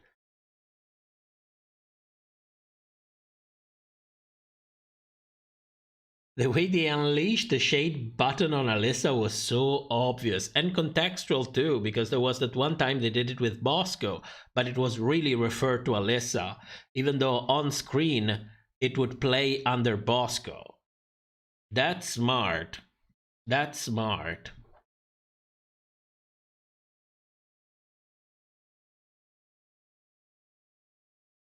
Videos like yours probably fuel so much of Drag Race engagement. I don't know.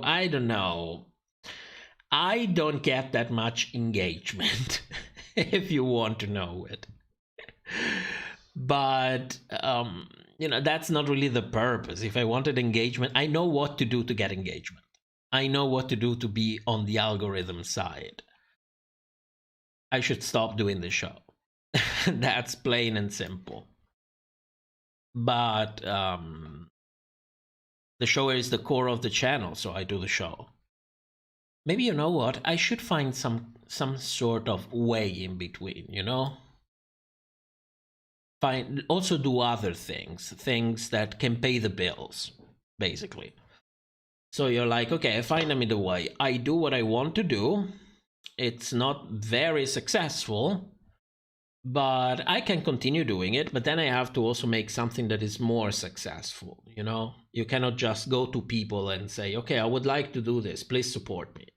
You also need to work a little bit on your own and say, okay, I can make a video like this every once in a while, because they go more, you get more ad revenue from it, and not just spend 100% of my time on the show. It would be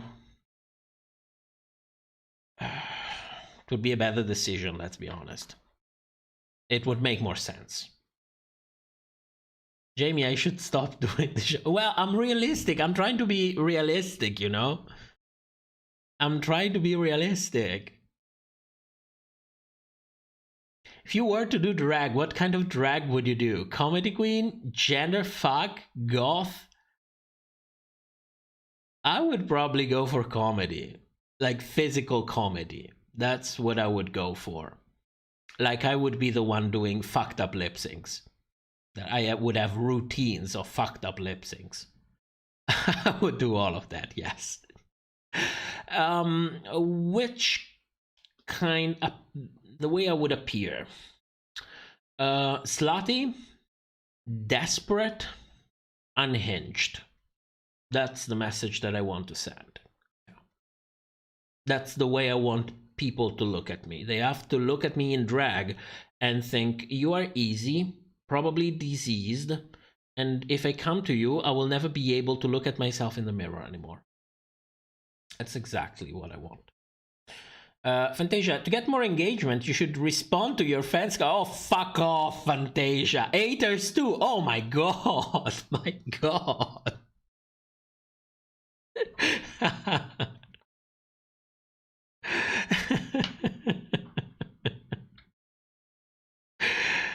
Joey, I would definitely support other content if I knew it would fund Drag Race videos. Sorry, I'm still thinking about Fantasia spreading lies that I don't answer comments and I don't interact with my fan base. Which is not really a fan base. Let's call it community. This is not about me. This is about us. Good lord. You are terrible. You deserve to be sick. You deserve to have a cough and stay in bed. That's what you deserve. Your show is amazing. Please don't stop unless you want to. At some point I will be forced to, because I'm too tired. I'm too tired. Last year I said, I want to give this show a chance. In order to give it a chance, I need to release episodes. I need to do that. Because people don't click on 4, 5, 6 hours live streams, but they will click on a 40 minutes episode. Not the vast majority of them, but at least some will. So I need to do that. So I need to put in the extra work, edit the live stream, and put them there. And I did it. And for not 1 year, but for 8 months, me and my partner lived like crazy. Crazy schedules, the house looked like shit, we ate like crazy because we are doing still the channel on the side. Now, I'm starting to earn enough that I have 1 day off for the channel. I take every Monday off for the channel. That's why I can afford to stay here on Sunday night until 5 in the morning. Until 5 in the morning on Monday. Because I don't work anymore on Monday. But I cannot go through the same things that I went through last year. I cannot. It's too much. It's too much. 60, 70 hours work a week. I cannot take the crunch anymore. So at some point, I will be so tired that I cannot do the episodes anymore. So I need to find a way to balance everything. We'll see. We'll see. Sen, I'm still here, you guys. How did the storm go? That you don't know, but when we were on Discord, Sen was like, oh my god, there's going to be a snowstorm in here.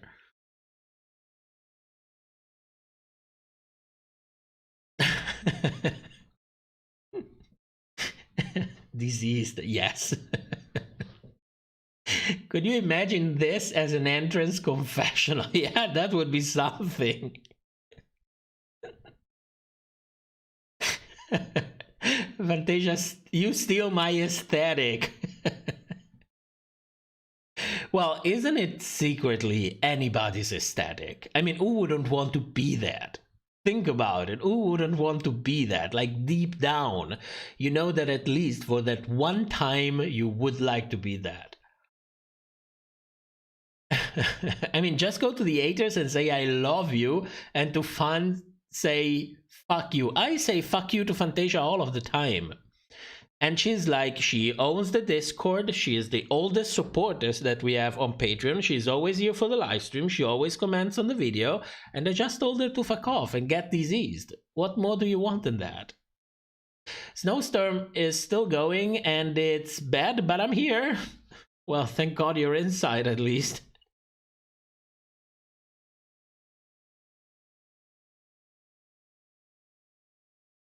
Jamie C, I'm glad you're taking better care. That makes sense. Yeah, you cannot just overdo it. That's you know, I told myself, I do it for a year. Either it goes or it doesn't go. It didn't go, so, you know, you find other ways. You find other ways. Live streams will always be here. This is for sure.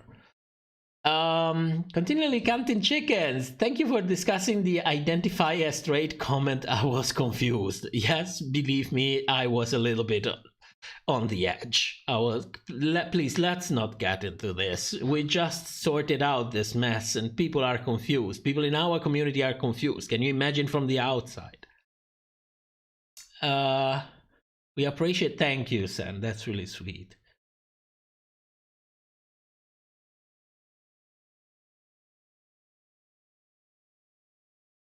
YouTube doesn't work. Yeah, well, let's be honest. It's not just YouTube's fault. It's not just YouTube's fault. It's just that what I do, it's not really mainstream, you know?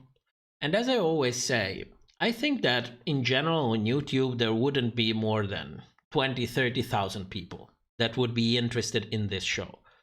The problem is that, what is it, like 0.00001% of all the people on YouTube? So they don't really spread your content and you cannot reach these people. That's the problem. It's still, Sen, it's still bad and it's still going. Apparently there have been some car accident already because of it. Oh, that sounds like shit.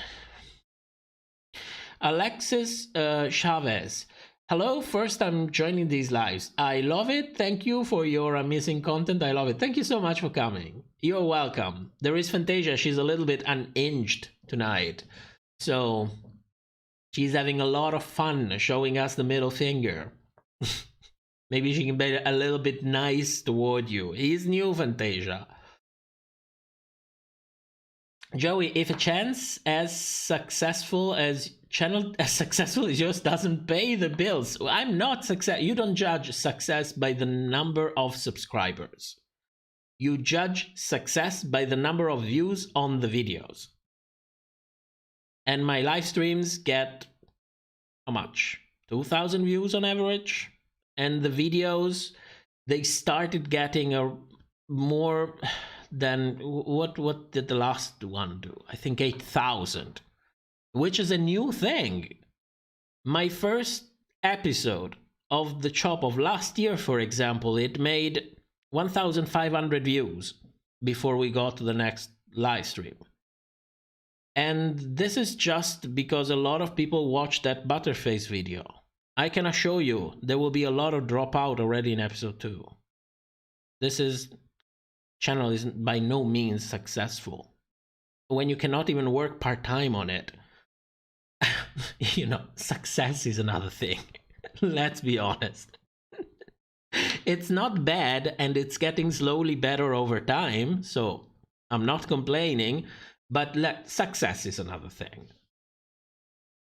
Let's give credit where credit is due.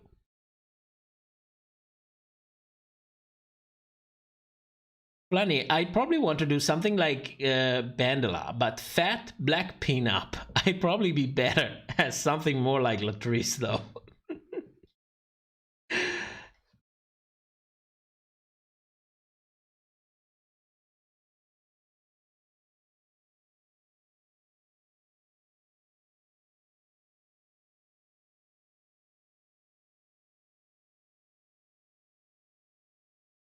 I'm sure you live very close to each other's. And they just stuck at work because no one wants to drive. Does it snow in Virginia? I mean, are you taking me for a ride, or is it like really? Does it really rain in Virginia? Paul, as Butterface responded to you. Lucky for them, no.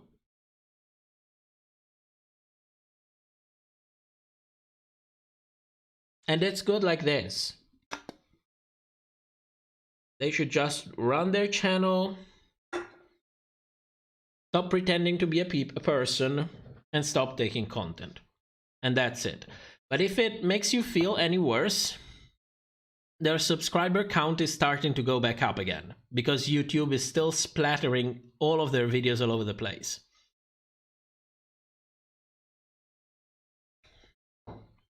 Why do you think the Bitterface video got around so quickly? Because people love drama. People love drama. But I am not a drama channel. Occasionally I can talk about controversial things, but that's not what I do. I mean, I like the idea of taking something controversial and making it more understandable.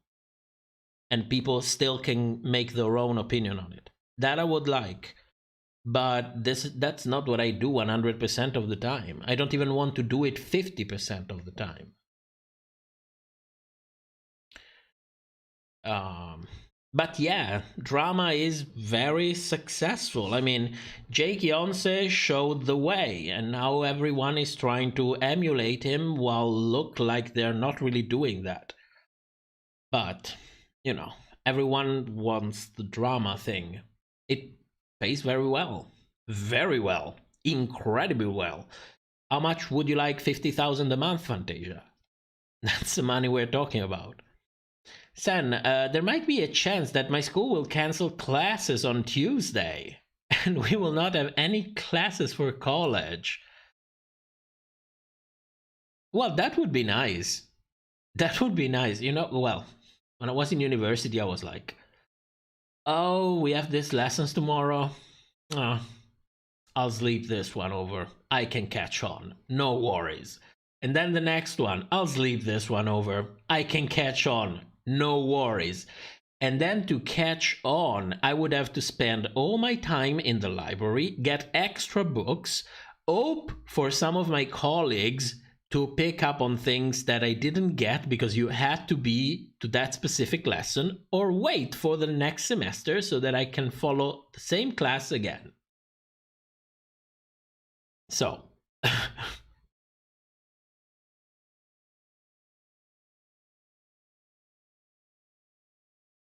it snows in Virginia. They're also not allowed to read books or vote. My God.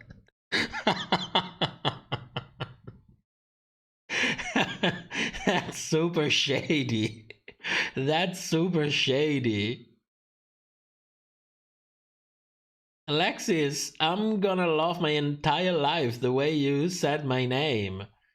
Is it correct? Did I butcher your name? Well, if I butchered your name, you're in very good company, like very good company. If I didn't, then good for me. I'm going to pat myself on the back. You are objective. Don't leave yourself blind because of being a fan. Can be a fan and still tell the truth. Yeah, it doesn't take much. Doesn't take much to try to be objective and then still say, okay, but I think this. It's very sexy. I find myself very no, that's not what I wanted to say, but I find other people very sexy when they are unbiased or when they recognize their bias. I think it's one of the sexiest things in the world. Owning your shit. Owning your shit is sexy. People don't get this. You don't need the perfect body. You don't need the perfect titties. You don't need the perfect weight. You need to own your shit. That's what people love. You don't even need amazing fake teeth. Just own your shit. That's the most attractive things in the world. Especially when you're dating someone. That's incredible. I dropped a picture of snow in VA in the general chat. It's more ice snow.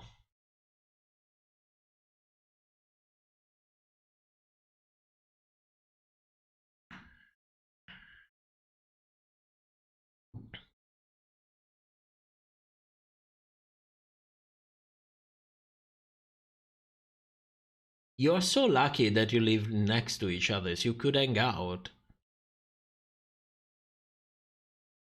Well, I actually have people living close to me. I just cannot say where I am from, but they are. Izzy, amen. Yes, amen. There's nothing more attractive than people owning themselves, being themselves.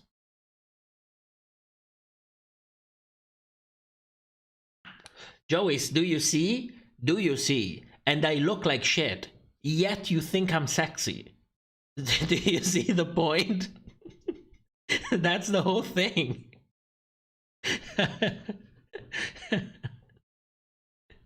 Flanny, I own my shit, except when it's green and kind of watery.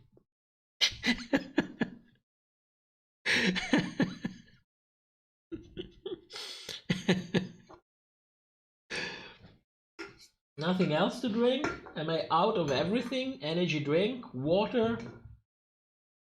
Well, no more energy drink. I have like maximum of 2 energy drinks when I do these things, not more.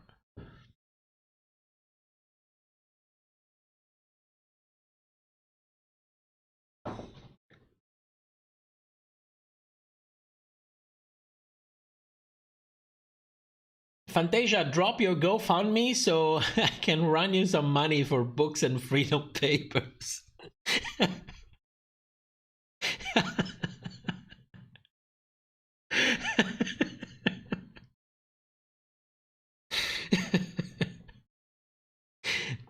She's coming for you, I told you. I told you.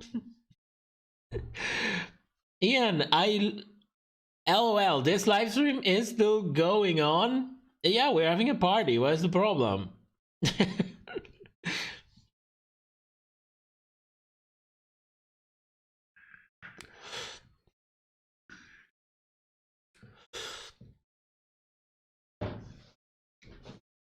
No, not all night.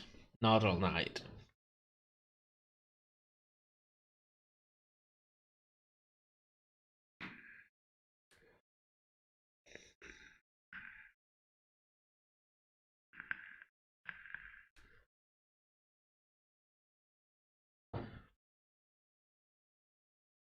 Oh my god.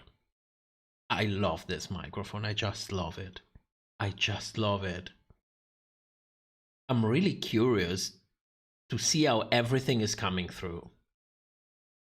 Like when I edit the episode, what I do is that I download the live stream and then I cut it. You know, I patch it together, put a little bit of background track so that you don't really realize that the audio is all patched together. It kind of feels like it's, you know, all one long conversation. And then put images and videos and so on and so forth. So when I do that, I get to actually hear the quality of the microphone from the live stream. That's going to be interesting. I hope it's good. I cannot re-record, like I'm skipping this episode if I have to do the same thing that I did last week. It was a little bit too much. You said my name right. It's just listening my name through your voice. Mas interesting. I've seen your videos and I kind of feel like I know your voice, so that was great for me. That's good. That's good. I think there was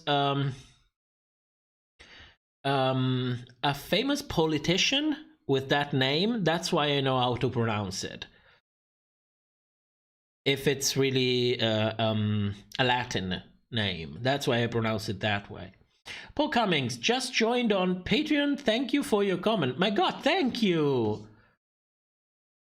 Thank you so much. My God, poor patrons, poor patrons. I told them, oh my God, there you are. Thank you so much. Thank you. I don't know why Patreon gets me so excited. I don't know. It's like, you know, there is really no difference between Patreon and the super chats when you think about it. But with Patreon, it tells you like this thing, like this is how much you get the month. It feels already like you're getting paid to pay the bills. You know what I mean? Like this is the monthly thing. So when I see it go up, I'm like, oh my God, yes, good. I'm like a little bit off from my goal, but it's going up. I'm like, I feel good. But then I still have to deliver the video. And it's like the January video, it's not there yet. I have an idea. Need to find the time. But thank you, Paul. That was really generous of you. I really appreciate the support. Thank you so much. She finds that last energy drink. You know, my partner asked me yesterday because I was working on the review and we needed some more groceries, so he was going for groceries and he asked me, do you need energy drink for the live stream? I said, yeah, I need a couple of energy drinks, thank you. He came back with a box of 24 energy drinks, like the whole box. And I was like, did you buy for the whole month?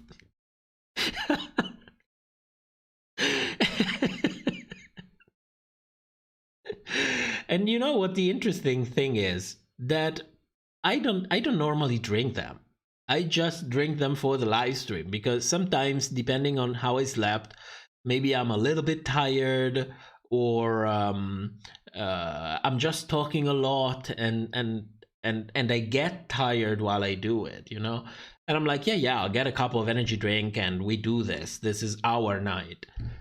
But for the rest of the week, I don't really drink it. So what happens is that we have the energy drinks in the fridge, and then he opens the fridge because, you know, that's what he does, and sees, okay, what do we have to drink? Water and energy drinks. So he picks an energy drinks and he drinks it as if it's a soda.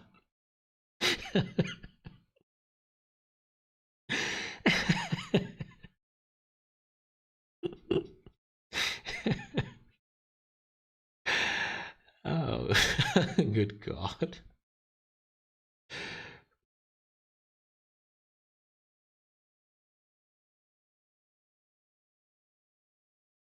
Cameron, could Drag Race ever combine with Dracula in a one-off special that would make for a very interesting season? I would love that. And never say never, because you never know. You never know. I mean, the Boulay have that's differently from Drag Race. The Boulay own Dracula. Drag Race is owned... Oh shit, I should have closed. Oh, stop it. What's going on? Okay. They own Dragula, so they can do whatever they want. While Drag Race is not owned by RuPaul, it's owned by World of Wonder.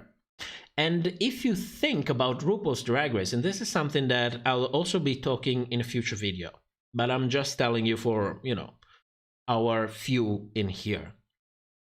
RuPaul licensed her name to Drag Race. That's why we can call it RuPaul's Drag Race. That's why in the logo it's RuPaul's Drag Race, because the Drag Race trademark belongs to World of Wonder, but the RuPaul trademark belongs to RuPaul, and it is most definitely a registered trademark which has been licensed to World of Wonder.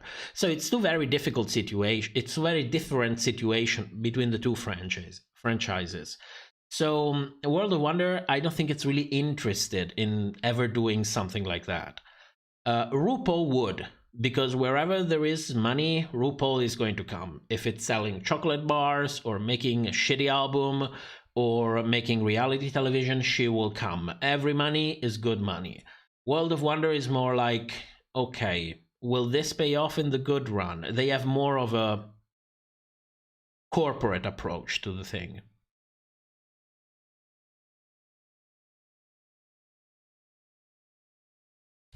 Paul, happy to get more content. Don't speak too soon, because last time we hit the goal, it was in November, and I didn't have time to do that. So I was like, you know what, I will make a very, very nice review of Canada's Drag Race. I will put a ton of videos in there, which is something that I never do on the channel, for obvious reasons, and I will make it super special, and you know, so we have this thing. And, you know,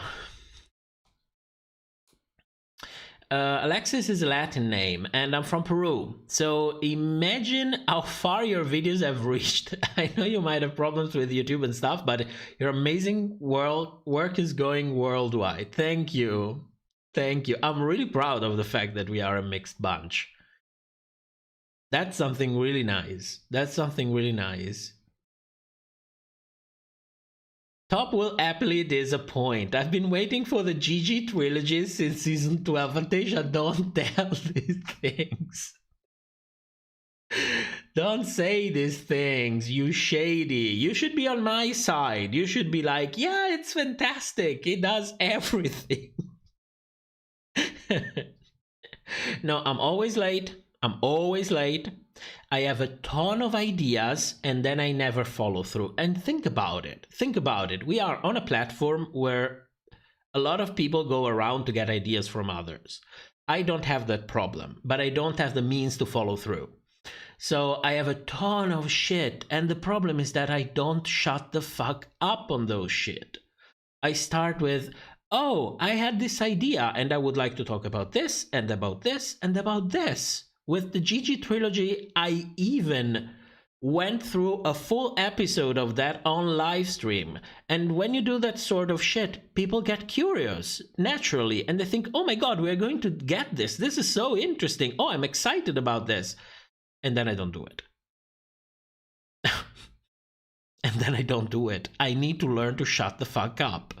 If you don't give expectations, people won't feel like shit when you betray those expectations. So I need to shut up, but I never shut up. I should keep my 30 folders with half-done ideas that are never finished and just keep it a shame and the secret that nobody should know. Nobody has to know. Fantasia the Shade, yeah, that's Fantasia. But don't worry, she gets it back every Friday, and she's happy, and she does it with a smile. Sees Iron not being 5 hours late. Well, better late than never. Sen, your ringtone for your email reminds me of my school email. It always dings every time. Yes, it's Thunderbird from the Mozilla Corporation. Corporation? No, it's not a corporation. It's a non-profit. Mozilla Foundation. There you go. Alejandra, thank you for making my workday better. Greetings from Colombia. Thank you so much for coming. Thank you. Do you see, Alejandra? I think I got that one right. My God, my Portuguese is so good, you guys. You can't believe it.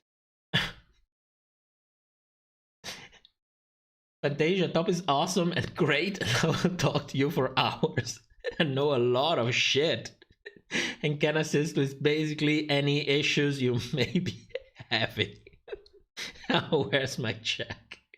Oh, bitch, you got your check when I fixed your computer remotely.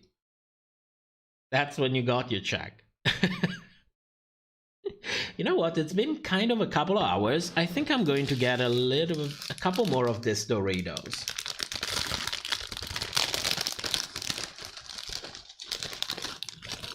Why not? Not too many. This is nauseating.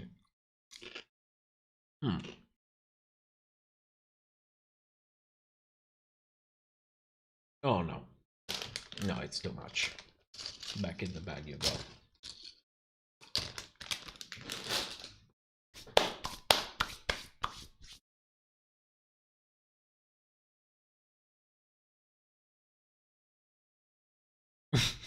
Oh, you got red? Who read you? I bet it was not me because I kill every single jokes.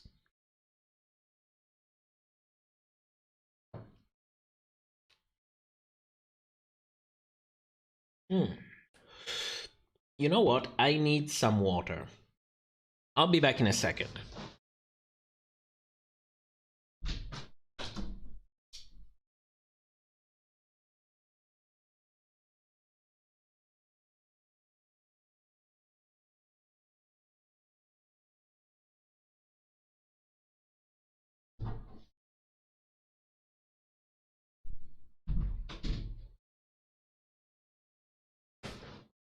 Oh, there we go.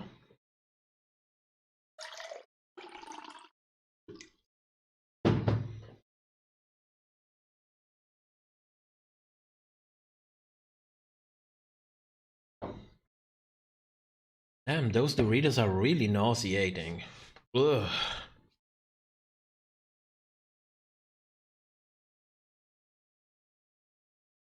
I need to start raiding the house for something to eat.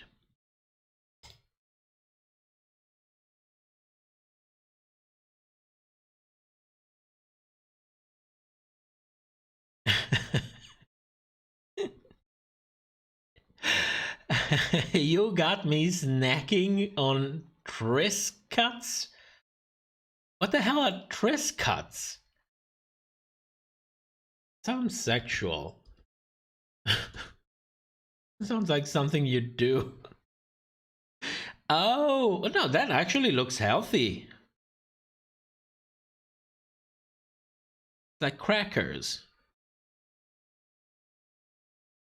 Yeah. All grain wheat. That sounds delicious. The only one that landed. Have you seen the UK versus the world teaser? No, I haven't seen it. Is it out?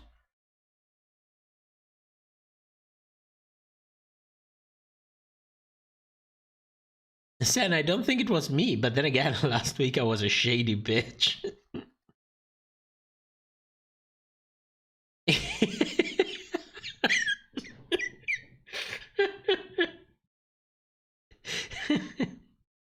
I didn't say you can't get a gay guy to fuck you. I said you will never get a gay guy to fuck you.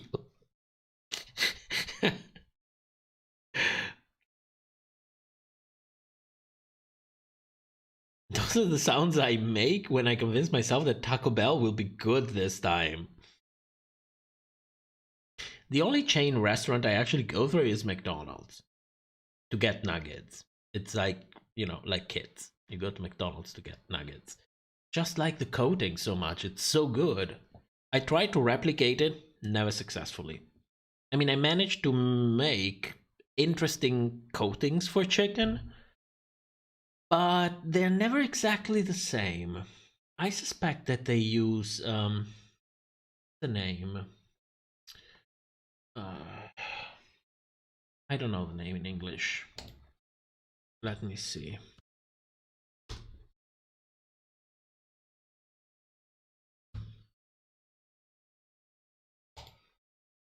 Starch. I suspect they use starch in the coating. Not as the main ingredient, no. It's like added in the whole bunch because it has a specific quality, that flexibility to it. It doesn't really come from the egg. It must come from the starch. Sen was shady as hell. That's why we like her. They're releasing teaser photos of all the girls' promos. Oh, I didn't know that about it. Do we have something sharing all of that stuff on Discord? Let me see. Yeah, I was a bitch. Fantasia, did you delete that live stream for a reason? It's not deleted, it's private. I try never to delete anything that comes from the channel if I can. The problem is that the audio was really, really bad. And I don't want people to think if it's the first time that they come for a live stream, then that is what they're going to get. Because they will not come back. If the audio is like that, they will not come back. And I tried my best because I downloaded the whole thing. And I extracted the audio and started playing a little bit with the filtering, trying to remove the background noise. And then, okay, this works somehow. Here is a loud noise. Okay, I can cut it out and then put it all together. It just didn't work. I could have spent like 6-7 hours doing that, and it's just like this. So the moment I have enough live streams, maybe I will take it out from private because, you know, already people know how the live streams are made and how they sound, because there is no purpose in keeping it private anymore. That's why I didn't delete it.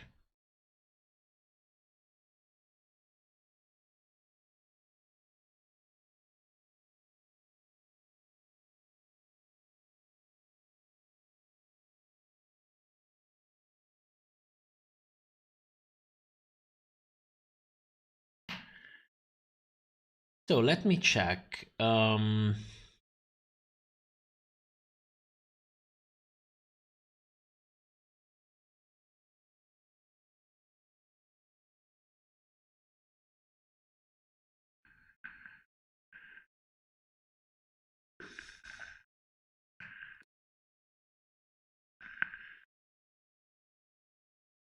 UK versus the world. Here it is.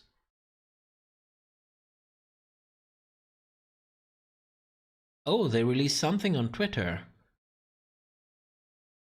Are they doing it like a little bit at a time? Like, who is this? Is there a cast? They're not showing. Just a little bit at a time. Oh, bitches.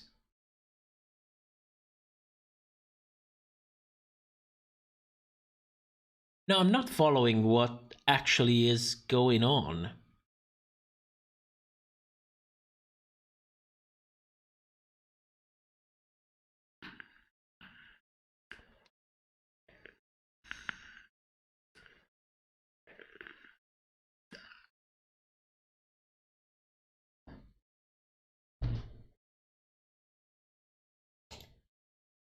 Well, it's pictures of ants.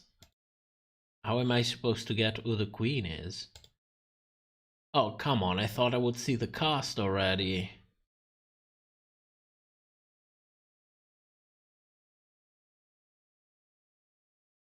Nope.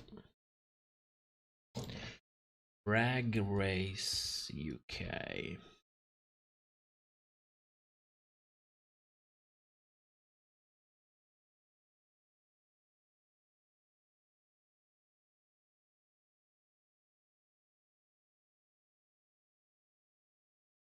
February 1st.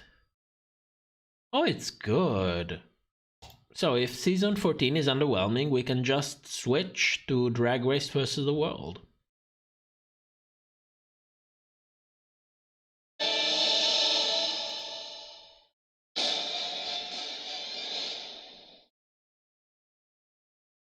Okay, nothing to see here. Is that Victoria? Oh, it's a meme. Oh my god. Don't we know the cast? I don't know the cast. Jujubee is there? Seriously? I mean, she's a goddess in her own right. I get it. But for fuck's sake, didn't she just do the singing competition? I cannot recall the name. It's too late in the night. What,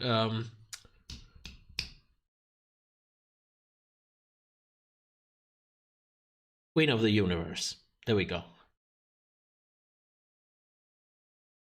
That's word on the street. Will probably be underwhelming. It was filmed immediately after season 3. Immediately after season 3 in the UK. Juju is on She is on everything. I mean, she deserves to be on everything. She is iconic, but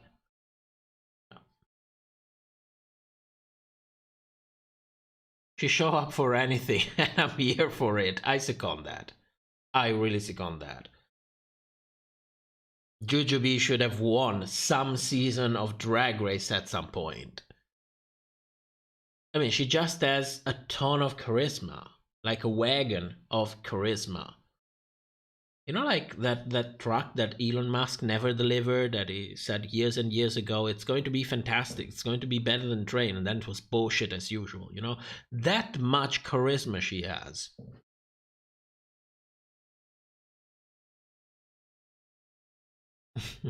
Juju ain't saying no to $1. She's good TV though. She is. She is. Did they give more time to produce... Sorry. To produce UK versus the World and UK 3? According to a person who was nice enough to let me know, allegedly, yes. Allegedly, yes. 5 weeks, I think, versus 3 weeks of, you know, beginning to end of filming. Not of filming itself. You need to add, you know, the pauses in the middle and everything else. But yes, from start, let's call it like this. Start of production and end of production on set. And you have your post-production, you know, editing, some reshoots, mostly confessionals, and then re-editing, and then you finally end up with your product. Yeah, it's a long process. RuPaul says yes to every... Oh, yes. Yes, she does. She does. Have you seen that interview with RuPaul? That she comes out all proud, you know? And she says, yeah, so we had this idea to make this show based on America's Next Top Model, but do it drag and call it RuPaul's Drag Race. And so we went to the network, and the network picked it up immediately. First time. Didn't even need a second. First pitch, they picked it up. And she's all proud of this. But I remember the story to be a little bit more different 10 years ago. I remember that somebody told her, you should do a reality TV show called RuPaul's Drag Race. And she never did it. Until at some point, years later, she finally did it. You know, the first years of the 2000s, when reality TV actually was born, when Big Brother was becoming really, really big, and we would start to get all of this reality spin-off, like Survivors and the talent shows. What are they called? Well, the talent shows. And nothing happened until in 2009, actually season 1 came out. So that's the story that I remember. Of course, I don't have any receipts because at the time I didn't have a channel where I would actually teach people don't believe anything without receipts. And that's true for me as well, which means if I don't have receipts, I shouldn't even probably say it. Yeah. But you know, maybe somebody has them. That's the pro of saying it. There's a pro to that. Tori, VUN, rent. What? Paul Cummings, frack right, she does. But not always good TV. Can it, between you and me, RuPaul looks like she is a little bit out of her mind lately. Like she comes on set and she kind of lets herself go a little bit, you know? I'm not saying she looks high, but she looks nothing like she used to look. I mean, when you have RuPaul, you can divide 3 periods of RuPaul. You have period 1, when she was actually helping. She was a mentor. And that ended, I don't know, season 5, season 6, that basically ended. And you have period 2, when RuPaul comes in and she wants to stir shit up. That's all she does. She stirs a bunch of shit up, make more drama, make it more interesting. And then, since last year, I think, we have phase 3 RuPaul, the unhinged, when she just doesn't give a shit. She's just there, she's living her life, she wants to say fuck, she says fuck, she wants to laugh, even if it doesn't even have a meaning in the storylines, she will laugh anyway. And I'm like, yeah, I'm here for it. I'm totally here for it. It's becoming so surreal that I enjoy it. But I miss the mentoring RuPaul. I really missed. If you watch season 1, yes, the filters, I know all of that. But if it happens that you just have that it's available to you, just, you know, open any episode of season 1 and watch for 3 minutes RuPaul's walk in the workroom. That's another person. That's really another person. So I don't know. Who I'm really not enjoying is Michelle and Ross. I'm really not enjoying them. Like, I cannot find a redeeming quality to them in the show. I'm trying. I cannot find it. Come on, fracking. Let's get cashing. Well, you know what they say. A little bit of land goes a long, long way. Johnny, she said in a recent interview with Jimmy Kimmel that the check is good and that's why she does it. I don't doubt that. I believe it. I believe it that she does it because the check is good. The check must be really good. She is the face of the franchise in the U.S. Her name is in there. She gets the check even from the name of the franchise. She's an executive producer. And she's an executive producer next to the 2 founders of World of Wonder. There is a trinity in there, which is the 2 founders of World of Wonder and RuPaul. These are the people who produce Drag Race. Don't forget that. So she gets a good check already from the franchise. She gets a good check for her presence there. She probably gets a good check from the earnings of the queens that come in from the contract. She gets a shitload of money.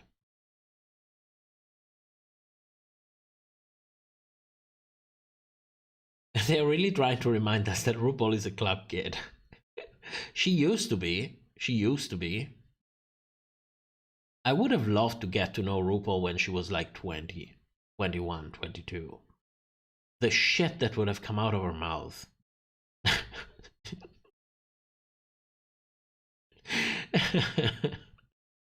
She was probably a ton of fun to be around, you know, before she created this persona, you know, the mentor, the mother, and she was probably a shit ton of fun to be around.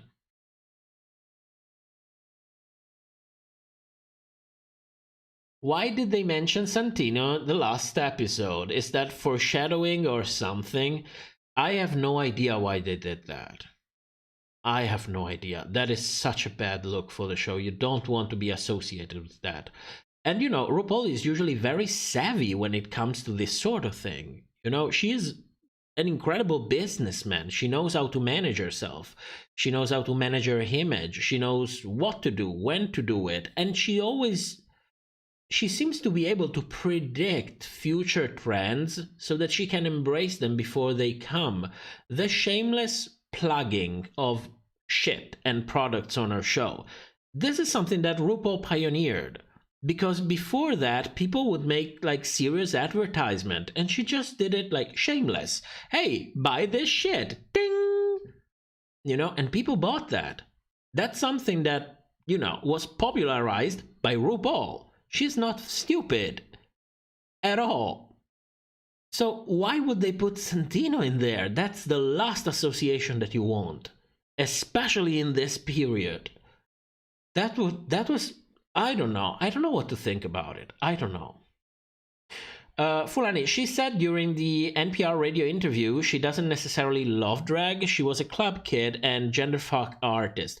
She said it multiple times. And there was this interview, I think it was one of the first, when she actually started to introduce the topic, when she said that she doesn't do drag as a form of art. She does it as a form of work, because her true passion is music. I think it was an interview from the season 5 Times.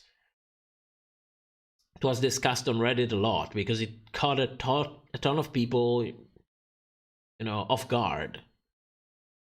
That the fact that she would admit it, you know, it's a job for me. It's not a way to express myself. It's not an art form. It's my job. That's what I do.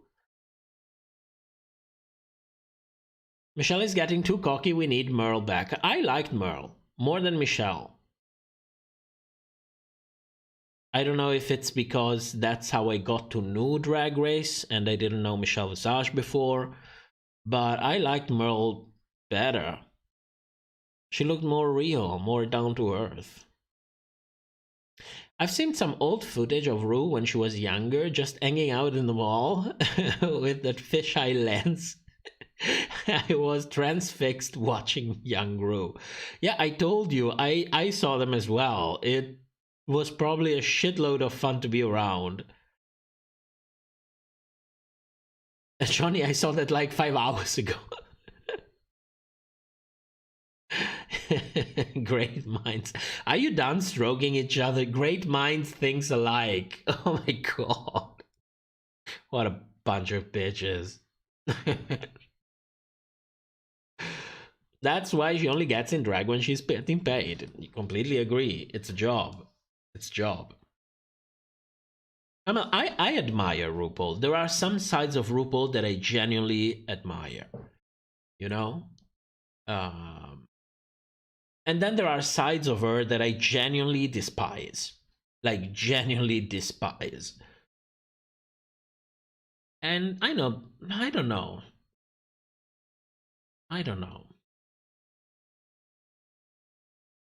I would like people to be more honest with RuPaul.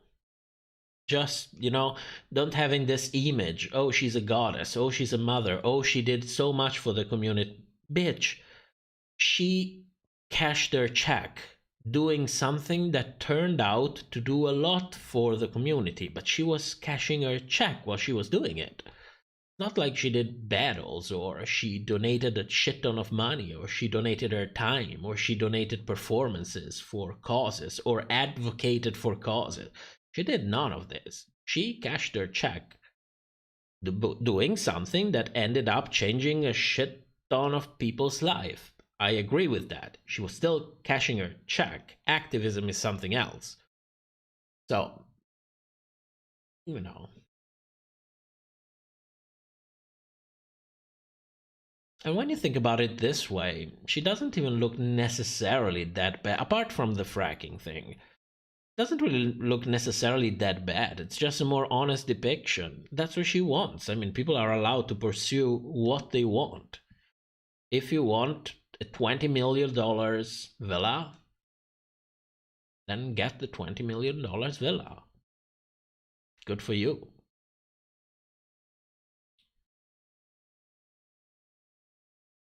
Maybe Merle was honest with her and now she's on milk cartons. Well, I can tell you that Martha was really honest with Mama. At least that's the word on the street. And he clapped back multiple times. And that seemed to have been one of the problems why at the end he was told to, you know, go separate ways. So I don't know. I don't know. But a lot of queens already said that when you are on set, RuPaul is there to work. So don't talk to her, don't annoy her, don't be around her. When the cameras are rolling, we are doing a show. And doing a show implies doing a series of things. When the cameras are not rolling, you go your way, I go my way. And that's it. The problem is the image. This image of a mentor. People have difficulties in separating the image from the person. Especially if they meet the person. That's the problem. Now, for us, it's not really a problem because we never really meet the person. We always have to deal with the image. That sometimes gets called a person, but it's still the image. For the people who work with her, they get to meet the person, and then it could be a problem. I would like Rachel to be a guest judge again. Rachel who? Who's Rachel?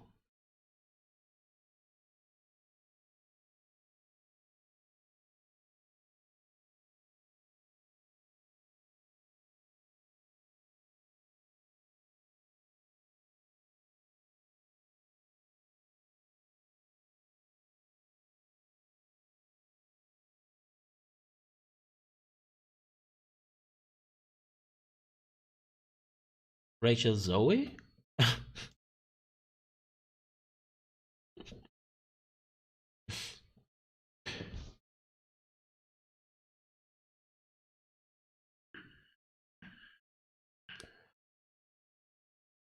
Would be interesting to see Merle on current Drag Race. It would.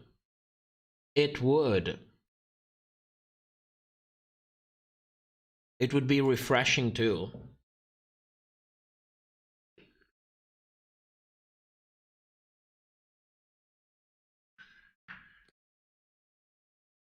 Oh, Crazy Ex-Girlfriend. Okay. Rachel Bloom. Oh, I love Rachel Bloom. I loved her since the moment she first appeared on YouTube. With the Fuck Me Ray Bradbury video. I don't know why I got it suggested, but I got hooked on all of her parodies. I know almost all of them by heart. My favorite one is Pictures of Your Dick. And then the Crazy Ex-Girlfriend, which wasn't necessarily good, but a shit ton of songs from there were so good. Were so witty and so smart. That old parodies about women supporting each other's and then really not give a shit about each other's at all. It's incredible. The whole joking about fake female empowerment because that's what people pretend to support while not really supporting it, and then turning it around and joking about it. It's genius. It's genius. And when you think that it's just a parody and you don't have that level of quality, not even for the things that are supposed to be serious in the first place, but you got that for a parody, I'm like, yes, stands across the board.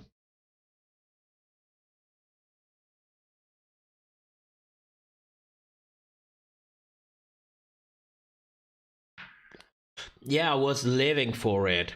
And Jeff Goldblum was in there too.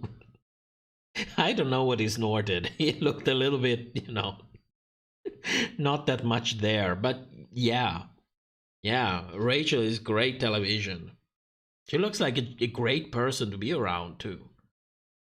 I saw some of her stand-up comedy routine. They're mostly based on Crazy Ex-Girlfriend.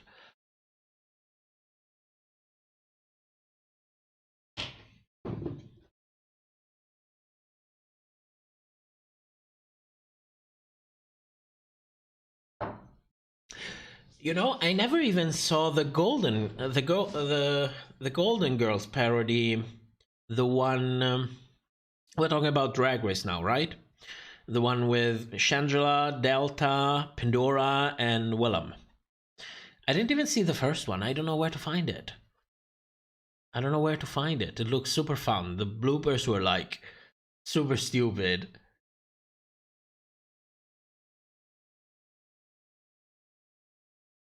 Sen, I found it funny that Santino had so much shit to say about fashion and yet he lost in Project Runway. Well, winning a reality television competition, it's not exactly a good indicator of your actual talent, or even better, your actual ability to sell your talent. Because, you know, there is a shitload of talented people out there. They just don't succeed because they don't know how to sell their abilities. And the contrary is also true. You see people who don't really know that much, but they are really good at selling themselves. So, you know, yeah, it's a fun remark to make because it's a fun remark to make, but for me it was never about his fashion sense. Maybe because I don't have a fashion sense. It was more about the delivery. It looked like he was being nasty on purpose. That's what I didn't like.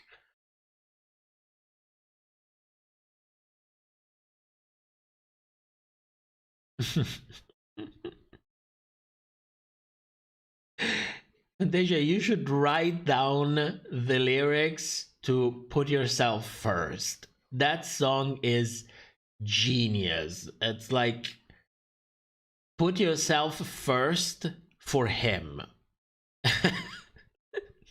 She goes like, but if I put myself first for him, isn't it like, you know, I'm putting myself second? And the chorus go like, yeah, don't think about it too much. Just, you know, make yourself pretty just for yourself and wax yourself and go through painful aesthetic procedures just for yourself and be uncomfortable in shoes and dresses just for yourself. And, you know, you need to put yourself first for him. It's genius. It's like really genius. Weasel, are you still live? Girl, aren't you tired yet? I'm sorry, am I talking to the person who stays on Discord during the week until 6 in the morning? Bitch, this is my weekly moment. This is when I get to stay awake until 6 in the morning doing my thing. The rest of the week, I work like any other normal human being. I don't stay on Discord the whole time until 6 in the morning, only to come on Sunday bitching that other people are still up at 4:30. Bitch.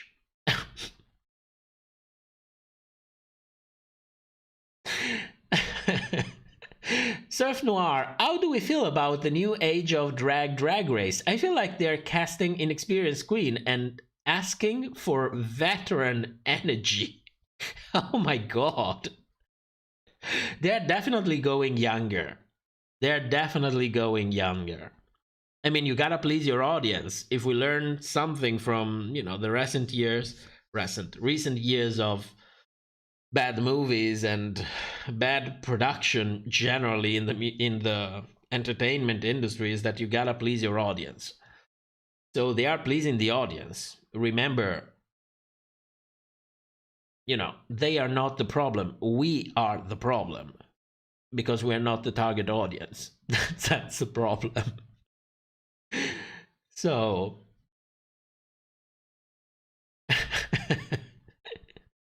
Weasel disappeared. Weasel, it's true. Come on. Come on. But it's also nice, you know, when we have like new people coming on the Discord, and you know, there is always someone to welcome everyone. Just don't let it be you all of the time. You know, it's fun to be on Discord, just not too much. Wizzleman, you better pull out Stephanie. Well, you know, I celebrate Stephanie every time. Every chance I get, instead of using Weasel, I use Stephanie. last Friday we stayed up until 6. I had no doubt about that. Grandmas and grandpas that remember all the way back in 2011, we are the problem. Yes, we are. We are like, yeah, but I fell in love with that show. That's what I want. And then you don't get it. I mean, I'm open to change. Don't get me wrong. I'm open to change. I thought that what we got, for example, in UK season 2 and Canada season 2, I thought it was great television. I was already very satisfied with it. You know, I know that, you know, I will never be the naive person that believes everything is season television anymore. I will never get that moment where I'm like, oh my God, what's going to happen? What happened now? Why did it happen? You know, I will never get back in that mindset anymore. It's not a show's problem, it's a me problem. But I'm willing to compromise, you know, and have a little bit of things more realistic, more spontaneous, you know. It doesn't have to be 100%, but, you know, off and off. But it's hard to make a show off and off. It's much easier to, you know, sit down for a couple weeks and write down who is what, who got the storyline, who goes out, when they go out. Much easier. And that's what they do. But that's not what they do in every single Drag Race spin-offs. And we have so much Drag Race today that if you don't like something, you know what? You can tune out and watch something else. And that is a good thing. Because back then, if we got a bad season, well, we never got a bad season, but if we did get a bad season, we couldn't tune in to any other Drag Race. There wasn't any other Drag Race. Who's the intended audience? Teenagers. Teenagers and people in their very early 20s. Basically, they're trying to cover almost everything from, in my opinion, of course, from 5-6 years old until 22, 23, 24. That's the, especially in the 14 to 21 age range. That's really profitable. That's a really good age range to get, because not only they spend a lot of money that it's not even theirs, so they are more, you know, it's easier to spend money that you didn't work to have, and they also get they establish a connection with you, which means in the future they will keep spending on you. So that's the best range. And that's where, you know, it looks like they're trying to hit.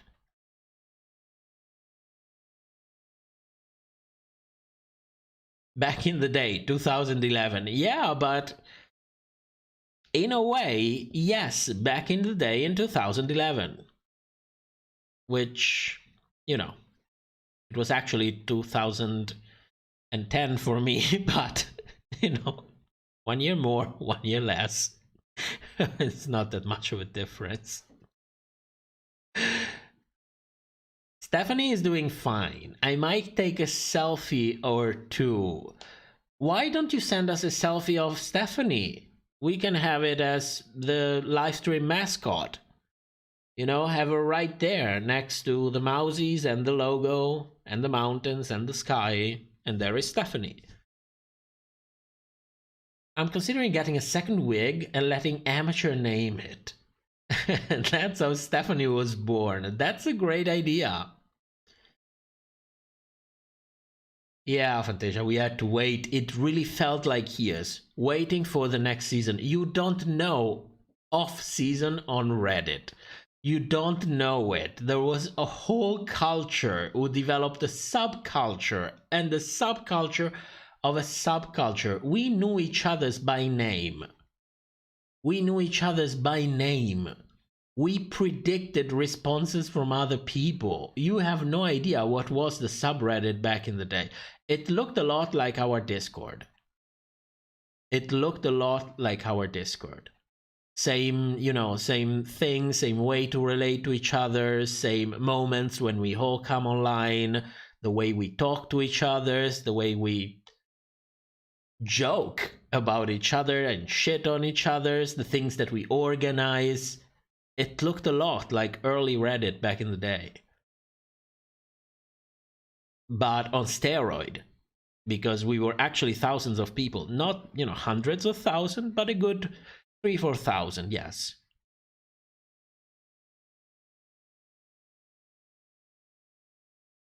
Quarantine was good for the Drag Race franchise. They recovered quickly and then exploded. It was already in the air. It was already in the air. But in a way, I also agreed with you, because it accelerated the whole thing. Like, I don't think the original plan was to have so many seasons to come out at once. And found themselves in 2021 with 2,000 seasons to film. I don't think that was the plan. I think it was accelerated by the fact that so many people had to stay home, so many people had to go through lockdown. Nobody knew how long lockdown would last. And basically the only industry that was flourishing was the online entertainment. So that accelerated everything. Paul, we need more old queens. Justice for Charlie Ides and her bad back, explosive diarrhea, or whatever prevented her from moving. Yeah, I would like more queens in their 30s. I'm not saying they have to be in their 40s, okay? One every once in a while, it would be a good addition. But I would like more seasoned queens. We always get so many young queens, and I do understand that you have a young audience and everything, but can you please give a little bit for everyone?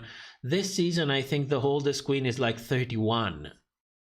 31! We used to have seasons with queens in their 50s. Let me check.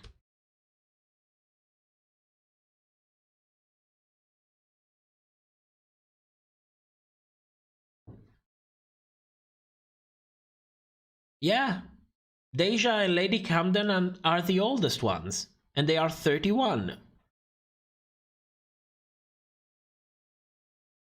I mean,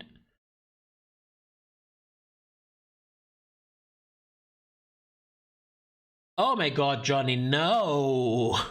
No! I thought Kimora Hall was over 50, legit. Oh, Watermelon Ludmilla! Well, it's almost 11 p.m. and you just woke up. I just woke up? I don't know about you. It's 4:42 in here. And I woke up 20 hours ago.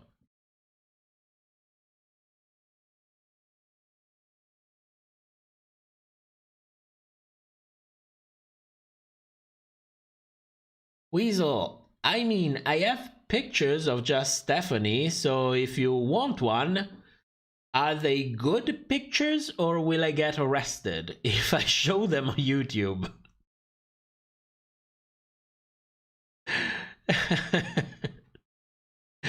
You know, I can use it like for super chats so that I'm sure that people don't send them while I do the show and distract me from the show. Like if you donate, you will have to see Stephanie. People will like, oh my god, no. I'll send a back charge.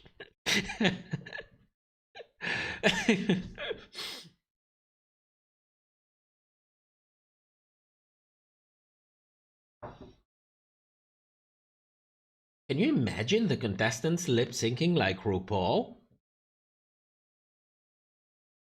Well, she didn't used to be that bad. I can tell you what she was bad at. Makeup and wigs. Nobody will ever forget when she appeared. What was it? Not on Project Runway. We have the picture. That picture is part of the Chop logo. It's a parody, so it's mine.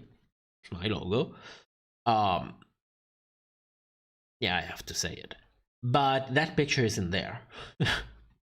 She did, allegedly, her wig, which was thirsty as hell. She did the makeup with that terrible lipstick job, and she looked like shit. Poor mama looked like shit. She was unrecognizable.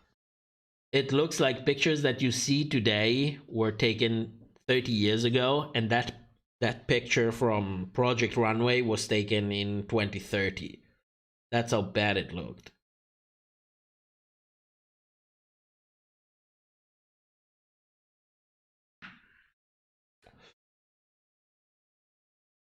Yeah, Fulani, I agree with that. I don't think seasoned queens would actually want to do it. Why would you do it? Why would you do it? If you are a seasoned queen, it means that you already worked your ass off to create a name for yourself. Then what happens if you go on Drag Race and lose 10, 15 years of work just because they portrayed you like shit? Yeah, obviously the format makes it more attractive to younger queens because they have nothing to lose. If you are 21, 22, and you look good, you have reasonable makeup skills, you have some money to invest in doing Drag Race, and you go on Drag Race and it doesn't work, you know what? You could always say, oh well, I am 22, you know what? I'm going back to university, I'll get a master's degree, I'll get a PhD, or I'll find a job doing something else. You still have all the time. But if you're like 35 or 40 and they completely destroy your image, what do you do then? Do you start over after maybe investing 20 years in this art, in building a persona?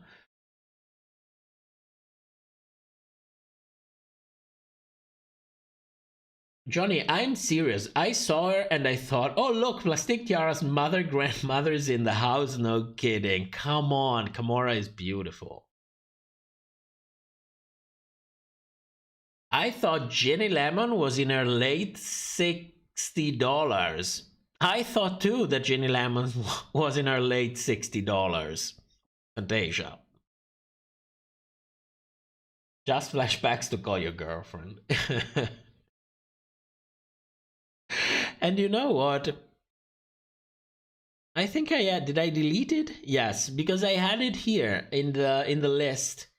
I had it here in the list. Then I refreshed it today when I was testing the microphone and it came out.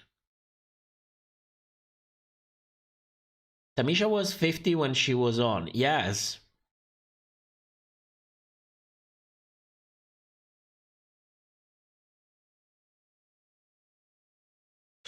There are a lot of buts to that I don't think I have the strength to get into at 5 in the morning. But yes, she did it in her 50s.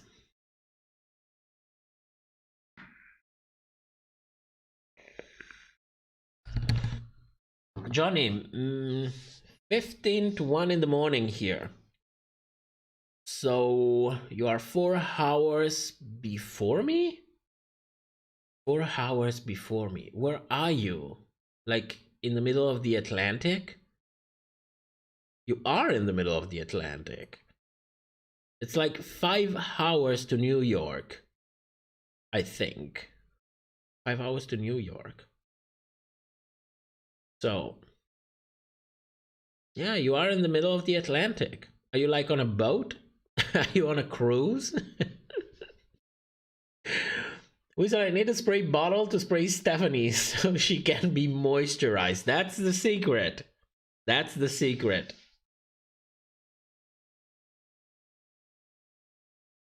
Oh, Nicole. Somebody started, my God, I saw this thing. Somebody started on Twitter like a petition to get her on All-Star 7. And I was like, All-Star 7 filmed like in June, maybe July at best. It's over, but I didn't have the heart to tell them. I couldn't.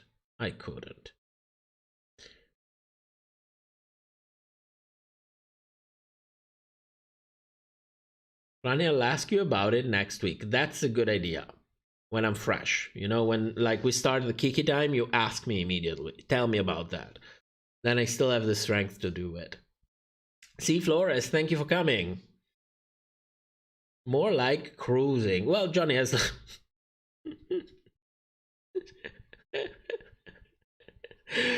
Well, when you... Is it called cruising when you go on a cruise? Because cruising also means something else in, you know, gay lingo. It's like, you know, when you go in the forest and some gentleman just lends you a hand, and you're like, oh, thank you, that is so nice of you.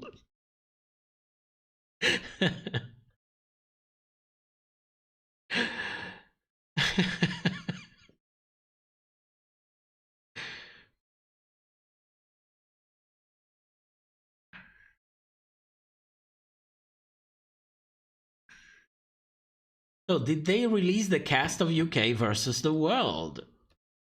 Or is it just teasing? Drag Race UK versus the world. Wikipedia, what do you tell me? No, we don't have a cast out yet. RuPaul will be the host and main judge. Michelle Visage, Graham Norton, and Alan Carr will be returning as supporting judges. So it's basically Drag Race UK Part 2, with some queens from the UK and some queens from the world. Like, they didn't even change the set. They just, you know, it's like, okay, we're done with season 3. Move in new queens. Now we are filming UK versus the world. Although the picture looks really good, I must tell you. She looks good. She looks good. I like this picture. She looks like a slut.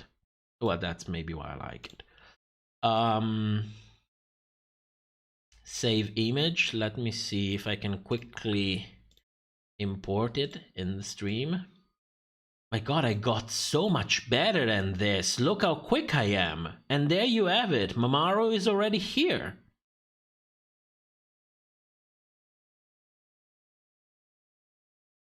Yeah, I am a progress bitch. You can see the progress over time.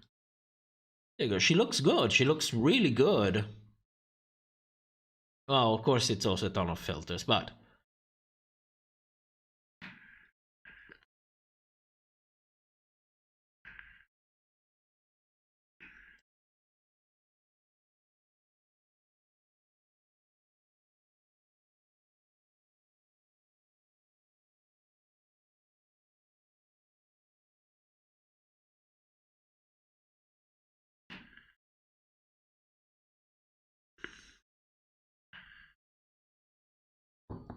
Cruella de Vil vibes? You think so?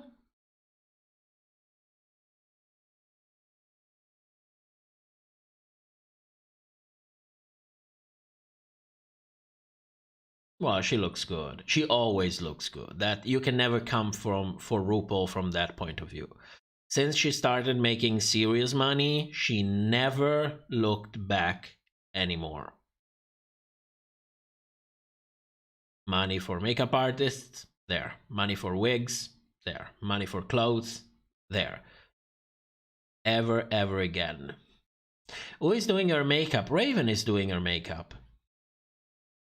There was a learning curve involved. It took like 4 seasons.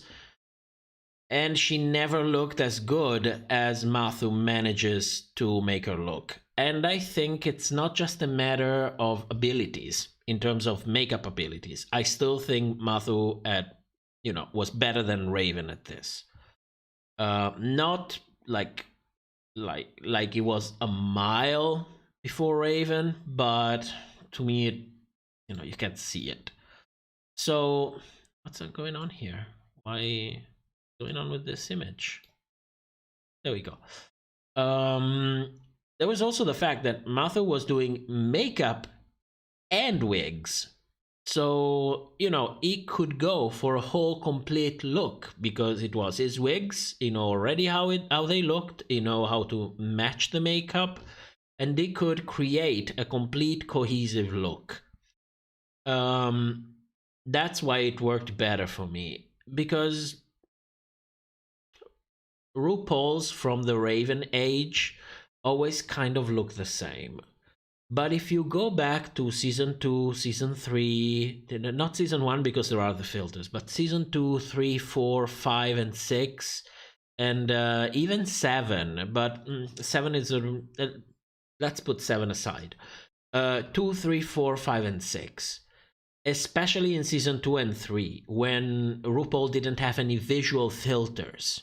Okay, what you saw on television was all of Matthew's abilities as a makeup artist. Right now, you watch RuPaul's Drag Race, and there are a ton of filters in there. You don't see them anymore because they got better over time. They got the money that VH1 will offer you for the show to get filters that you don't notice anymore.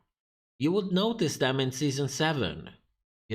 I would call it RuPaul's superpower ability to having blurred vision, because they would blur her hairline and you could note it.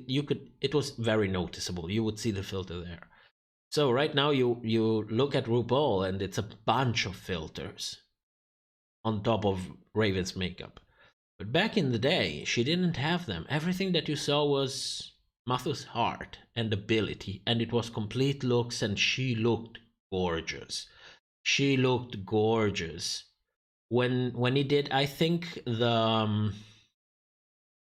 what was it? The episode of All Stars 2 when Alaska lip synced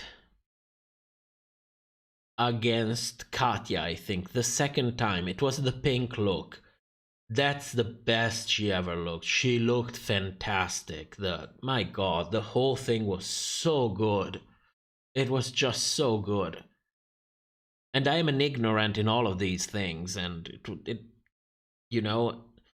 was so good. Oh my God, I miss Matthew. And Raven is not bad. Raven is not bad. It's just that she doesn't have a vision for me. That's the problem. She doesn't have a vision. She knows how to do one thing, and she does it very well. But it's just that one thing. The Raven look on RuPaul. Slightly tweaked over time, but that's it. Was Delta doing her wigs? Yes. Then when they did AJ and the Queens, rumor has it that she didn't want to be part... how is it called? That union? Union, yes. She didn't want to be part of a union, and but everyone on the Netflix had to be part of a union. So she said, okay, I will not be coming for doing this. And then Maru just gave her a kick and said, okay, I'm staying with the new people that I'm hiring. And now there's a bunch of other people doing her wigs.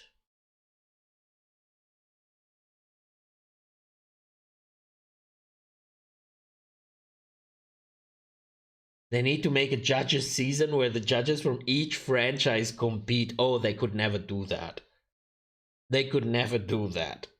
Nobody would sign the con. Nobody would put their image in the hands of World of Wonder. Are you kidding me? You know how much money costs to build an image? Even if it's just work. Work means money. To begin with. Work to build your image. But then there are image campaigns. Pictures that you publish. The sets to take the pictures. The photographer to take the pictures. And then the social media managing, and then all of the shits that you do to promote yourself. Image is money. You just don't give it away to somebody, your image. You just don't do that. Johnny, I don't watch Dragula or Thailand. Why not Dragula?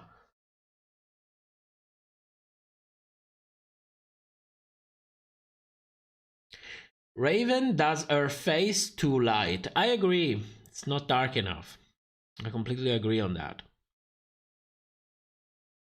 Completely.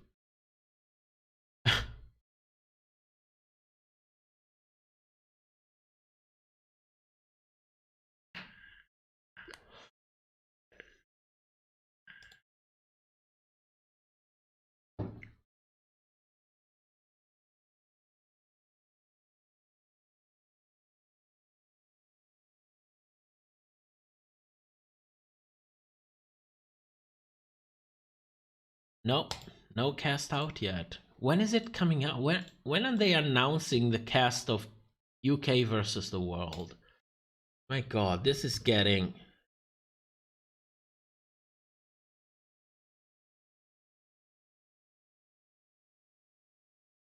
February 1st, it's going to start.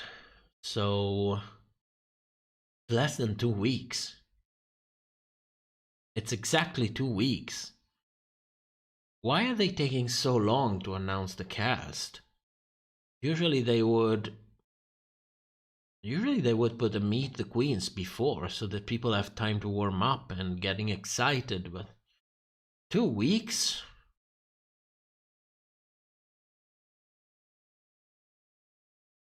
Not into horror things. Oh, well, then I understand it. Then I understand. It's like a requirement that you have to like horror to enjoy Dracula.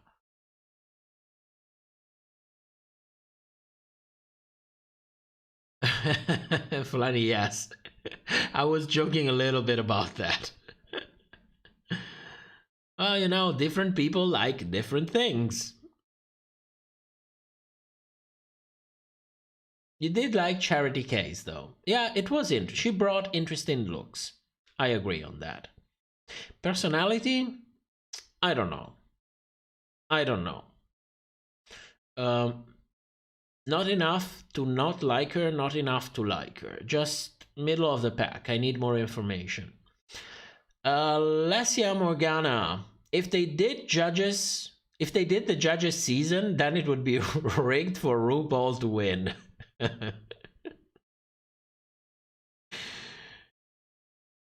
I don't think RuPaul would even survive something like that. I mean, physically, I'm saying, and I'm not saying it to be shady. It's like you have to stand on your feet. Let me tell you something that not a lot of people know. When you film the entrance, do you know when the queens actually wake up?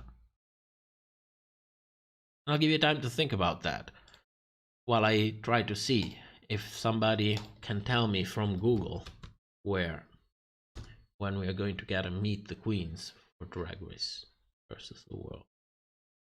Meet the Queens.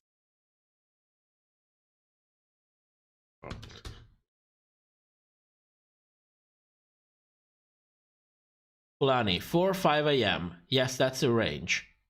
That is the range. A lot of queens, the ones that take more time to do their makeup, will wake up at 4 a.m. Others, a little bit before 5 a.m. And that is the time frame. And then you film the whole day. How can you do that when you're over 60? I mean, even if you are in your 20s, you need a little bit of exercise to be able to hold that workload and sustain it over 1, 2, 3 weeks of filming. Imagine doing that in your 60s. How can you do that? How can you do that? The mere thought of being in high heels, standing on the main stage for 1 hour, 1 hour and a half, because they're doing the critiques. Can you imagine that? It really is exhausting. It really is exhausting. Yeah, that's exactly the point. Having to lip sync after such a long day of shooting.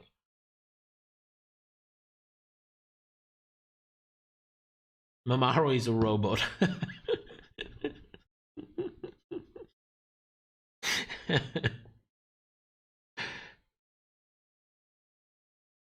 There is no watcher pack in this season, or are they planning for a stunt? Well, I don't watch it, so... It's just more storyline, more...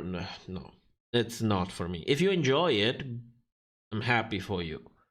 Like, honestly, enjoy the things that you enjoy. I'm not interested. I don't even want to review it. I think I watched a couple of pit stops for season 13, and they were pushing storylines, and no, I'm not here for this. No. RuPaul is a hologram.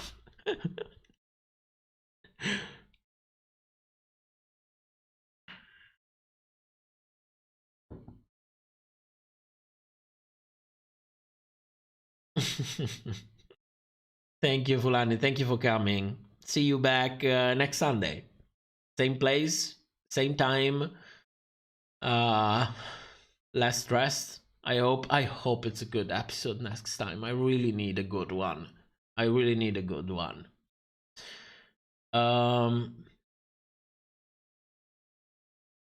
Coming, stunt for sure. They aren't going to streamline a season anymore. Too much money to be made. Sen, that would explain Mamaru wanting to exploit others' trauma to have some feelings or emotion that she likes. She needs to absorb the trauma energy. You know, the more she absorbs, the more she can use to rejuvenate herself and look more like a human. Is it actually necessary for them to wake up at 4 a.m. or do they just do it to mess with the queens? I don't know. What I can tell you is if you want to work around it, you can. You can. These are all things that depend on how you organize the workday. Okay? So it's not really necessary. It's probably the fact that, in all honesty, when you are producing something and you have 200 or 300 people that depend on you to organize everything so that everyone has a good schedule and they can work with it, you always start with the people who, you know, can say, I want to work between this time and this time. And then you start fitting everybody else. So the queens are basically the last wheel. Honestly, they are the last wheel. Because if RuPaul comes in and says, listen, I'm available to film in the workroom, but I want to sleep until 10 in the morning. You know, it's not 10 in the morning, but it could be like, okay, I don't want to wake up before 8. Then I wake up at 8, I'll be on set on 9, couple hours to get in wig, makeup, and not even, because she does her walk in the workroom, so then she will do the makeup in the afternoon. And then, you know, everybody else gets the spot that they get. That's why I think they wake up so early. Yeah, I know. What can you do? I was looking forward to RuPaul lip syncs on episode 2. I was disappointed. Well, she did that acting bit. The factory woman. Zombie helper, good night, everybody. Thank you for coming. Thank you for coming. See you next week.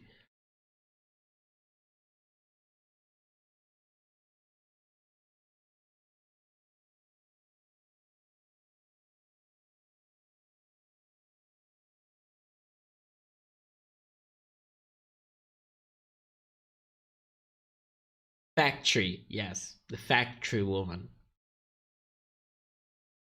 I don't think Ru can do that. Producers are the bosses and set costs a lot of money. I think Ru can do that. I think she can say things like, I will not come on set before 8 a.m. I don't know if she can do that for Drag Race UK, because that is a co-production. It's World of Wonder and the BBC. But for the US season, that's World of Wonder, which means, you know, our two good old friends at World of Wonder plus RuPaul. So I think, yeah, I think she has a ton of leverage. Not as much as many people would think, because you have a lot of people thinking, oh, it's RuPaul's show, she can do whatever she wants. And that is absolutely not true. But she has leverage. And I would say that if she says, I will not come on set before 9 a.m., you know, she will not come on set before 9 a.m. But I don't know. I am not there, so I cannot tell you. Nora, Ru is the reason they're getting paid. Not necessarily. Ru is the reason they're getting paid so much. If she was to disappear tomorrow, Drag Race would continue on. They probably wouldn't get paid this much.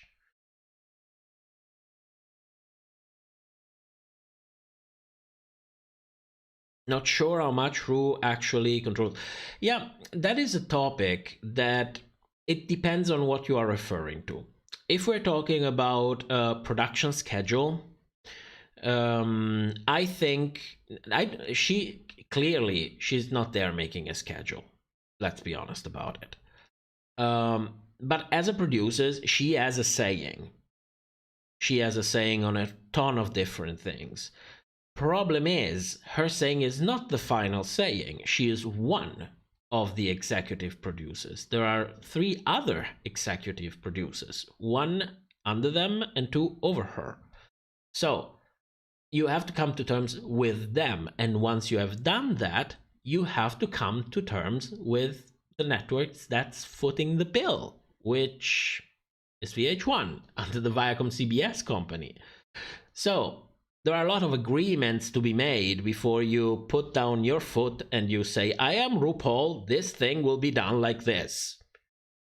You know what I mean? Set costs thousands to rent. They don't rent sets. They own them. They don't rent them. I mean, maybe back at Logo they were renting sets, but no. No, they own studios. And they film in those studios. And the sets are all the same. When it's time to, you know, record a season, they build the set. And that studio is taken from that amount of time to film RuPaul's Drag Race. Then when it's done, you take everything out, build the set for whatever is the new thing that you need to film, and you film that. So sets still have a cost. So understand that. They still cost money, but not because you're renting them, but because if you don't allocate the filming time in the studio properly, then you're basically wasting money. Yeah, exactly. That's what I was just saying. Yes, every minute you don't use a set, it's wasted money. Yes.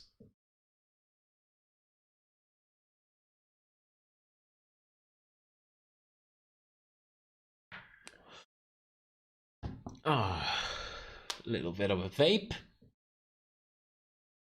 Oh my god, now I cannot stop looking for UK versus the world. What the hell? And oh, Mel C is going to be one of the guest judges. I like Mel C. What else do we have? Katie Price. I don't know who you are. Clara Ampho. I don't know you. Daisy May Cooper. I don't know you either. Jonathan Bailey. No. Jade Thorwall. Oh, you look good. Are you a drag queen? No.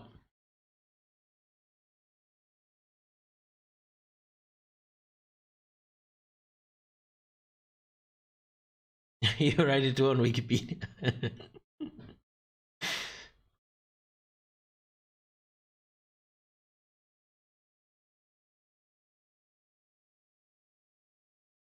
I don't know who asked. I don't know who asked if they filmed Drag Race UK actually in the UK. But even if you simply go on the Wikipedia page, it will actually tell you. And for the UK versus the world, it even goes as far as saying it was filmed in March of 2021 at the same location as the 3rd series of RuPaul's Drag Race UK. And there is the reference to 2 articles as confirmation. Where did Willow Pill get spaghetti from? She said that she got it from production. 2 plates of spaghetti because she filmed twice. And she asked for chicken, rotisserie chicken, but they got her spaghetti.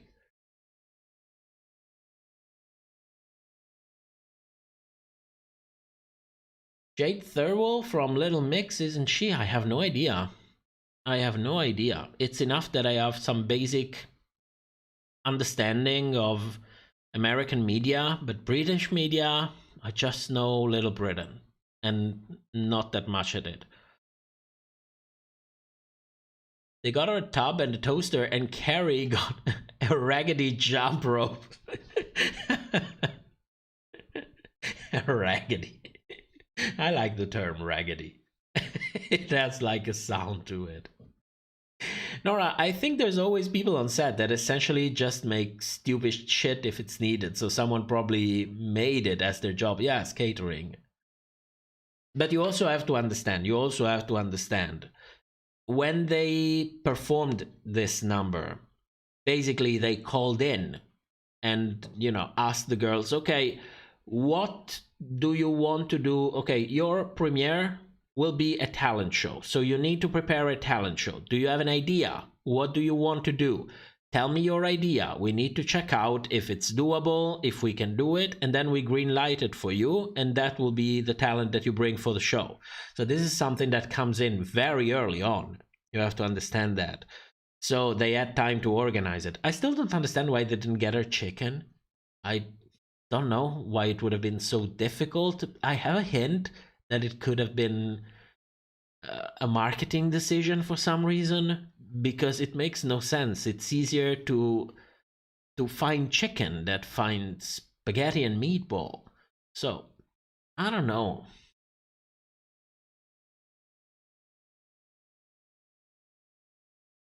Johnny, they moved shooting from UK to the US on season 3. No, it was filmed in the UK. They changed studio compared to season 2. They moved to another studio, but still in the UK.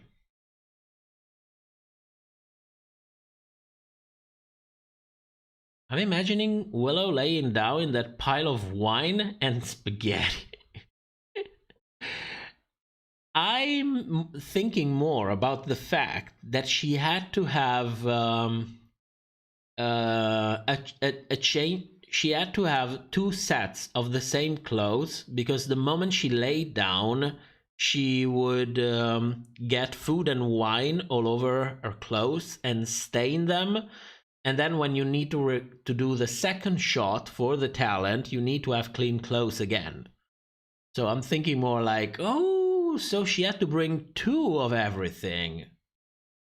2 of everything. They removed the picture from Wikipedia of Jade? I see the picture of Jade.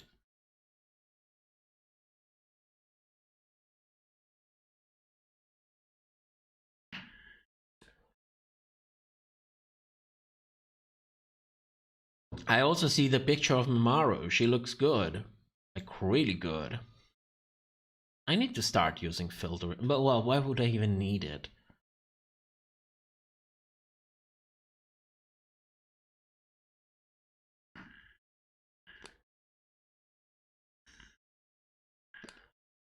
Aura, Cornbread said they didn't have lunch yet, so their looks of confusion were also looks of jealousy and hunger.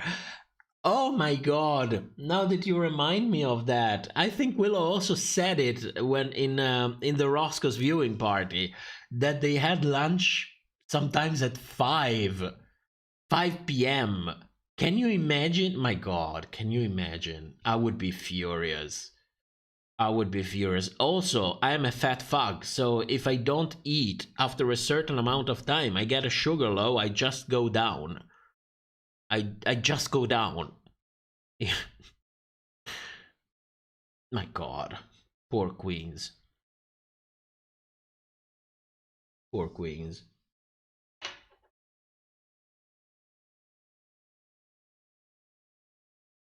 I haven't watched the second Roscoe's viewing party yet.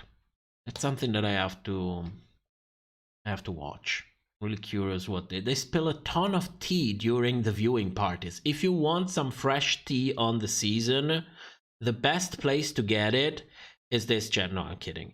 Is the Roscoe's viewing party, because the queens spill a ton of shit when they do that.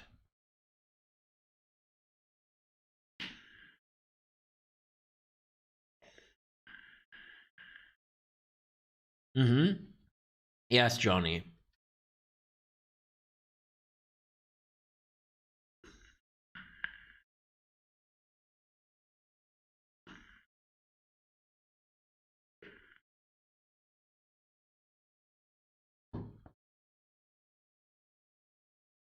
Well, I don't know. US law is the way it is. The contract is the way it is. You cannot sue for anything you sign the contract. That's the problem. If you try to sue, when you go through, and in the US legal system, at least this much I can tell you, when you want to sue someone, you need to appear in front of the judge and give some basic information about the case, a little bit of what you believe can be the proof. You need to basically prove that you could have a case, that this is not just, I'm suing you because I have nothing better to do. And then the judge decides if, yes, a case could be built and so the lawsuit can go on, or a case can absolutely not be built and he cannot allow any legal proceeding to go any further. I know that there is a name for this, it's just that I don't know it. So the moment you try to sue because you didn't get enough to eat at the right time, they come with the contract and say that this person agreed that everything will be solved in arbitration, not in a, in a, how is it called?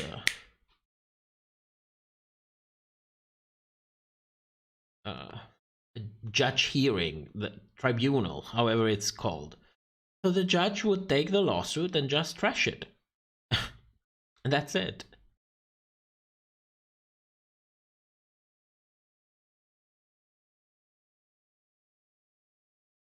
Aura, I enjoyed it because Detox is past her contract, so she could go in on production, and Carlson just had to smile and sit and be pretty.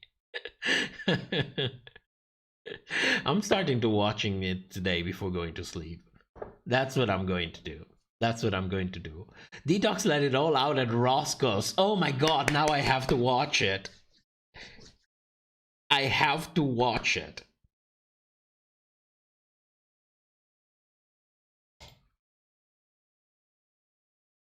Let me load it already.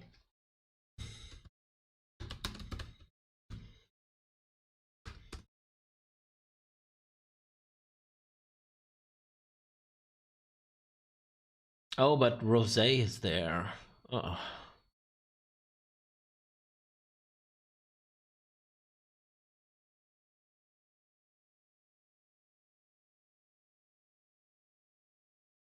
Yeah, but Carlson is there.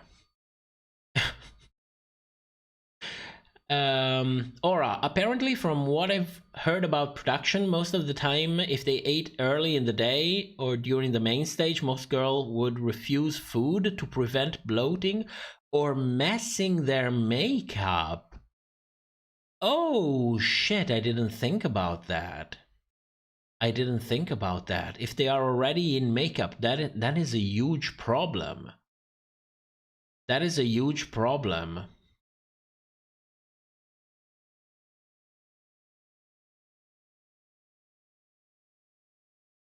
Riley, I always watch Roscoe's viewing party and the queens get drunk as fuck and spill a ton of tea. Detox is heard in the background cackling. You don't like Rosé? I don't dislike Rosé. It's just that she has this persona and I don't see the person. So I'm watching this viewing party and maybe, she lets the person shine through the persona. It's just that I don't know who she is. I don't know who she is. I don't dislike, come on, don't start it. I don't dislike her big time. I don't enjoy her. That's different. That's different. I dislike Diabetes for outing out somebody who wasn't comfortable in being outed. That I dislike. Rosé, I don't enjoy. It's two different things. Every season that goes on Drag Race raises more and more the respect that I have for Pearl. Came out of season 7 trashing her for everything. The more the time passes, the more I respect her. When she came out and said, yes, of course they ask you things, that doesn't mean you have to do it. Doesn't mean what's the worst thing that could happen. You don't get screen time? That's such, my god. Have you watched Italy? I watched the first 4 episodes. And then I stopped. I couldn't take it anymore. I couldn't take it anymore. I was ready to punch the screen. That bearded bitch really rubbed the shit out of me. I really didn't like that. I really didn't like that. No. Looked like a pack of wolves. Johnny, don't laugh. I was in distress. I am not that person. I hated feeling like that. I was watching this thing and I was like, oh my god, I'm going to punch you. That's what I was thinking. So I stopped watching. The host is really hot. No. No. No. You can have him. I pass.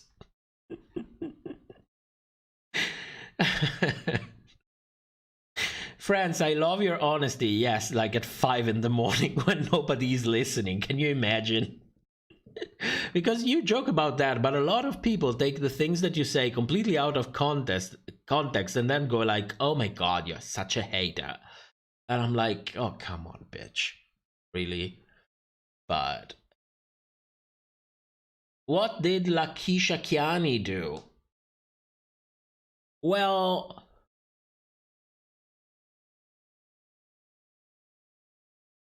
she basically... Well, no, I'm not... You know what? You know what? I am learning. I am learning. You want to know what she did? Then turn on your notification and be ready for my coverage of Drag Race Italy coming up in the next 2 weeks. You see? That's how you do self-promotion. That's how you survive on the platform. Oh god, what did she do? It looked like a pack of wolves. You know, it really looked like a pack of wolves, which is a shit show and can be enjoyed in its own right. But for the way I was being receptive while watching the show, it felt very brutal to me. It felt really brutal. That was the mindset in which I was watching it. And there is a moment when I still have to ask for direct translation for that, to be absolutely sure of the exact words that were used. But basically, there is somebody that she doesn't like, and she screams during the lip sync. The two queens are lip syncing, and she screams, "Kick her out, kick her out," or what was the other one? Not kick her out. What was it? Well, she's basically, you know, she's talking shit. She's screaming shit while someone is performing on stage. And I'm like, which kind of professional does shit like that while they are lip syncing? Who does that? I mean, you're allowed to not liking people, but to actively do something that deters from them giving their best and having their fair chance, that's a little bit too far from me. No, I didn't like it. It really triggered the shit out of me. No. So I stopped watching it.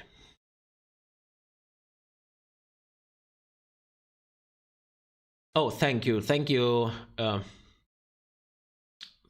Me. Kelly? She and Farida did it. I'm Italian, so yes, she was talking shit. Yeah, did you see it? Oh my god, no. Why should I watch something that is supposed to give me life and get upset like that? No, I stopped watching it.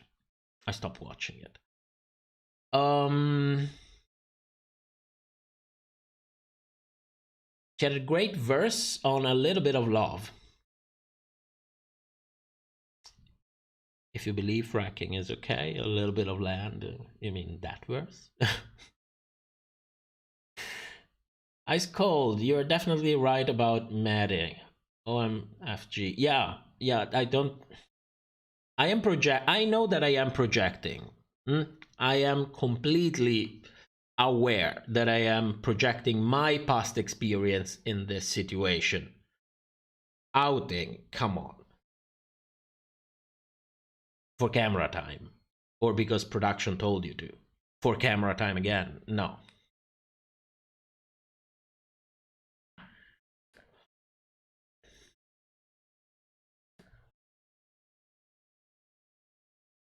Oh my god, Aura, I didn't know that. Michelle and Rue are in New Zealand quarantining for another week before they film the next Down Under.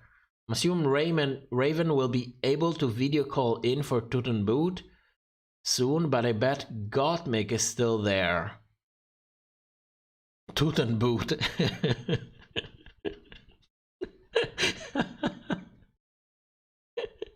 What's the name of that? Toot and Boot. That's it.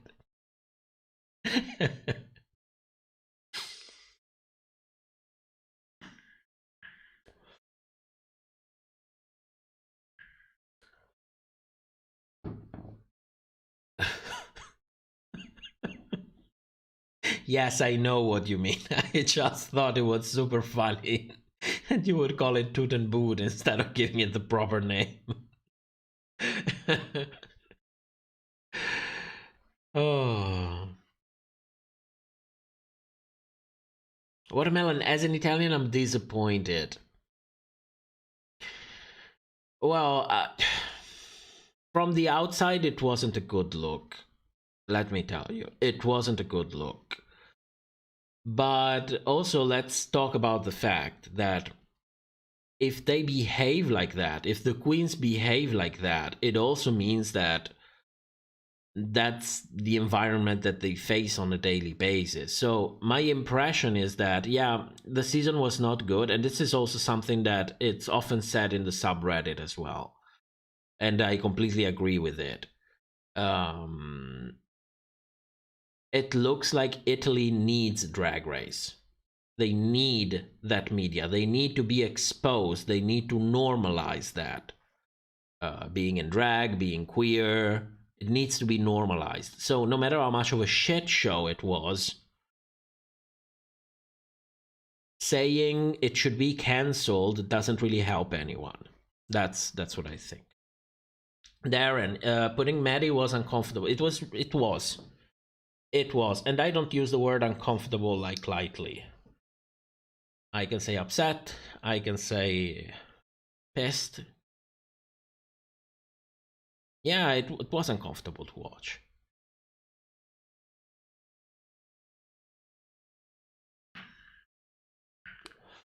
Italian TV is more drama based, so the show is doing great. And now it's on national TV, so it's getting great reception. That's really good. That's really good. I heard on the drama subreddit that they took down the Instagram page. Like, people went on Instagram and flagged the page as I don't know what, I don't remember. But they took down the show's Instagram page. Italy, the Arkansas of Europe.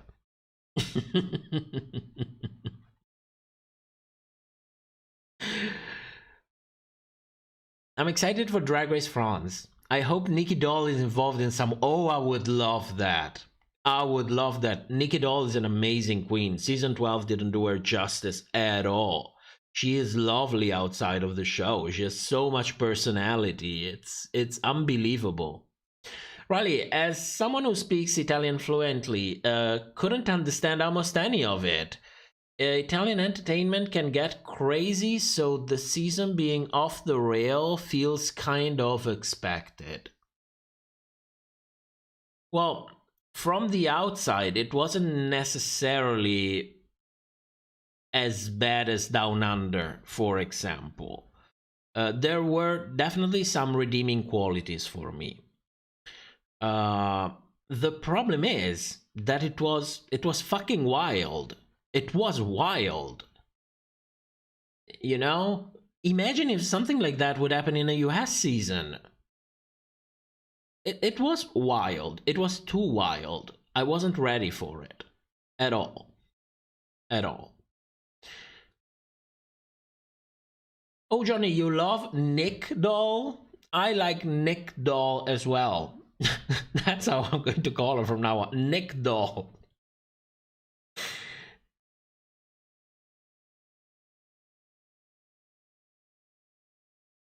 I have no doubt that you loved every second of it.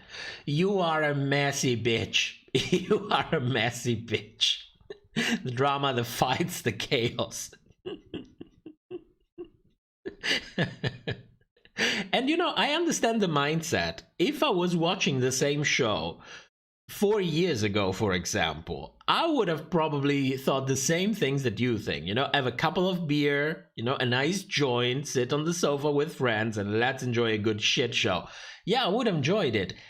It's not bad per se. It depends how are you watching it. Some things are really bad, though. Some things are objectively bad, but they're not as many as you would expect. Darren, I don't use uncomfortable much either, but it was weird seeing Maddie say, I want to show my art, not my sexuality, and Rue coming immediately outing her. Yes, it wasn't a good look. It wasn't a good look, especially from us.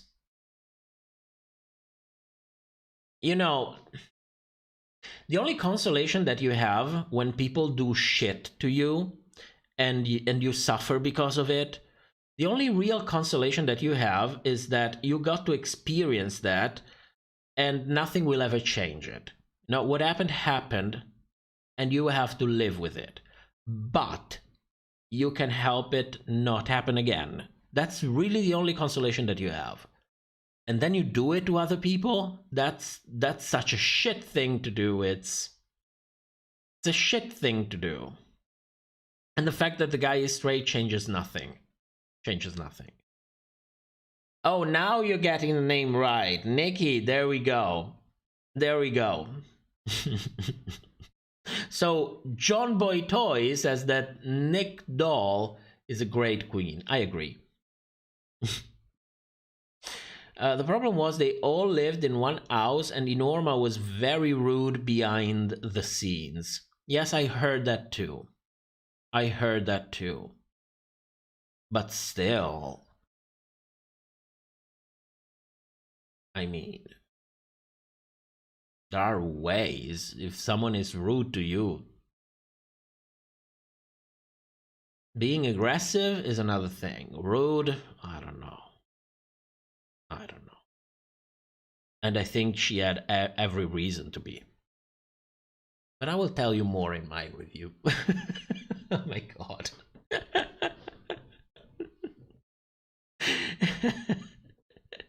In the wise words of Katya, Mama, she wasn't wild and out with Nick Cannon. That's how one can describe Drag Race Italia. They needed to show the inside of the house. Yes, we should have Big Brother drag queens. And then they film Drag Race. They should do the two things at once. You know, you also save on time and sets and so on. You know, they film the season and then you film them in the house. It would be great. It would be great. It's a genius idea. I hope they do that. There were so many things in the season that had no context. I live for a mess, but the mess needs to make sense. That too, yes. Galactic Knight, how are you still live after all these hours? I just got done going back to watch the episode. Well, we've been away for a long time, so if you know, I'm here. You have any questions? Johnny and Norma was my favorite. I like legit. I liked her too. I liked her too. I enjoy older queens. It's been 6 hours. It has been... I'm a 7 actually, but yeah. Are you kicking me out of my live stream? Is that what you're doing? Are you kicking me out? Aura, right, film inside the house instead of untucked. Although, if it was me, I'm not signing up for Big Brother. I at least need some privacy in order to do the show with my sanity. And I would add intact. Yeah. But it would be interesting. I mean, they go already through hell and back, so you might as well. They already have cameras in their hotel's room. They might as well, you know, do it properly in a big house. They are more comfortable. They have social contact. They might even be more comfortable than what they are doing today.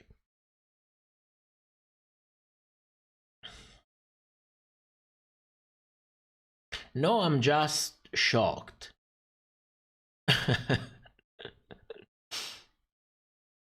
Yeah, don't worry. During the next weeks, I will progressively get more tired and more tired and more tired, and we will probably go back to 3-4 hours again. Nora, I'm glad you're still here. I was sure I was gonna miss the whole thing by falling asleep early. Oh, Venji just filmed a dating show with MTV that add another reality show. Venji? You mean the third resident queen of Puerto Vallarta?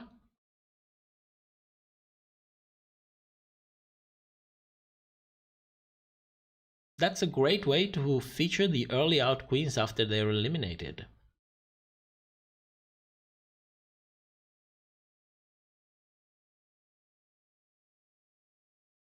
You mean if they stay in the house? If they're allowed to stay in the house?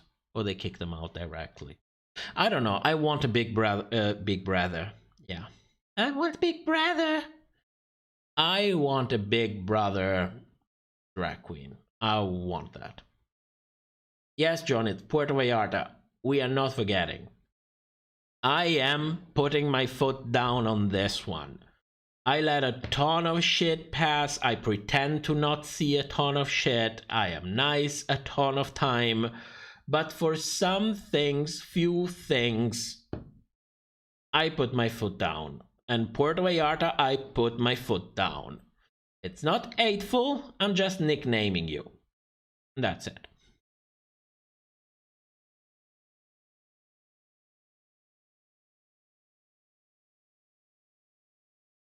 So, Nora, so like when a door went on X on the beach? X on the beach? Darren, I want a Bad Girls Club drag race.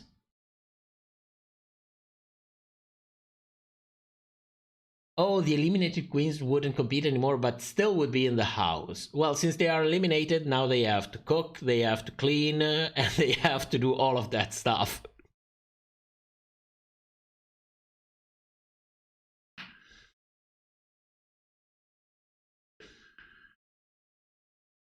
Oh, they should stay so they can vote for Miss Congeniality fairly. Well, it's still better than what we used to have. Puerto Vallarta, never forget. Nope. Nope. In the end, it will be a gay party. Oh my god. My god. When I was like 18, 19, I had a group of gay friends. We had a saying. Blowjobs are like handshakes.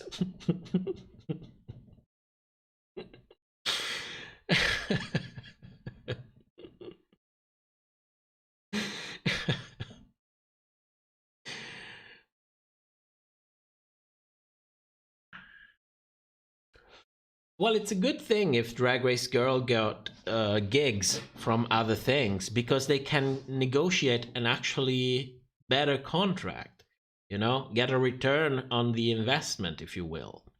So it's a good thing. It's really a good thing. If they get this from other production companies, if it's still World of Wonder, you're still under the same contract. And trust me, that contract will change soon to allow for their participation in other shows that are not Drag Race related, just for the network. And it's just good business to do so.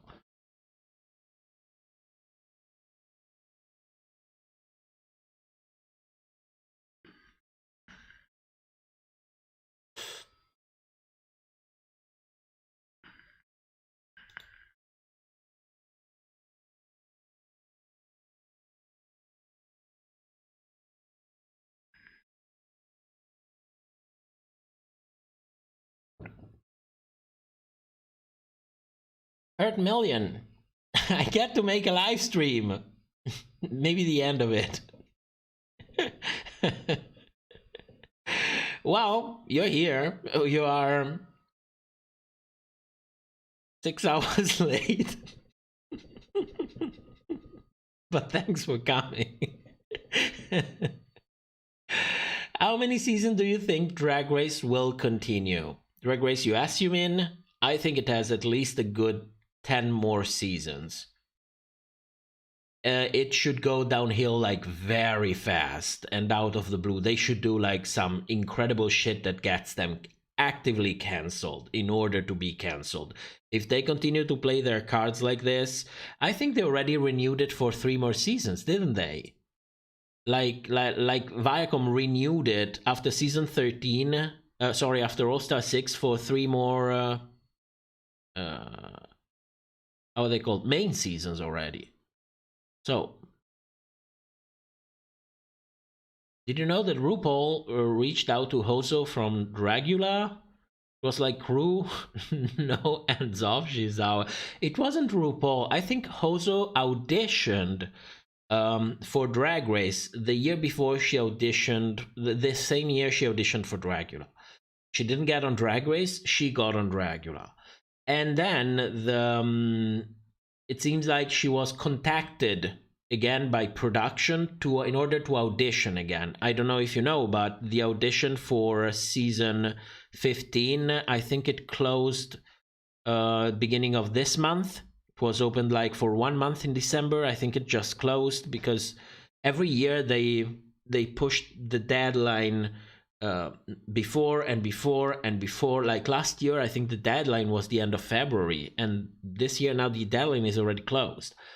And they sent her an email to audition again, and I think she shared it on Twitter. I don't know where I read it though. There is a ton of shit that I read online. Sometimes I go and look for things because I'm preparing a video, and I start going down these rabbit holes. Because you see, okay, I have this information. Wait, do I know it or do I have a receipt for it? I think I know it. I need a receipt. Let me go look for receipt. Oh, wait a moment. What I think I knew is not exactly what I found, because what I found is this. Okay, can I corroborate it? Let me go another route. Let me look for other things. And you basically spend 2 hours with 40 windows opened. And meanwhile, while you do that, you find out a lot of side shit. That's how I found out about Hoso.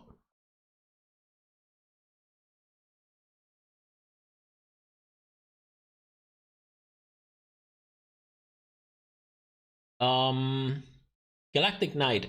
World of Wonder contests are honestly more like house arrest. You can't do anything without going through them. And yeah, they are also pretty common. They are, if you think that their contracts are bad, oh my god. Read the contracts for people who play in big budget movie, but not the main roles. They are the people who walk in the background. Read their contracts. Nora, she did what? Yeah, it looks like she auditioned. I'm saying it looks like. I'm not saying she auditioned for Drag Race. I'm saying it looks like she auditioned. There's a difference. Kurt Million, I love it. I just found your channel. You're amazing. Love that laughter. Thank you. Thank you so much. Oh yeah, I saw you in the comment. You're the one who asked me about where did the picture of RuPaul come from. I remember the picture.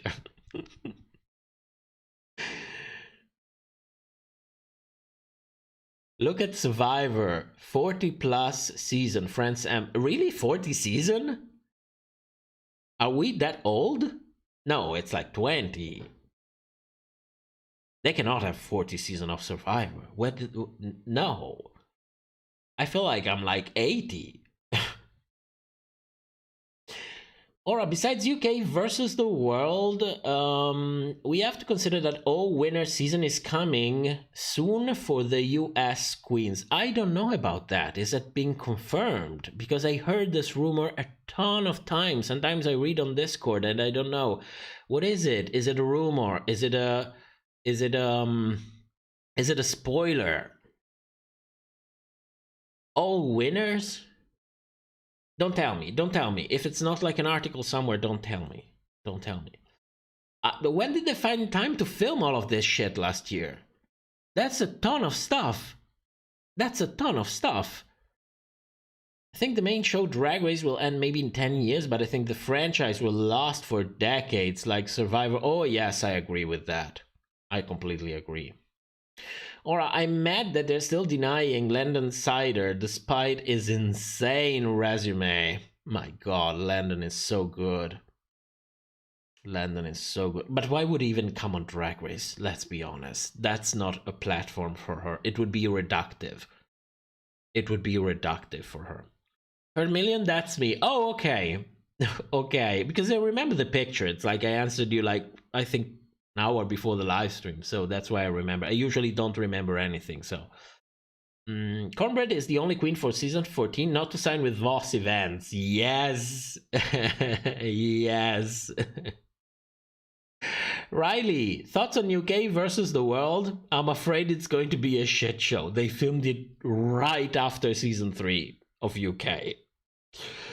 And it's like, no, I'm afraid it's really going to be a shit show. But then, you know, they also filmed season 13 and All Star 6 back to back. And All Star 6 started really, really good.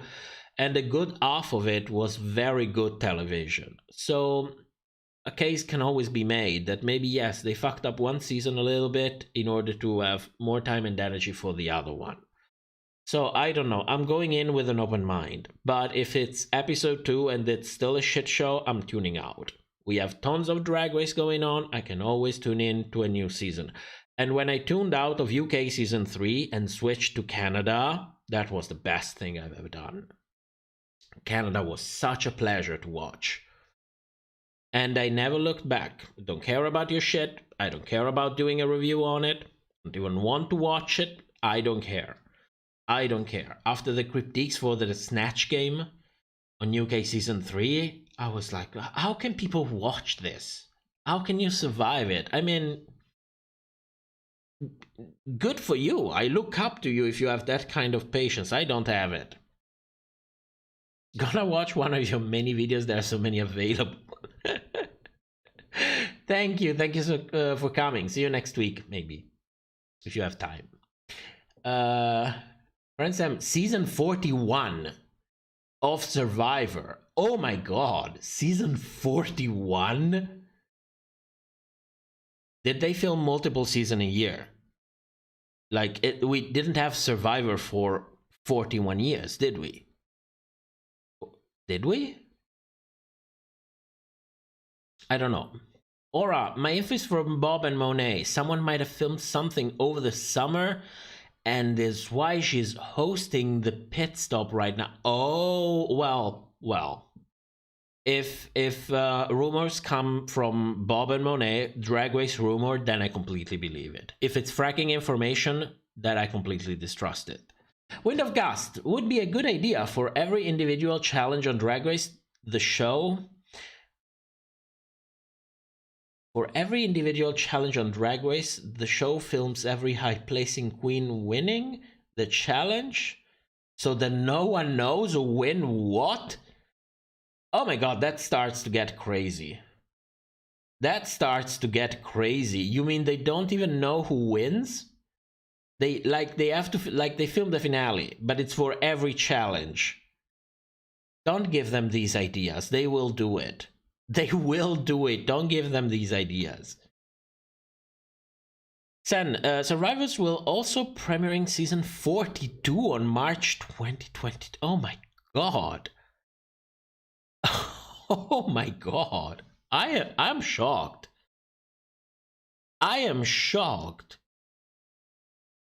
Cameron Brooks, longest live stream ever. No. That was back last year. We went for almost 8 hours. And I'm basically ready to go. So, how much? 7? It's not a record yet. Nora, started 2000, 2 seasons per year.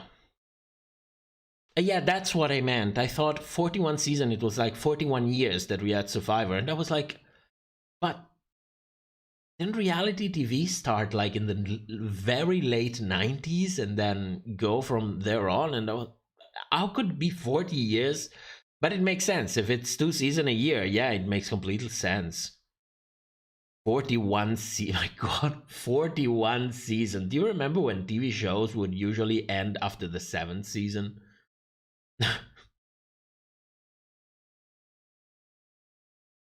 Hoping to see a Rugal on the new season of American Celebrity Big Brother coming out next month. Yeah, we need more of that. For us and for them. They can get so much power. If concepts of track record was all in their hands, oh my god, yes. It would also take a ton of work. But yes, they could. No, I don't even want to think about it. No. Okay, tell you what. Let's go to sleep. It's been a nice 7 hours? It's been a nice 7 hours. Yeah, it's been a nice 7 hours.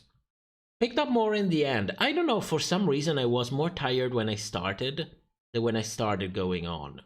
Could be maybe because the energy drink kick in. I should start drinking one, a couple hours before coming on stream. I don't know, we'll see. Anyway, what do we have next week? This episode coming out, if you missed the live stream or want a condensed version, it will come out next week. Hopefully, probably on Wednesday. Then I wanted to publish another video, but didn't find the time, so that's not coming yet. I'm still working on it. What's the other video? It's supposed to be the review of Drag Race Italy. So I don't know if I will find the time for that, but we'll see.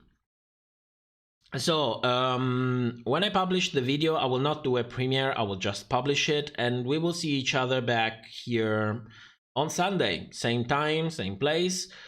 Join on Discord if you feel lonely. I would like to have a chit chat with everybody. We are on Discord and there is a link in the description.